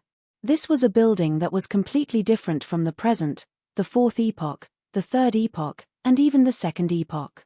Badump. Klein's heart rapidly contracted before expanding. Just as his smile bloomed, it froze on his face. Badump. Badump. Klein heard his heartbeat as general knowledge regarding the current world surfaced in his mind. There are 12 months and 365 days in a year. There are leap years, there are 24 hours a day, 60 minutes an hour, 60 seconds a minute. It's confirmed that it's a planet. There's only one sun and one moon in the sky. Badump. Badump. Badump. Klein's instincts prevented him from continuing, but a voice still emerged from the depths of his heart. Could it be that there has never been such a thing as transmigration? I've actually always been on Earth, but I've been hanging above the grey fog's door of light for too long. I truly don't belong to this era. As this thought formed, many details that he hadn't noticed erupted like a volcano in Klein's mind. In the easternmost part of the Sonya Sea, before entering the ruins of the Battle of the Gods, there are decaying and collapsed steel buildings around the ancient well. This seems to have been left behind by humans. The overall terrain of the northern and southern continents is very similar to that of North and South America. However, a large area between the two has been wiped out by some unknown force, forming a complicated, winding berserk sea.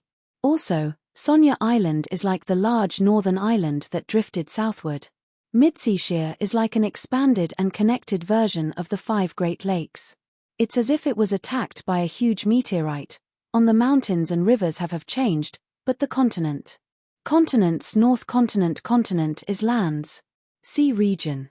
By continent sea treasure, the landlands. By continent, the land. Nether mountains and sea region continent is the gods. In World Sea, AAC, Civilization Lost Civilization Hun Ne, Moon the Giant King's parents are humans. The origins of the Sanguine and Elves are also suspected to be humans.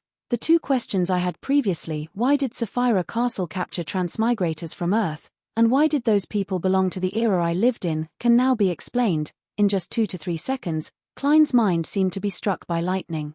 This made his lips tremble slightly, as though he was trying his best to prevent an answer from forming. However, this world's moon is crimson. The situation in the cosmos is also a little different from Earth's. I'm not an astronomy enthusiast, so I can't remember it clearly. However, the Emperor consumed the Savant Pathways potion. If the cosmos was completely the same, he would have discovered it long ago. Objections appeared in Klein's mind. They were like strong anchors, preventing a ship from being blown away from the harbor in a storm.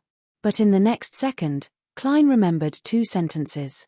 One was a terrifying prophecy he had read on the internet in his previous life. When the stars return to their positions, chaos will rise from the ground, and the great primordial one will awaken. The other sentence was, be careful of the moon. Wasn't that prophecy made up? When the stars return to their positions, there's a difference from before. Klein almost ignored Amorn in front of him. Even his body began to tremble slightly. It took him a great deal of effort to sigh in his heart. Perhaps, I've never left my hometown, but I'll never be able to return home. Just as he had this realization, the grayish-white fog silently appeared in front of him. This time, he stood directly in the waning forest, corresponding to the end of the first epoch and the beginning of the second epoch. Unlike before, the endless grey fog in front of him was no longer empty. In the depths of the fog, far, far away, shattered spots of light lit up one after another. They were like lighthouses that illuminated the path of history, pulling Klein forward as he constantly traced back, traversing thousands of years or even more. Then, he saw the bright door of light that was dyed bluish-black. He saw transparent cocoons hanging above the door of light, and he saw himself in a t-shirt and casual pants. An invisible wind blew past, and the grayish-white fog beneath the door of light parted layer by layer, revealing cities. Within them stood tall skyscrapers, all kinds of cars were parked, and pedestrians were coming and going. These cities were piled on top of each other, covered in grayish-white dust. Many of the buildings had already collapsed, with broken steel bars sticking out. Some of the cars were dented, some had collapsed, and some had been flattened. The pedestrians were lifeless, like wax figurines. Upon seeing this scene, Klein stopped and stared at it intently. He knew very well this world was Earth. His scholar of your potion had been completely digested at this moment. Suddenly, Klein's consciousness returned to the real world, and he realized that his connection with Sapphira Castle had strengthened. Amidst the buzzing sound, the resonance produced by the prayers of the tarot members became even stronger. Previously, he could already use them to vaguely sense the Sapphira Castle above the grey fog. When he saw the Fool's Chair, Klein seemed to have finally established a certain connection with the crimson figure that was twisting and attempting to take form. Klein instantly came to a realization. At this moment, he didn't need to recite the incantation or take 4 steps counterclockwise. With a thought, his spirit body could enter Sapphira Castle and merge with the figure. This was undoubtedly the best opportunity for him to escape. Without bothering to sigh at the fact that this world was Earth, Klein immediately thought that Amorn definitely wouldn't expect such a change. He leaped towards Sapphira Castle. At this moment, Amorn, who was wearing a pointed hat, a monocle, and a classic mage robe, was reflected in Klein's eyes. The corners of his mouth curled up slightly with endless joy. Klein's mind suddenly exploded as all his thoughts were occupied by Amorn's crazy ravings. "You're right. I don't want to steal your fate and become the new owner of Sapphira Castle while carrying a heavy burden. You're right. This is a fraud that has been going on from the beginning. However, the core of this fraud is to make you believe that I've given you hope and destroyed it all the way to crush your will, so that you would agree to become my blessed, if I hadn't deliberately changed my clothes before entering the forsaken land of the gods, and if I hadn't accidentally displayed the ability to make use of mistakes several times, would you have been so sure that my true body had already arrived? Don't tell me that a god of deceit wouldn't know that changing his appearance would reveal many problems. Do you think that I, who had long entered Chernobyl, wouldn't understand what this name means? I've been in the forsaken land of the gods for more than 1,000 years. I've been searching for the most ancient history, the history that exceeds the first epoch. The true goal of this journey is to give you some time and give you some historical knowledge.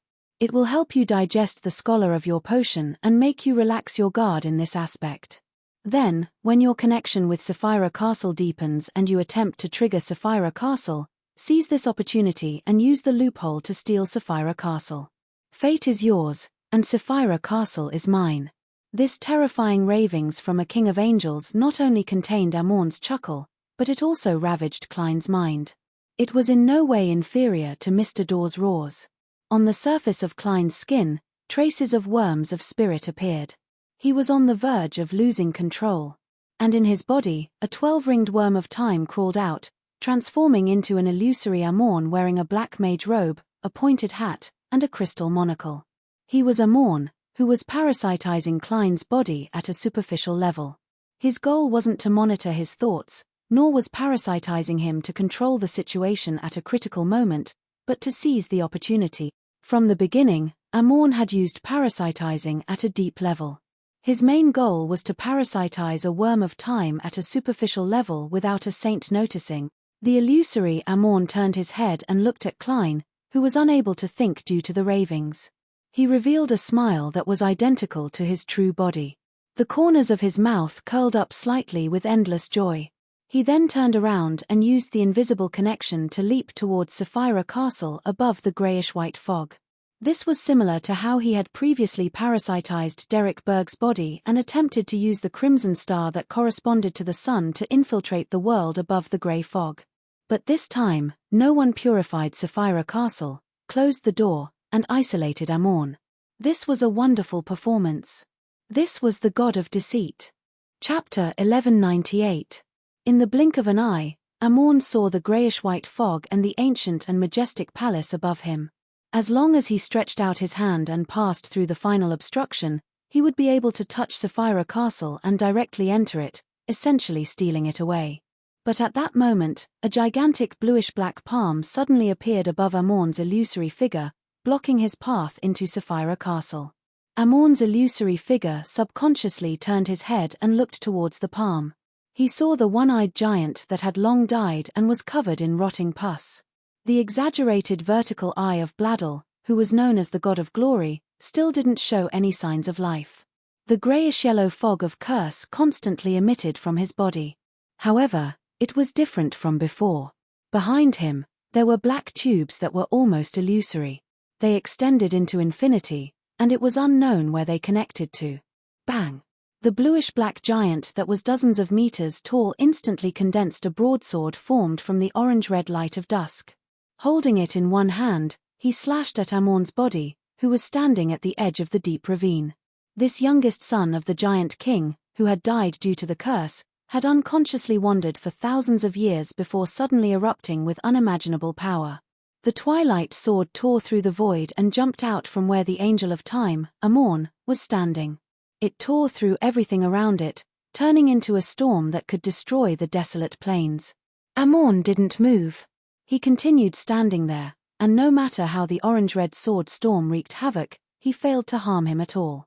He seemed to have made use of a certain mistake of this world. However, in this state, Amorn was no longer able to transmit his ravings into Klein's mind, allowing Klein to finally obtain a sliver of peace. Klein ignored the fact that he was about to lose control. Amidst the clear and real praying around him, he found some clarity of mind. Then, he immediately thought of something and resonated with the crimson figure at the fool's position above the grey fog, establishing a new connection. Without any hesitation, he chose to return to Sapphira Castle, and at this moment, Amorn's illusory figure that attempted to sneak above the grey fog was still blocked by the god of glory, Bladdle's bluish-black palm. He was unable to instantly break through the huge obstruction. The monocle-wearing King of Angels avatar and main body opened their mouths at the same time and spat out a word: night. Yes, this was help from the Evernight goddess, but it wasn't without reason. Although Klein did not have much confidence in this, he had always treated this as one of his trump cards. However, he did not think that it would work. The probability was very low, and he could only hope for it when he was at his most desperate. After truly entering the forsaken land of the gods and obtaining the space to think independently, he worked hard to find resources that could be used. Then, he remembered something. The former chief of the City of Silver. This demon hunter attempted to switch to sequence 3 Ferroman of the death pathway, but he ended up encountering an anomaly and became a monster in the mausoleum he built. This anomaly was related to the illusory black tubes. Klein had seen similar objects in the charismatic order's artificial death. In other words, the mutation of the former City of Silver's chief was very likely related to artificial death. This indirectly explained a problem. For some unknown reason, other than the true creator, there was also artificial death, who had come to life, that could influence the forsaken land of the gods. And now, artificial death was equivalent to the Evernight goddess to a certain extent. Based on this reasoning, Klein suspected that the goddess could use the uniqueness of the death pathway to exert a relatively low-level influence on certain things in the forsaken land of the gods.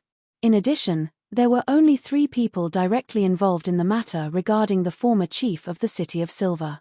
One of them was the current chief, Colin Iliad, the demigod elder, Waite Chermont, and the other was shepherd elder, Lovia. They were either sequence 4 saints or important believers of the true creator.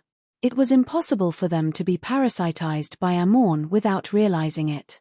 As for Derek Berg, the only person who had received any feedback after the incident, he wasn't the target of Amorn's parasitization because he was under the watch of the Fool.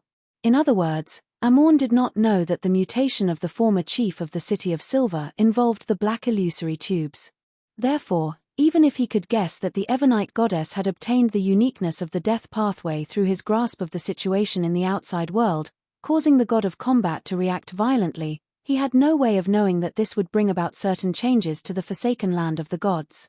With this understanding, Klein didn't have much confidence in doing something in this regard. In the city that believed in the Phoenix, he didn't take away the remnant beyonder characteristics of the death pathway, hoping to use it as a guide. After summoning Zaratul's historical void projection, he didn't take the opportunity to commit suicide. On the one hand, he was afraid that Amorn would still have the ability to stop him, which would instead delay the other arrangements. On the other hand, he wanted to summon the Servant of Concealment, Oriona's projection, to inform the Evernight goddess of the exact situation. After doing these 2 things, Klein didn't know what the final outcome would be. He focused more on the fact that Amorn's avatar had long been replaced with his true body. When he arrived at his final destination and saw the lingering angel corpse, Klein's heart stirred, but he was distracted by Amorn's introduction. Only then did he realize that the goddess had already used the uniqueness of the death pathway to gain a basic grasp of the giant king's youngest son, who had been cursed thousands of years ago. She had been patiently waiting for an opportunity. And the powers of concealment that filled the forsaken land of the gods helped her hide the illusory black tubes. Suddenly, in the ancient palace above the grey fog, at the seat of honor of the fool at the end of the long, mottled table, the crimson figure that would occasionally distort and scatter finally took form, revealing the black-haired, brown-eyed, and rather scholarly appearance of Klein. With just a thought, Klein's consciousness and spirit body returned to Sapphira Castle. He then used the close connection between Sapphira Castle and his body, as well as the resonance brought about by the prayers of the tarot members, to directly see himself, who had lost focus and was about to lose control. He saw Amorn's illusory figure, who had used error to circle around the bluish-black palm. Amorn's crystal monocle-wearing head looked up and made eye contact with Klein, who was sitting at the fool's seat. Klein beckoned for the sea god scepter and raised it. The entire grey fog boiled as the entire Sapphira Castle trembled. The majestic and terrifying power gathered over, transforming into a surging lightning torrent. Under the illumination of the blue gem that lit up at the same time, it surged down crazily, drowning Amorn's avatar and Klein's body. The deep rumbling of thunder reverberated, and the terrifying silver-white lightning tore apart everything it enveloped. Amorn's illusory figure collapsed, and Klein's body was destroyed. He had finally succeeded in committing suicide. After completing this strike, Klein, who was high above the grey fog, immediately severed the connection between Sapphira Castle and the real world to prevent Amorn's main body from creating any new accidents. Right on the heels of that, he began to wait for a miracle, for a resurrection. Beside the deep ravine with a thick greyish-white building at the bottom, Amorn's main body adjusted the crystal monocle and stole the curse that maintained the existence of the ancient god's youngest, Bladel. The bluish-black giant quickly rotted and turned into white bones. The illusory black tubes didn't persist as they retracted back into the depths of the darkness. Wearing a pointed hat and a classic black robe, Amorn stood there. He raised his head and looked at the sky in silence for a few seconds, as though he was looking at Sapphira Castle through the fog of history. Finally, he pinched the crystal monocle and muttered to himself as the corners of his mouth curled up. Interesting. Inside the ancient palace, at the end of the long mottled table, Klein sat at the seat belonging to the fool as he carefully looked at the greyish-white fog below. He discovered that the beyonder characteristics contained in his destroyed body had unknowingly entered the historical void, fusing with the projections of the worms of spirit from the past, making them corporeal. As long as Klein's consciousness in Sapphira Castle was willing, these worms of spirit could immediately drill out of the fog of history and reconstruct his body in the real world. The miracle of resurrection was essentially a deeper use of the power of the past. The miracle is achieved with the help of the past and future. Klein frowned slightly as he attempted to analyze how the miracle of a miracle invoker came about.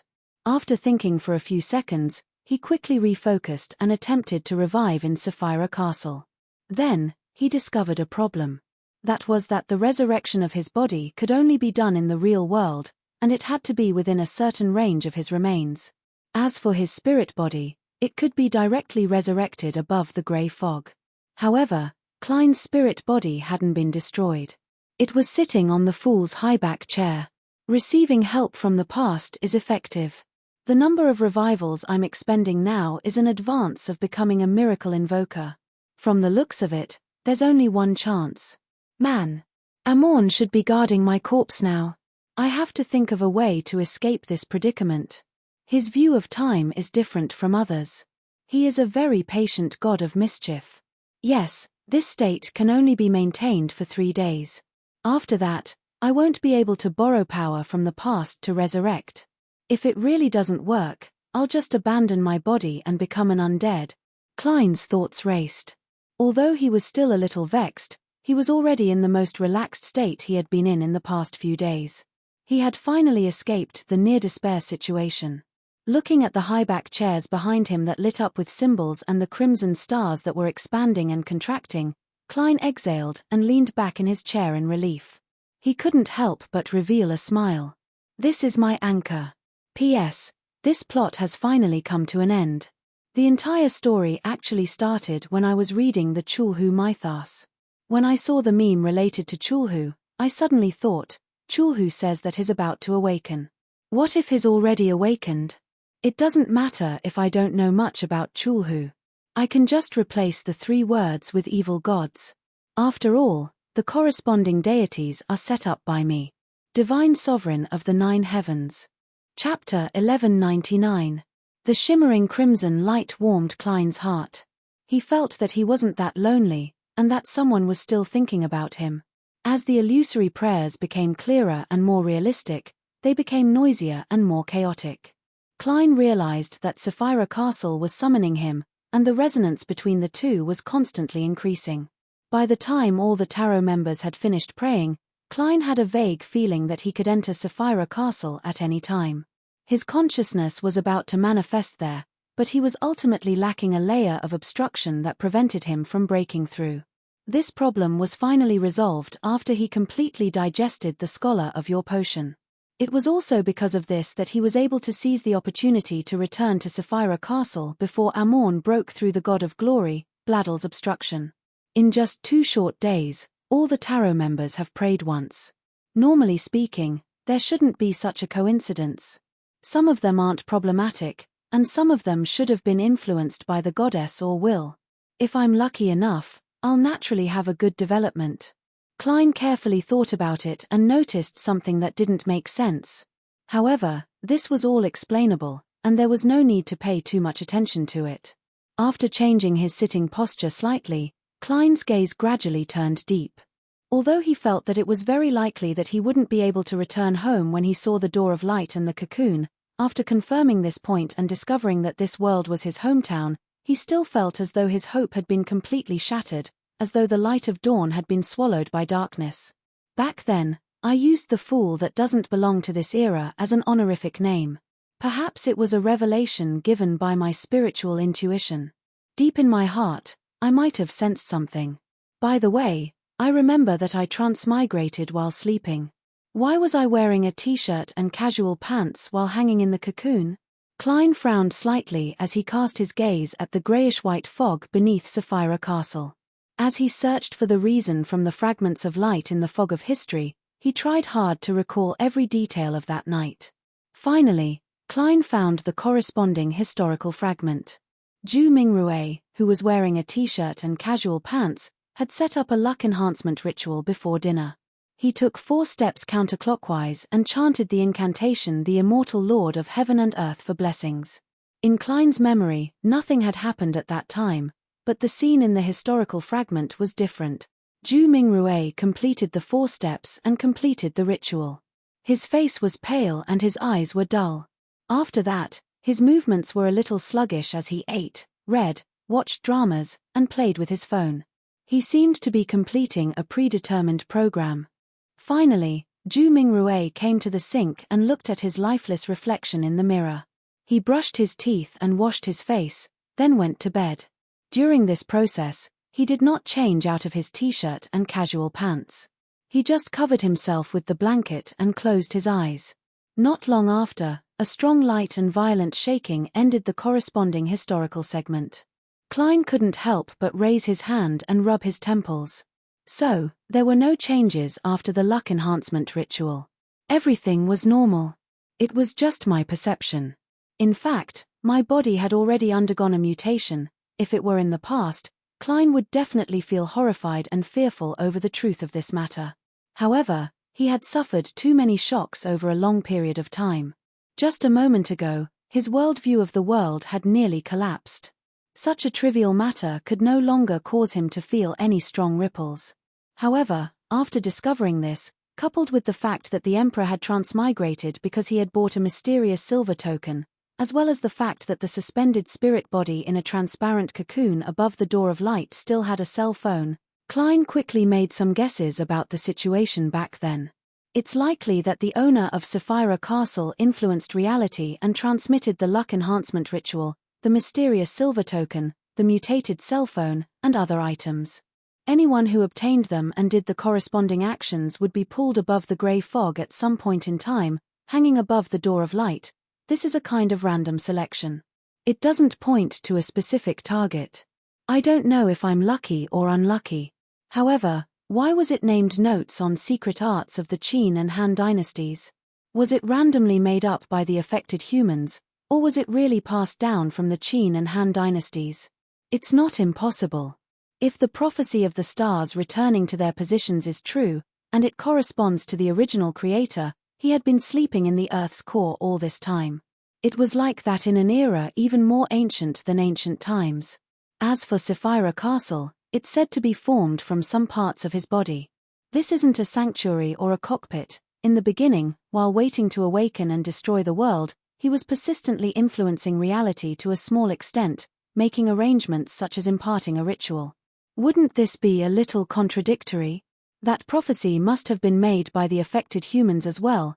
Klein reached out his right hand and tapped the edge of the long mottled table. He fell into a temporarily unsolvable conundrum. Soon, he recalled a sentence and a few things. The sentence was, "Whatever separates must converge, and whatever converges must separate." Those things were, the ancient sun god, the father of Amon and Adam, had deliberately separated his negative personality. Beyonders who were close to the underground or encountered certain corruption would gradually produce a brand new version of themselves. After going to the moon, Roselle the Great's personality had unknowingly changed to a certain extent. Many of the 22 Beyonder pathways were contradictory, just like Demonis and Hunter. Perhaps the original creator was an amalgamation of contradictions that could only be alleviated through slumber. Klein had a certain guess, but he had no way of confirming it. He couldn't even be sure if the original creator who would awaken when the stars returned to their positions in his previous life was the same creator who split into all things in the myths and legends of the present era. This required more clues and more evidence to confirm. He couldn't just rely on his own guesses and imagination. "It's not like I'm a visionary." Klein lampooned himself and cast his gaze upwards. It was a nearly grey void, with greyish-white clouds drifting in certain areas. There are still many things that need to be confirmed. For example, is that so-called Chernobyl a shelter created by humans before the original creator awakened? Or does the characteristics of the 22 Beyonder pathways all stem from the original creator? Or is the position of the stars normal or abnormal? Or is the apocalypse in 1368 the stars returning to their correct positions? Or the origins of the first blasphemy slate, or what's above the moon? With this in mind, Klein's tapping fingers suddenly paused as he muttered, "That's right." He whispered, "For example, the homeland of the elves, the legendary western continent, does it still exist? Why can't anyone head there?" The answer to Klein's question was a long silence. He slowly leaned back and propped his arms on the armrests. After a few minutes, Klein closed his eyes and had a thought, or rather, a decision. After his successful resurrection, he planned on staying in the forsaken land of the gods for a period of time to seek answers to some of his questions. Just as Roselle the Great had said, the answers to many things were in the forsaken land of the gods. Blasphemer Amon had wandered here for more than 1,000 years, exploring history that exceeded the first epoch. Furthermore, if I keep heading east in the forsaken land of the gods, I might reach the legendary western continent. Klein cast his gaze outside the ancient palace and looked into the endless distance. To him, staying in the forsaken land of the gods for a period of time was also a strategy. At the very least, it would attract Amon's attention, preventing him from mobilizing his avatars in the outside world to search for German Sparrow in Rouen and Beekland. That would bring great danger to the people Klein knew and were familiar with. Thankfully, the Amon avatars that recognized my soft-heartedness have been eliminated. The corresponding information hasn't been leaked due to the existence of concealment. If not for that, Amon might have directly used the lives of Barnson, Melissa, Leonard, and Miss Justice to threaten me. The outcome would be unimaginable. Heh, the king of yellow and black who wields good luck has finally shown some signs. Phew, even if I want to leave the forsaken land of the gods, there's nothing I can do now. I have to barge into the place where the dark angel slumbers. Klein shook his head and smiled. He felt that even if he could resurrect, he would be in great danger. It was impossible for a scholar of yore to be pursued by a king of angels for long. Most importantly, The Evernite goddess was still digesting the uniqueness of the death pathway. There was a limit to the power that could infiltrate the forsaken land of the gods.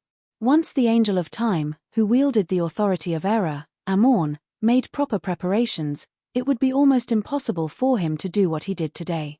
On the one hand, I have to seek help from other possible existences. After successfully resurrecting, I'll attempt to use my marionettes to chant the honorific names of the Lord of Storms, Eternal Blazing Sun, and the God of Knowledge and Wisdom. I'll see if they have a way to descend a certain amount of power into the forsaken land of the gods. Back then, they had devoured the ancient sun god, so they definitely wouldn't wish for Amorn to obtain Sapphira Castle. On the other hand, since the scholar of your potion has been completely digested, I have to consider the matter of becoming a miracle invoker. As long as I have the level of an angel and become a complete mythical creature, my situation will be much better. At the very least, I won't be unable to withstand a wave of ravings when facing Amorn's true body.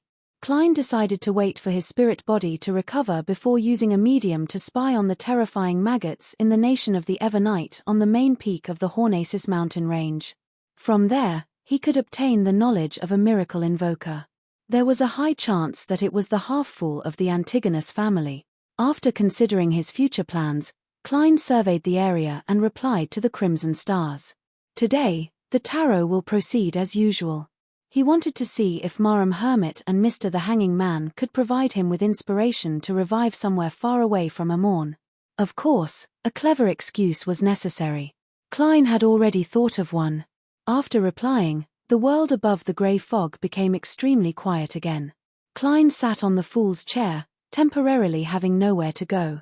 After a moment of silence, he leaned his body slightly and used his right hand to prop up his head, looking straight ahead. On the long mottled table, delicacies and exquisite candles appeared. The surrounding high-back chairs became even more reminiscent of the current era. Silhouettes materialized one after another. Some of them were middle-aged men with loud voices and silver hair. Some of them were women with Asian faces and ear-length hair. Some of them were young men who were enjoying delicious food while playing with their phones. Some of them were young girls who were laughing and joking with each other. After them, new figures appeared. They were done with a high hairline and deep grey eyes, and daily with blue eyeshadow and blush. Above the greyish-white fog, they surrounded the warm table that flickered with candlelight. They chatted happily and would comment on the delicacies from time to time. Klein maintained his previous expression and posture. He propped up his face with his hand as he silently watched this scene. He didn't move for a long time. Chapter 1200. Beekland, Northborough. Leonard, who had just arranged the mission for his team, saw the endless grey fog and heard Mr. Fool's response. He heaved a long sigh of relief and suppressed his voice. From the looks of it, there aren't any problems. Since Mr. Fool could give feedback like normal and convene a tarot gathering, it meant that he had already won against Amorn. This way, Klein would likely be able to escape his predicament. In Leonard's mind, Palez Zoroast's slightly aged voice scoffed, "Don't be happy so early. After you enter Sapphira Castle, observe the fool and see if his right eye is wearing a monocle. Why you're saying that the present fool might be Amorn in disguise?" Leonard's eyelids twitched as he hurriedly asked. Palez sighed and said, "I can't rule out this possibility. We can't rule out this possibility. Amorn really can do such a thing. I'll take note." Leonard's relaxed mind instantly tensed up again. On the Sonia Sea, on the future. Mr. Fool actually took so long to respond. Does this mean that the world's German sparrow's disappearance has something to do with what he is plotting? I can't be sure. Perhaps Mr. Fool's lack of response was to save German Sparrow. And now, he has succeeded. He didn't directly mention this matter because he plans on letting the world narrate it on the tarot. After Mr. Fool's voice sounded in her ears, thoughts flashed through Catlear's mind. With the contents of the Queen's letter, she suspected that George III's death had something to do with Mr. Fool's interference. The disappearance of the world's German sparrow was also a continuation of this matter. Catlear's first reaction was to write to Queen Mystic Bernadette and tell her that German Sparrow had been found. However, after some thought, she held back her urge and planned on attending the afternoon gathering to understand the exact situation. She wanted to figure out what could and couldn't be said before reporting it to Queen Mystic. No matter what, the matter seems to have been resolved. This Admiral of Stars heaved a sigh of relief and sat by the window in peace as she looked at the azure sky. Sonia Island, the edge of a prime-val forest. Alger Wilson stood on a thin branch and looked at the harbor and the blue sky not far away. A strong wind swirled around him, but it did not spread out and affect the trees around him. The illusory grayish-white fog appeared. Alger was delighted at first, but he soon became a little fearful. Mr. Fool only responded after a period of time. This means that his previous state was indeed a little abnormal. However, he has now recovered. He didn't respond to my request to borrow the unshadowed crucifix from Sun because he discovered my probing and my hidden thoughts. I can't do this anymore. Mr. Fool had only given a simple warning this time, and it was very likely that he would directly punish him the next time. Do not test God, do not test God. As his thoughts raced, Alger lowered his head and said piously, "Thank you for your kindness and tolerance." Beekland, Earl Hall's luxurious villa. Mr. Fool didn't convey my question to Mr. World.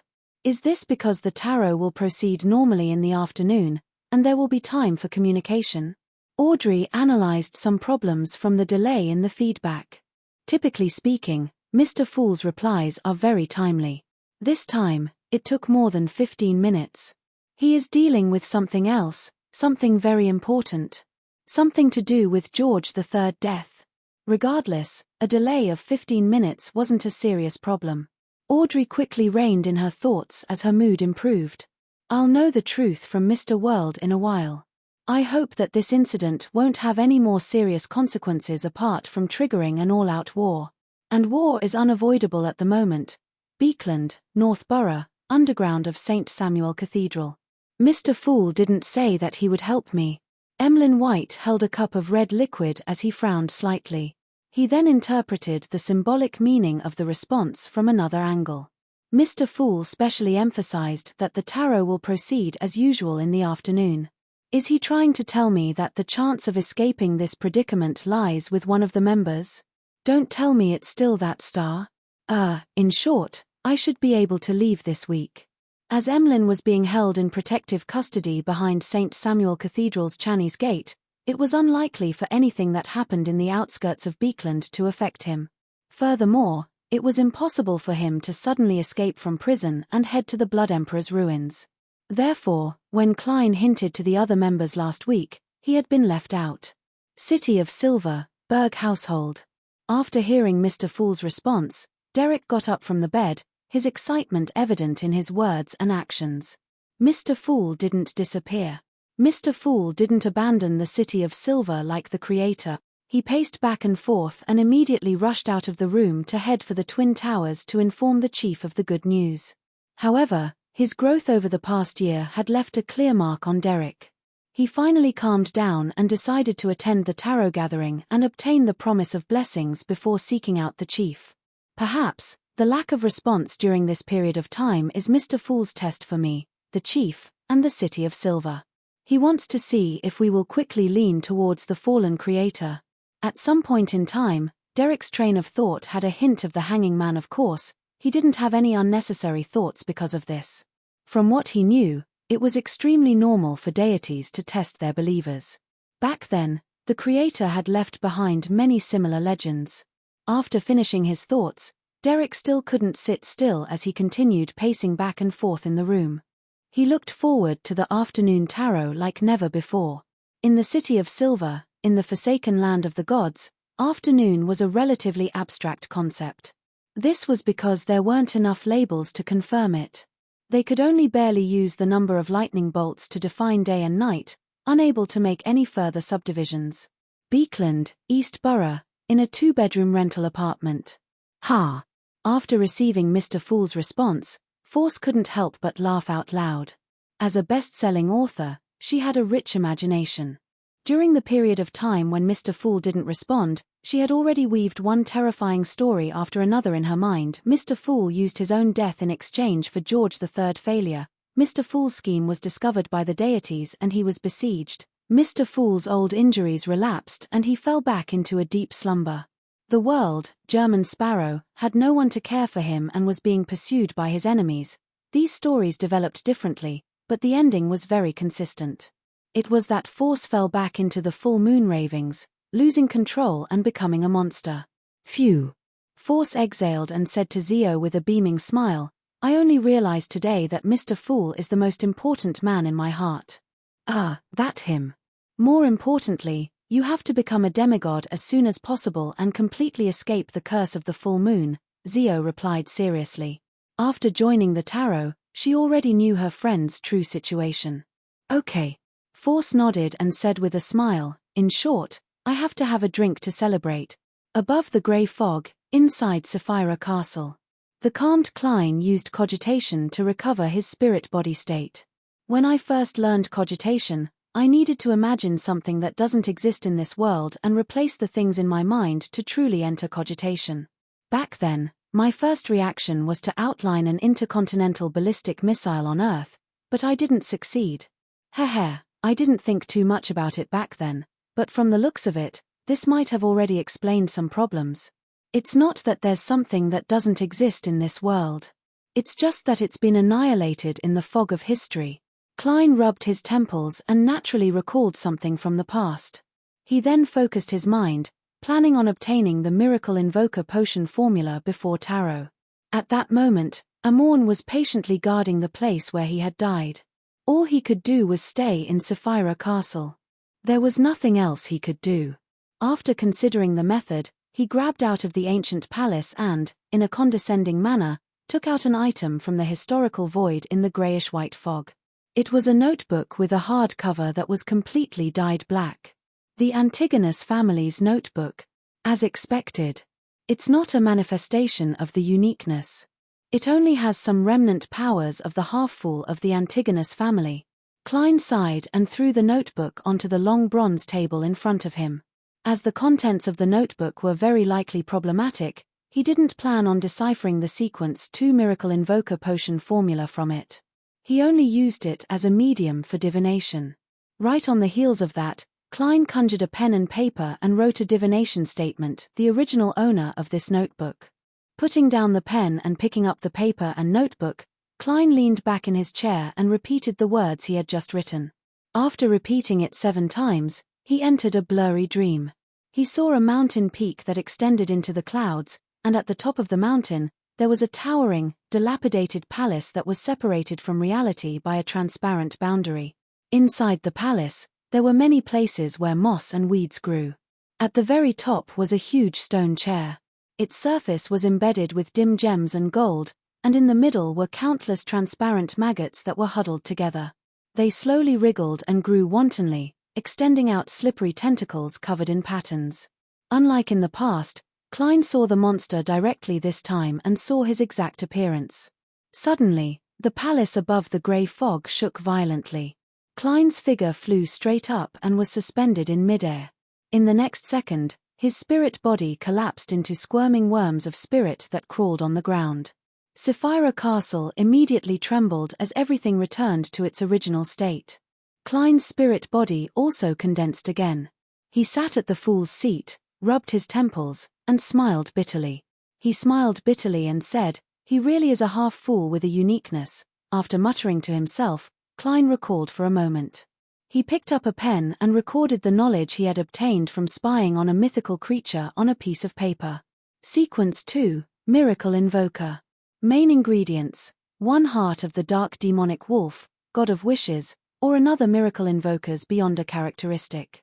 Supplementary ingredients: 300 milliliters of the dark demonic wolf's blood, 1 worm of time, 1 worm of star. Advancement ritual: let a forgotten piece of history return to the present era. P.S. During this period of time, readers have been sending me private messages, telling me to ignore the comments and to write what I want to write calmly. Actually, I've been very calm the entire time. I didn't panic at all. On the one hand, I was indeed prepared to have my subscriptions drop by a lot. I seriously wanted to write this scene and the reveal scene. On the other hand, it was also to thank everyone for not forgetting to subscribe automatically while I was fattening up. Not only did my subscriptions not drop, they increased. To be honest, if I were to see such a plot myself, I would first take a break and read it in one go. To my surprise, during this period of time, the subscriptions were maintained at around 53,000. This was a rather high standard. After summoning Zaratul, it kept rising. The 2 chapters of Chernobyl and Lil Ku's suicide broke 60,000 subscriptions in 24 hours. It's also considered a record on the Chidian platform. Yes, to me, the most important thing isn't the data, but to verify some of my ideas regarding creation. At the very least, my understanding of a certain branch of the plot's tension doesn't seem to be wrong. Chapter 1201. To let a forgotten piece of history return to the present era. Return, not reappear. The meaning of the two are completely different. It's not that I can complete the ritual by writing the true history of the 4th epoch or the 3rd epoch and spreading it. Klein's right hand, which was holding the fountain pen, paused as he instinctively analyzed the contents of the miracle invoker potion. After some thought, he found something that perfectly matched the requirements of the ritual. It was to let the people of the City of Silver escape the forsaken land of the gods and return to the northern and southern continents, allowing the history that had been lost for 2,000 to 3,000 years to descend into the present era. This isn't as easy as evading Amorn's pursuit. The only way to leave the forsaken land of the gods is to enter the giant king's court and open the palace where Dark Angel Sasria is sleeping. This is the negative personality of the ancient sun god. He's ranked first among the kings of angels, and is known as the left hand of God, the deputy of heaven. He might even be stronger than the current Amorn. Furthermore, his current state has received the attention of the various deities.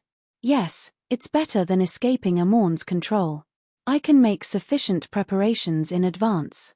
Klein slowly exhaled, feeling that the ritual still had a certain chance of success. In fact, he knew very well that even without him, the City of Silver would still attempt to open the door to the giant king's residence time and time again to find a way to leave this forsaken land. Like a moth that had seen a flame, they would not rest until they were dead. No matter what, with my participation, the chances of success will definitely be higher than now. Klein subconsciously wanted to lure Amorn over when he opened the door to the Dark Angel's slumber and create chaos to offset the damage brought about by the Dark Angel's awakening. This was a tactic he was rather familiar with. However, he ultimately rejected this idea because it was too dangerous. After spending some time with Amorn and truly seeing the level of a king of angels, Klein instinctively feared these terrifying existences. He no longer had the thought of using the conflict between them to create chaos.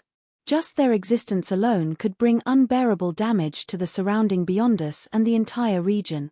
Under such circumstances, trying to rely on them to create a chaotic situation was no longer comparable to walking on the edge of the abyss. If one wasn't careful, they would slip down. Without the determination to fall into the abyss and fall into eternal hell, it was best not to attempt it. Unless there was really no other way, even escaping was an extravagant hope. Klein did not want to make similar attempts again. Indeed, a portion of a miracle invoker's Beyonder powers comes from history. That's why there's such a ritual requirement. How do the other scholars of your complete it? Klein looked at the parchment spread out on the long bronze table and thought of a possible solution from another perspective. If it were me, I could only think of a way to isolate some people and some history from reality until they have been forgotten. Only then would I let them return to the current era. This might take 300 years, 500 years, or even longer. This is really an evil act. Haha, somehow it reminds me of the peach blossom spring. After this consideration, Klein believed that the difficulty of this ritual for the other scholars of yore was still whether their lives could last until the end. Furthermore, there were too many accidents that could break the isolation. The forsaken land of the gods has perfectly resolved these difficulties, but it has brought about even greater difficulties. Dark Angel Sasria. What's the state of this heaven's deputy? Is it related to the ancient sun god's resurrection arrangements? The level involved has already reached the ceiling of this world. Why am I always involved in such matters? Klein gave a self-deprecating laugh. He could roughly guess that this was due to the influence of fate brought about by Sapphira Castle. After all, even blasphemer Amorn wasn't willing to bear such a fate. Reigning in his thoughts, Klein returned his attention to the Miracle Invoker potion formula itself. The Worm of Star is from the Apprentice pathway. The supplementary ingredients include high-end spirituality ingredients from 3 similar pathways. I've already turned the Worm of Time into a Fate Siphon Charm, so there's no way to restore it. I'll get Leonard's grandpa to lend me another one. How can it be called lending? I'm planning on using the upgraded yesterday once more charm to exchange for it. Where can I find a Worm of Star? There aren't many demigods of the Apprentice pathway in the real world. The Aurora orders Saint of Secrets booties. However, I'm in the forsaken land of the gods, so I can't deal with him. I can only seek Marum Hermit and Queen Mystic's help. At the same time, I have to urge Miss Magicians to quickly become a traveler.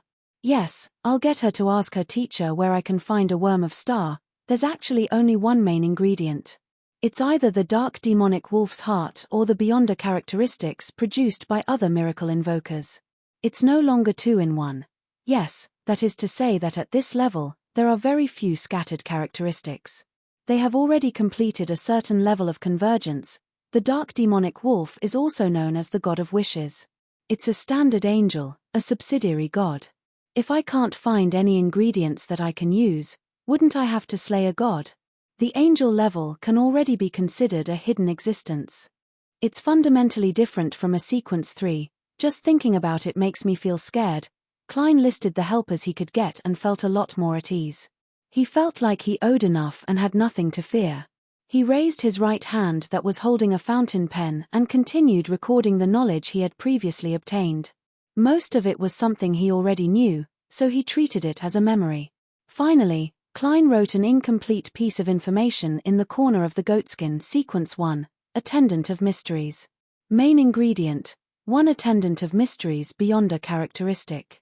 This piece of information meant that it was difficult to obtain a Sequence 1 Beyonder characteristic through other means. He could only choose 1 out of 3. One is with the half-fool on the main peak of the Hornacis mountain range. It's with the uniqueness. Another is with Zaratul. According to what Leonard said, the true creator has clues. Where could it be? By the way, the northern city ruin, Noir, where Little Sun and company hunted shapeshifters, seems to have high-level existences of the seer pathway hiding there. I wonder if it corresponds to a miracle invoker or an attendant of mysteries. Klein gradually had an idea. He planned on heading to the ancient city of Noir to do a preliminary exploration after successfully reviving and escaping from Amorn. After digesting the knowledge he had just obtained, Klein summoned his golden pocket watch from the junk pile and opened it to determine the time.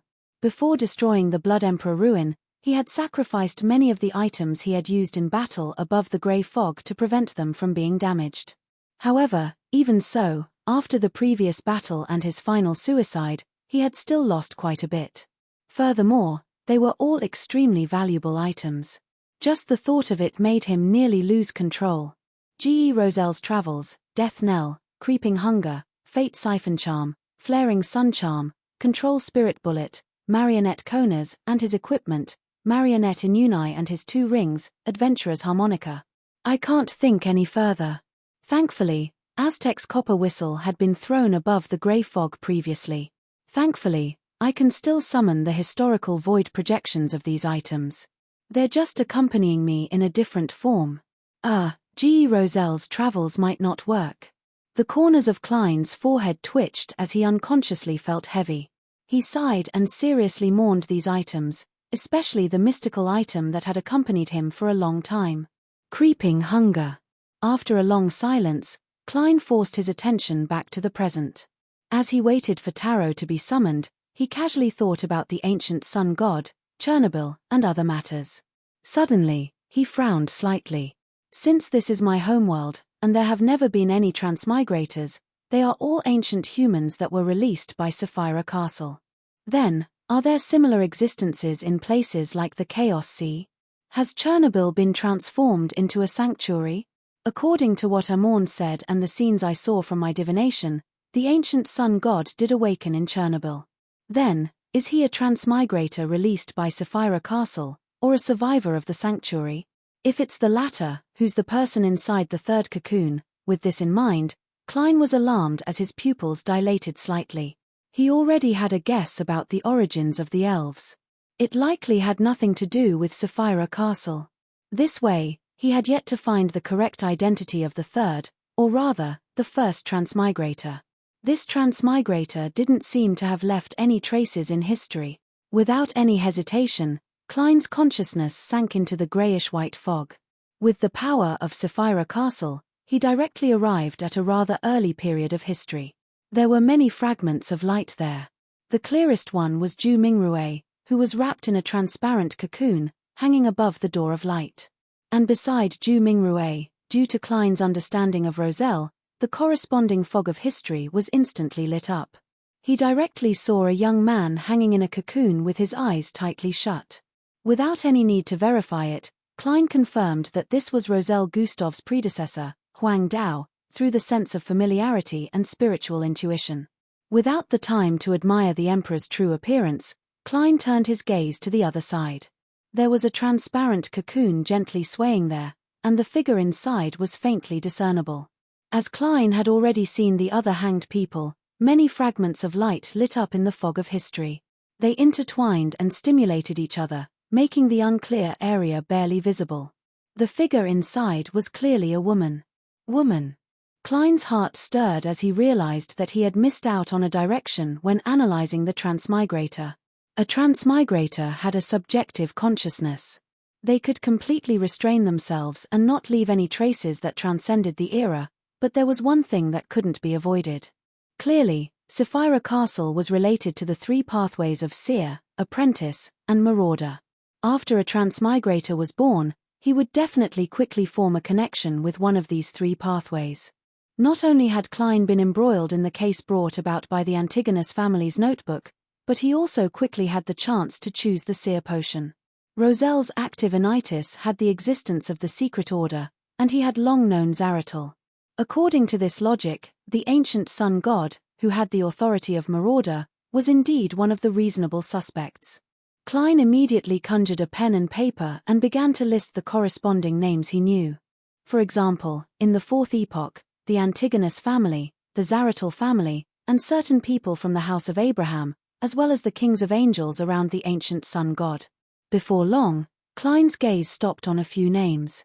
The one in front was the ancient god, Phlegria, who clearly had the authority of seer. Behind him were his subsidiary gods, god of the dead, Salinger, and goddess of misfortune, Amanises. The latter was now called the Evernite goddess. P.S. Seeking recommendation votes and monthly votes on Monday. Chapter 1202. Klein stared at the goatskin in front of him and didn't move for a long time. After a while, he patted the edge of the long mottled table with his palm, making all the items he conjured disappear. Summoning his golden pocket watch, he opened it and took a look. Klein pinched a message to Little Sun, telling him to prepare to participate in the tarot gathering. About 1,000 heartbeats later, dark red beams of light rose from both sides of the long bronze table, condensing into different figures on different high-back chairs. Without any pause, all the tarot members cast their gazes at the figure shrouded in grayish-white fog sitting at the very top. Seeing that Mr. Fool wasn't wearing a monocle, Leonard heaved a long sigh of relief inwardly. Then, he turned around and looked at the bottom of the long mottled table to confirm the situation of World Klein Moretti. Similar to him, Cat Lear, Audrey, and Magician's Force instinctively turned their attention to World German Sparrow after seeing Mr. Fool. One of them knew that the world was in a dangerous situation and could only seek Mr. Fool's protection. The other didn't receive any feedback for 2 days and suspected that German Sparrow had really been embroiled in the matter of George III and that something had happened to him. The other knew that the matter of George III contained a huge risk, and she was a little worried that Mr. World would suffer serious injuries. Seeing that World German Sparrow was unscathed without any abnormalities, Audrey retracted her gaze, lifted her skirt, and bowed towards the end of the long bronze table. "Good afternoon, Mr. Fool." With the situation of the world turning even more chaotic, the fact that tarot was still able to maintain its original appearance comforted her and made her feel much better. After the tarot members finished bowing along with Miss Justice, the Fool Klein nodded slightly and gestured for everyone to sit down. Then, he slowly surveyed the area and chuckled. You are very concerned about whether the tarot operation will proceed as planned. Upon hearing this, the hanging man Alger's heart raced, and he seemed to hear thumping sounds. Without a doubt, he believed that Mr. Fool was referring to him and was giving him a relatively gentle knock on the head. In other words, he was given a chance to repent. Alger lowered his head and spoke in a slightly trembling voice. We are not pious enough and think too much. Why is Mr. the Hanging Man apologizing on my behalf? Magician's Force, who had instructed Zio to ask Mr. Fool if tarot had convened as scheduled, was taken aback. She gave up on thinking and turned to the end of the long bronze table. We are not pious enough and think too much. So I'm not the only one who has been praying to Mr. Fool over the past few days. Mr. the Hanging Man said that he was thinking too much because the possibility of the tarot being cancelled made him have some unnecessary guesses. But Force shouldn't have thought of this. Audrey looked across her and then to her side as she came to a realization. The Fool Klein nodded and surveyed the area again. Such concern is considered normal. He then smiled and sighed. I've been using the world's body to play a game with Amorn in the Forsaken Land of the Gods. Thankfully, I didn't miss the tarot operation. Every word he said was the truth, but the information others deciphered would definitely be far from the actual situation. This way, even if Amorn released the news that the world, German Sparrow, was equivalent to the Fool, the members of the tarot would only scoff at Amorn for trying to deceive them again. During that period of time, the world was equivalent to the Fool, but it didn't mean that the world had always been equivalent to the Fool. A portion of the truth was actually equivalent to a lie. Playing a game with Amorn. Old Man's guess was really accurate. Mr. Fool had deliberately used Klein to bait blasphemer Amorn. From the looks of the present situation, he has obtained a rather satisfactory outcome and made Amorn suffer greatly. Leonard, who had long guessed it, felt that this was completely in line with his expectations. He didn't doubt Mr. Fool's words at all. Mr. Fool didn't reply for 15 minutes because he happened to be at a critical moment in his battle with Amorn. He has already recovered to such an extent. Audrey was pleasantly surprised when she heard that. For some baffling reason, she felt a strong sense of honor. The hanging man Alger could also tell from Mr. Fool's words that he had recovered further and was actually able to gain the upper hand in a direct confrontation with the King of Angels. This made him increasingly vexed over why he had suspicions and wanted to probe him. Mr. Fool hinted in advance that the tarot might be cancelled because he had long predicted that there would be a conflict with Amorn. It's even to the extent that he took the initiative to dig a trap for Amorn. Alger instantly thought of many things and felt that there was no way he could hide his thoughts in front of such a high-level existence. He warned himself once again, I can't do something like this again in the future. So Mr. World didn't give any feedback because he was used by Mr. Fool to fight Amorn. That King of Angels, Amorn, is really powerful. He actually needed Mr. Fool to take action personally. Magician's Force and Zio exchanged looks, no longer having any doubts about the previous question. Cat Lear roughly understood the reason for the world's German Sparrow's disappearance. She also guessed that a messenger with a contractual connection was likely unable to enter the Forsaken Land of the Gods. At the same time, she was secretly surprised that a King of Angels had appeared on the stage of this era. She felt that this was one of the signs of the apocalypse in the prophecy. Emlyn didn't know what had happened during this period of time as he looked at everyone in a daze. For some baffling reason, he had the feeling that he had been locked behind Channy's gate for more than a week or two. Perhaps it had already been a month or two, causing him to have the illusion that he was out of touch with the current situation. Mr. World has come to the Forsaken Land of the Gods. Mr. Fool used his body to fight that terrifying Amorn.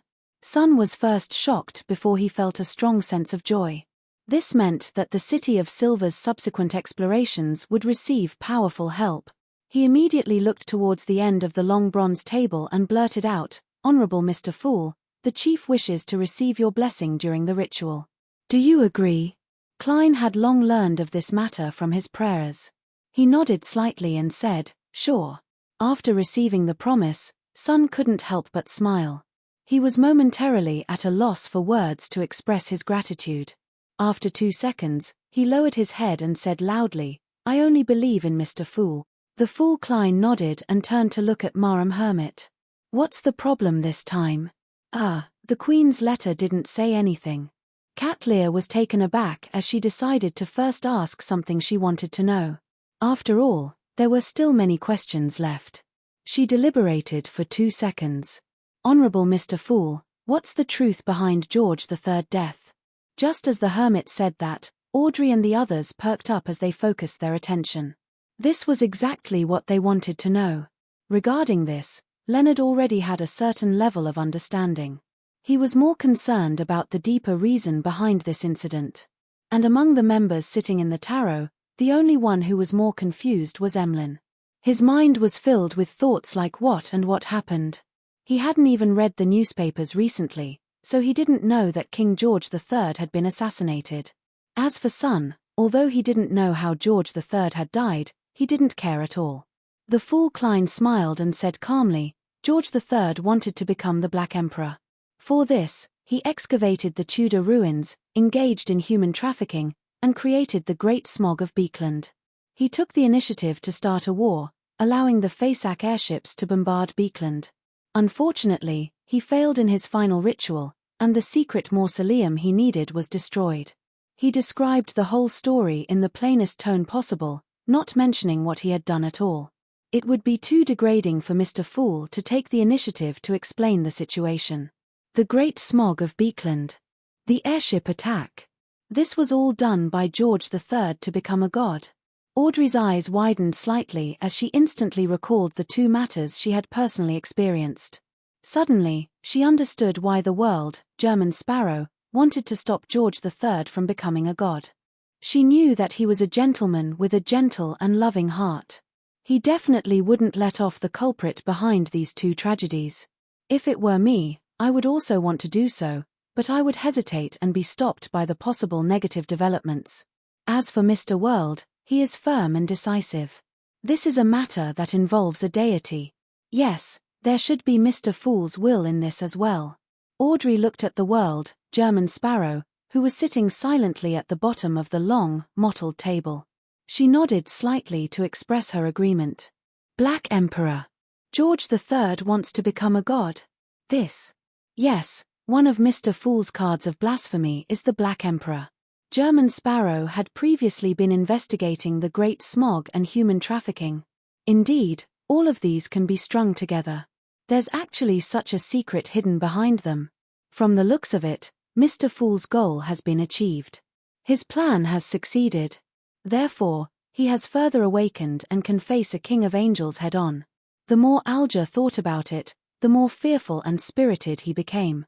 He felt that even though he knew some clues ahead of time, he was completely unable to see through Mr. Fool's plans. Amidst the shock of the star Leonard, Magician's Force, and the other tarot members, the hermit Cat Lear, who had a premonition of this, suppressed the waves in her heart and decided to use another question. Honourable Mr. Fool, what's the attitude of the 7 deities towards this? P.S. Seeking monthly votes and recommendation votes on Monday. Chapter 1203. Good question. The fool Klein praised inwardly as he expressed the Red Angel evil spirit's explanation in his own words. The 7 deities all wish for a Black Emperor, but they don't have a unified opinion on who should be the Black Emperor. When George III successfully obtained that ticket through secret preparations, the 7 deities could only tacitly agree to it, regardless of whether he acknowledged him. Is that so? Apart from the absent Emlyn and Sun, the other tarot members came to a realization. They roughly understood the contradictory behavior of the churches regarding the Great Smog of Beekland, the Fasak airship attack, and the assassination of George III. Immediately following that, a question arose in their minds. Since George III had already made preparations and had reached the final step of the ritual, and had obtained the tacit approval of the 7 deities, why did he still fail? They immediately thought of an answer: because Mr. Fool didn't agree. The church probably didn't seriously stop the destruction of George III Black Emperor ritual. Perhaps they even provided some help to Mr. Fool's subordinates. Did the Church of the Storm use this chaos to secretly do something? No, they probably wouldn't do too much to hide it. Leonard recalled the various details he had previously sensed and had a general grasp of this matter. The 7 deities tacitly agreed. Mr. Fool voted against it and sent the world and other blessed to secretly destroy George III's apotheosis ritual. But what does this have to do with the Queen? Why did she discover that German Sparrow had disappeared? Black Emperor. The Queen might have participated in the operation led by Mr. Fool and later discovered that her collaborator had disappeared. Cat Lear used her rich knowledge and experience to make a guess at the truth of the matter. And only at this moment did Emlyn connect the dots that he had just discussed and understand what had happened to the situation outside while he was locked up for protection. George III had plotted to become a god and had obtained the tacit approval of the 7 deities. In the end, Mr. Fool had sent a blessed to destroy the ritual and perish on the spot. Seeing that everyone was silent, the fool Klein looked at the hermit Cat Lear. Any other questions? Not this time. Cat Lear lowered her head even more. She was even more in awe of the great being at the end of the long bronze table than before. Although she had long known that Mr. Fool had the 3 angels, Snake of Fate, Death Consul, and Ancient Bane under him, as well as secretly controlling the life school of thought, she never expected that Mr. Fool would have the power to destroy a king's apotheosis ritual in the real world. Furthermore, he had foiled the schemes of a king of angels, the son of the Creator. Mr. Fool's hidden forces are even more exaggerated than I imagined. What use do we, the tarot members, have to him? The power behind it? His own growth? Or was it just a backup plan? Cat Lear instantly thought of many things. She momentarily forgot that she was already a Sequence 4 demigod. No matter which organization she was in, she would be considered a member of the upper echelons.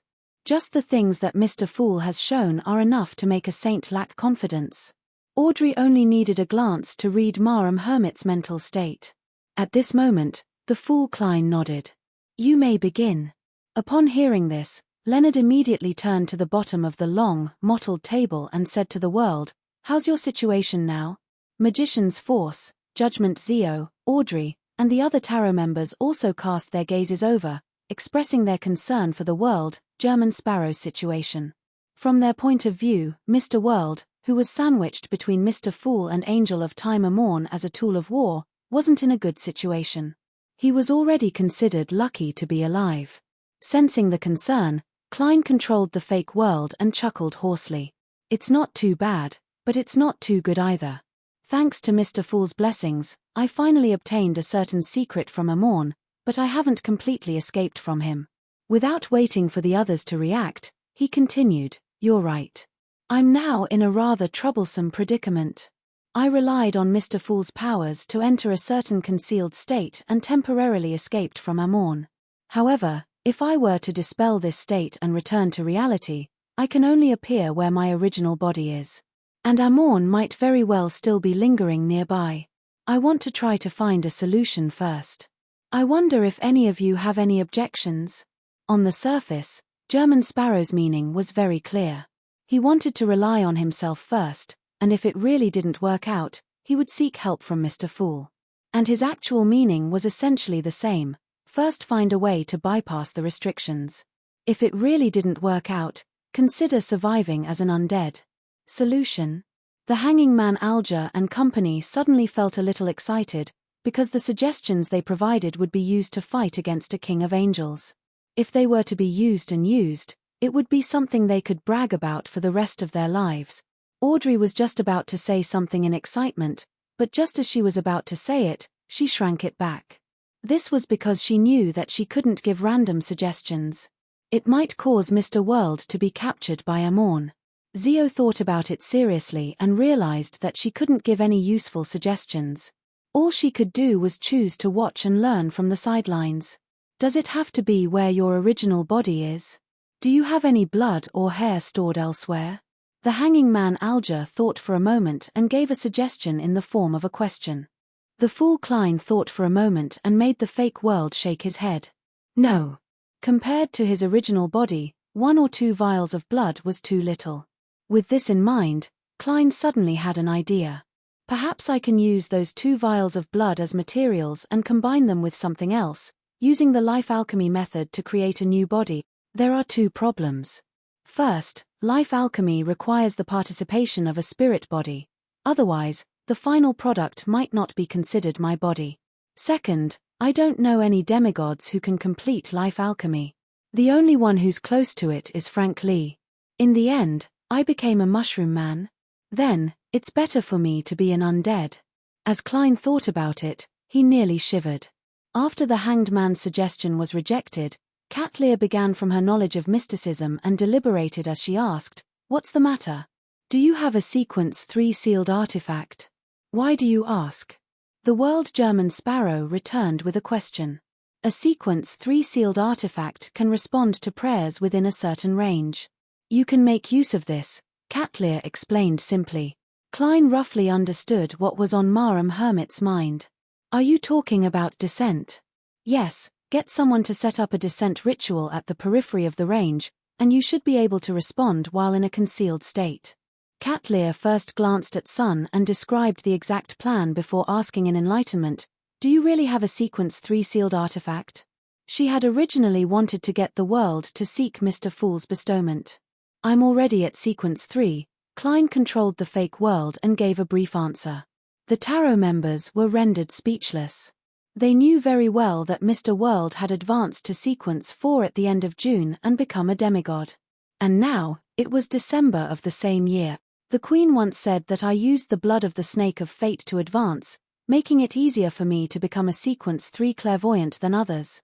Besides, the Tarot has given me a lot of precious mysticism knowledge, allowing me to digest the potion to a large extent. But even so, I still need more than half a year before I have a chance of reaching Sequence 3. Katlia subconsciously looked around and realized that the other Tarot members were in a half-numb and half-envious state. She sighed silently. "Is my suggestion useful, Mr. World?" The World German Sparrow shook his head. "In that state, there's a great limit to responding. Once he chose to descend, it meant that he would have to start his life as an undead, no, as a ghost. Perhaps, I can combine the two methods. Yes, I can use the method of praying to the Fool, Sea God, or Magic Protector to descend to leave the forsaken land of the gods, but there's no rush. It's too easy to expose the truth." The Fool Klein thoughtfully made World look at Leonard. Leonard instantly understood what he meant and replied, "Yes. I'll go back and look through the information to see if there are any other ideas." Obviously, his real intention was to go back and ask the old man. The old man was an angel who had a considerable understanding of Amorn. Maybe he could come up with a suggestion that no one else could think of. This was the answer Klein wanted. Following that, he made the World's German Sparrow say, "All right." The discussion of escaping came to an end for the time being. The World's German Sparrow looked at Magician's Force. "Help me ask the House of Abraham if there are any worms of star that haven't completely lost their spirituality. If there are, what do I need to exchange for them?" Worms of star were high-level spirituality materials. Most of the time, they didn't contain any Beyonder characteristics. Therefore, their spirituality would experience an irreversible loss. Without any special means, it was difficult to preserve them for too long. Worms of star. Magician's Force was taken aback for a moment before nodding. "All right." After receiving a reply, Klein made the World cast his gaze at Katlia. "If Miss Magicians isn't able to trade for a worm of star from the House of Abraham, I would like to entrust you with a mission." "What mission?" Katlia asked with interest. The World's German Sparrow smiled. "Hunting the Aurora Order's Saint of Secrets, Booties. 9 Heaven's Divine Emperors." Chapter 1204. Aurora Order Saint of Secrets Booties. "Mr. World wants to hunt him?" Magician's Force's first reaction was that she had heard wrongly. After all, German Sparrow had nothing to do with the Saint of Secrets. However, she quickly thought of the thing called the Worm of Star that was just mentioned, and she had a rough guess. This made her suddenly feel excited and agitated. This was because she also wanted to hunt the Saint of Secrets Booties to avenge her teacher's family. However, due to her low strength and her inability to produce sufficient remuneration, she had always suppressed this thought to the bottom of her heart. Although it sounds like Mr. World doesn't plan on taking action personally, Marum Hermit is also a Sequence 4 demigod. Furthermore, she has the support of Queen Mystic. "I can provide as much help as I can within my capabilities," As her thoughts raced, Force cast her gaze at the hermit beside her, waiting for her reply. Catlear thought for a moment and said, Bootes might very well be a saint of the apprentice pathway. It's very likely that Botis is a saint of the apprentice pathway. It's very difficult to hunt him. Furthermore, he has Rose Redemption backing him, as well as the true Creator's blessings. At my current level, it's almost impossible for me to complete this mission by myself. You can seek Queen Mystic's help. I will also arrange for other collaborators for you. Klein made World German Sparrow reply in a low and hoarse voice. The remuneration is the right to choose the final spoils of war, as well as mysticism knowledge that will allow you to digest the potion within this year. It's December now. Catlear's heart palpitated when she heard that. She deliberated and said, when the time comes, I will attempt to do it, but I can't guarantee success. No matter how difficult the mission of hunting the Saint of Secrets was, it wasn't as dangerous as accepting the hidden sage's indoctrination.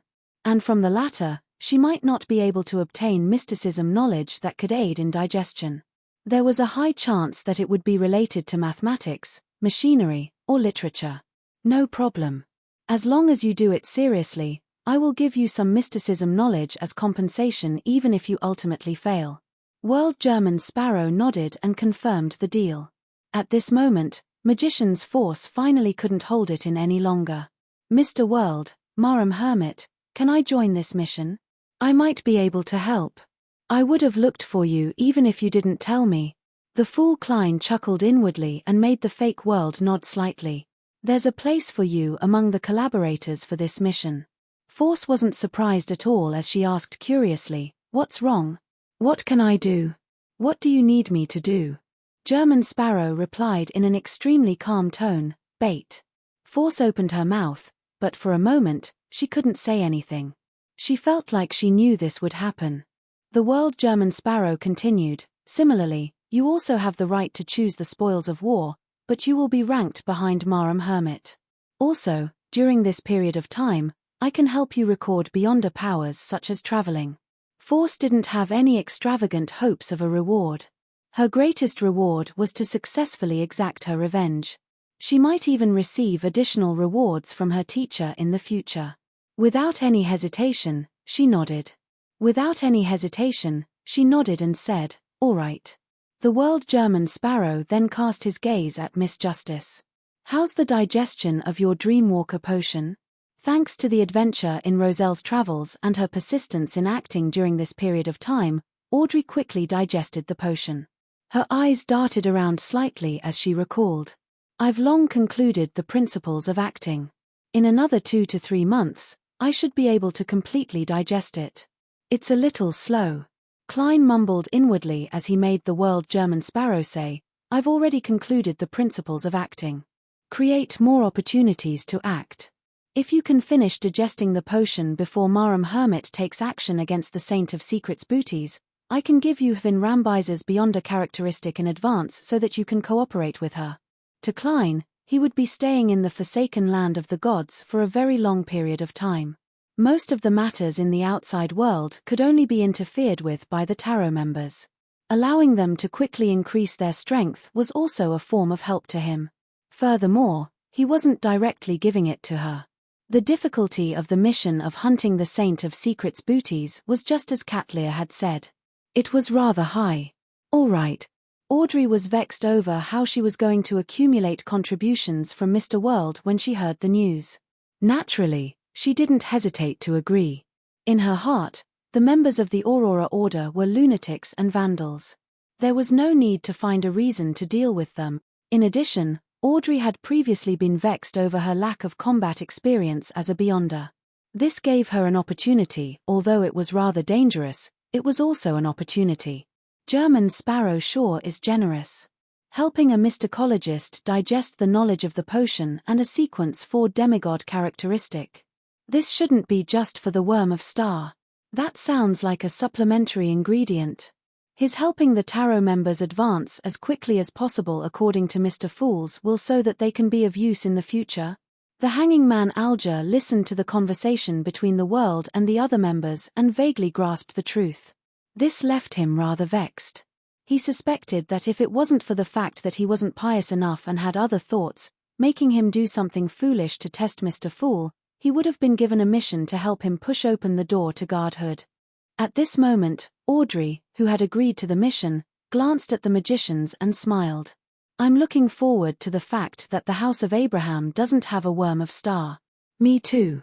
Magician's Force nodded seriously, indicating that she had the same thoughts. Seeing that the World and German Sparrow had finished speaking, Catlear thought for a moment and looked at Judgment. "Do you wish to join this mission? Do some peripheral intelligence gathering. The abilities you previously displayed in this aspect left a deep impression on me. Even without Maram Hermit's invitation, Zio wouldn't not help her friend when the time came." She nodded gently and said, "If the operation is in Beekland, I won't have a problem. If it's somewhere else, my usefulness will be reduced." A sheriff was always linked to their jurisdiction. The more familiar a place was, the more they could perform. Once they exceeded their range, they could only rely on their beyonder powers. "Your reward is to be the third to choose the spoils of war." Catlear looked at the star again. "If there's a need, I hope you can allow the official factions to appear at the appropriate moment." Leonard chuckled. "I hope you don't have to go that far. My reward is also a spoil of war, right? If I hadn't invited my dear poet classmate at the end, the mission to hunt the Saint of Secrets would have turned into a gathering for the female members of the Tarot." The fool Klein muttered inwardly as he got the World and German Sparrow to finalize the matter. All that was left was to wait for the House of Abraham's feedback. Following that, the hanging man Alger and son Derek reached an agreement on the rental of the unshadowed crucifix. Just as they entered the free exchange segment, Emlyn couldn't help but look at the end of the long bronze table. "Honorable Mr. Fool, can you give me a hint on how to escape the protective custody?" The fool Klein, who was shrouded in grayish-white fog, nodded slightly and said simply, "This week." "This week." His answer was very confident, but it wasn't a prophecy, but a judgment of the current situation. The current situation was that Fasak and Intis were attacking Ruin, while Faina Potter was attacking Ruin's allies, Lenberg, Mason, and other places. The three churches definitely didn't wish to suffer the destruction of the Sanguine in addition to their existing enemies. Therefore, Emlyn would soon be released, and it was hard to say for Father Utravsky. Similarly, the Sanguine's focus had definitely shifted to the world's situation. They wouldn't have the motivation to continue probing Emlyn's other companions. In addition, in the past 2 days, the person with the most forced reason for praying was Emlyn White. Klein suspected that a large part of the reason why he had been locked up in St. Samuel Cathedral's basement was to make it easier for the goddess to exert her influence. Now that the matter was over, he was no longer of any use. Combining these three factors, it wasn't difficult to conclude that it wouldn't take long for Emlyn to regain his freedom. The only exception was that this fellow had really been forgotten. Be it the Church of Evernite or the Sanguine, they had forgotten that such a fellow was locked behind Channy's gate. If that was the case, Klein would get Leonard to provide help when the time came. Emlyn heaved a sigh of relief and sincerely thanked Mr. Fool. At the end of the free exchange, the world's German Sparrow suddenly looked at the hanging man. "You said that you've already reached Sonia Island and are in the primitive forest?" "Yes," the hanging man Alger replied in puzzlement. German Sparrow pondered for a moment and said, "You can try to find the elven ruins. You can try to find some elven ruins. Maybe you'll find something extra." The hanging man Alger suddenly thought of the Book of Calamity and the scene he had seen in his dream. He nodded thoughtfully and said, "All right."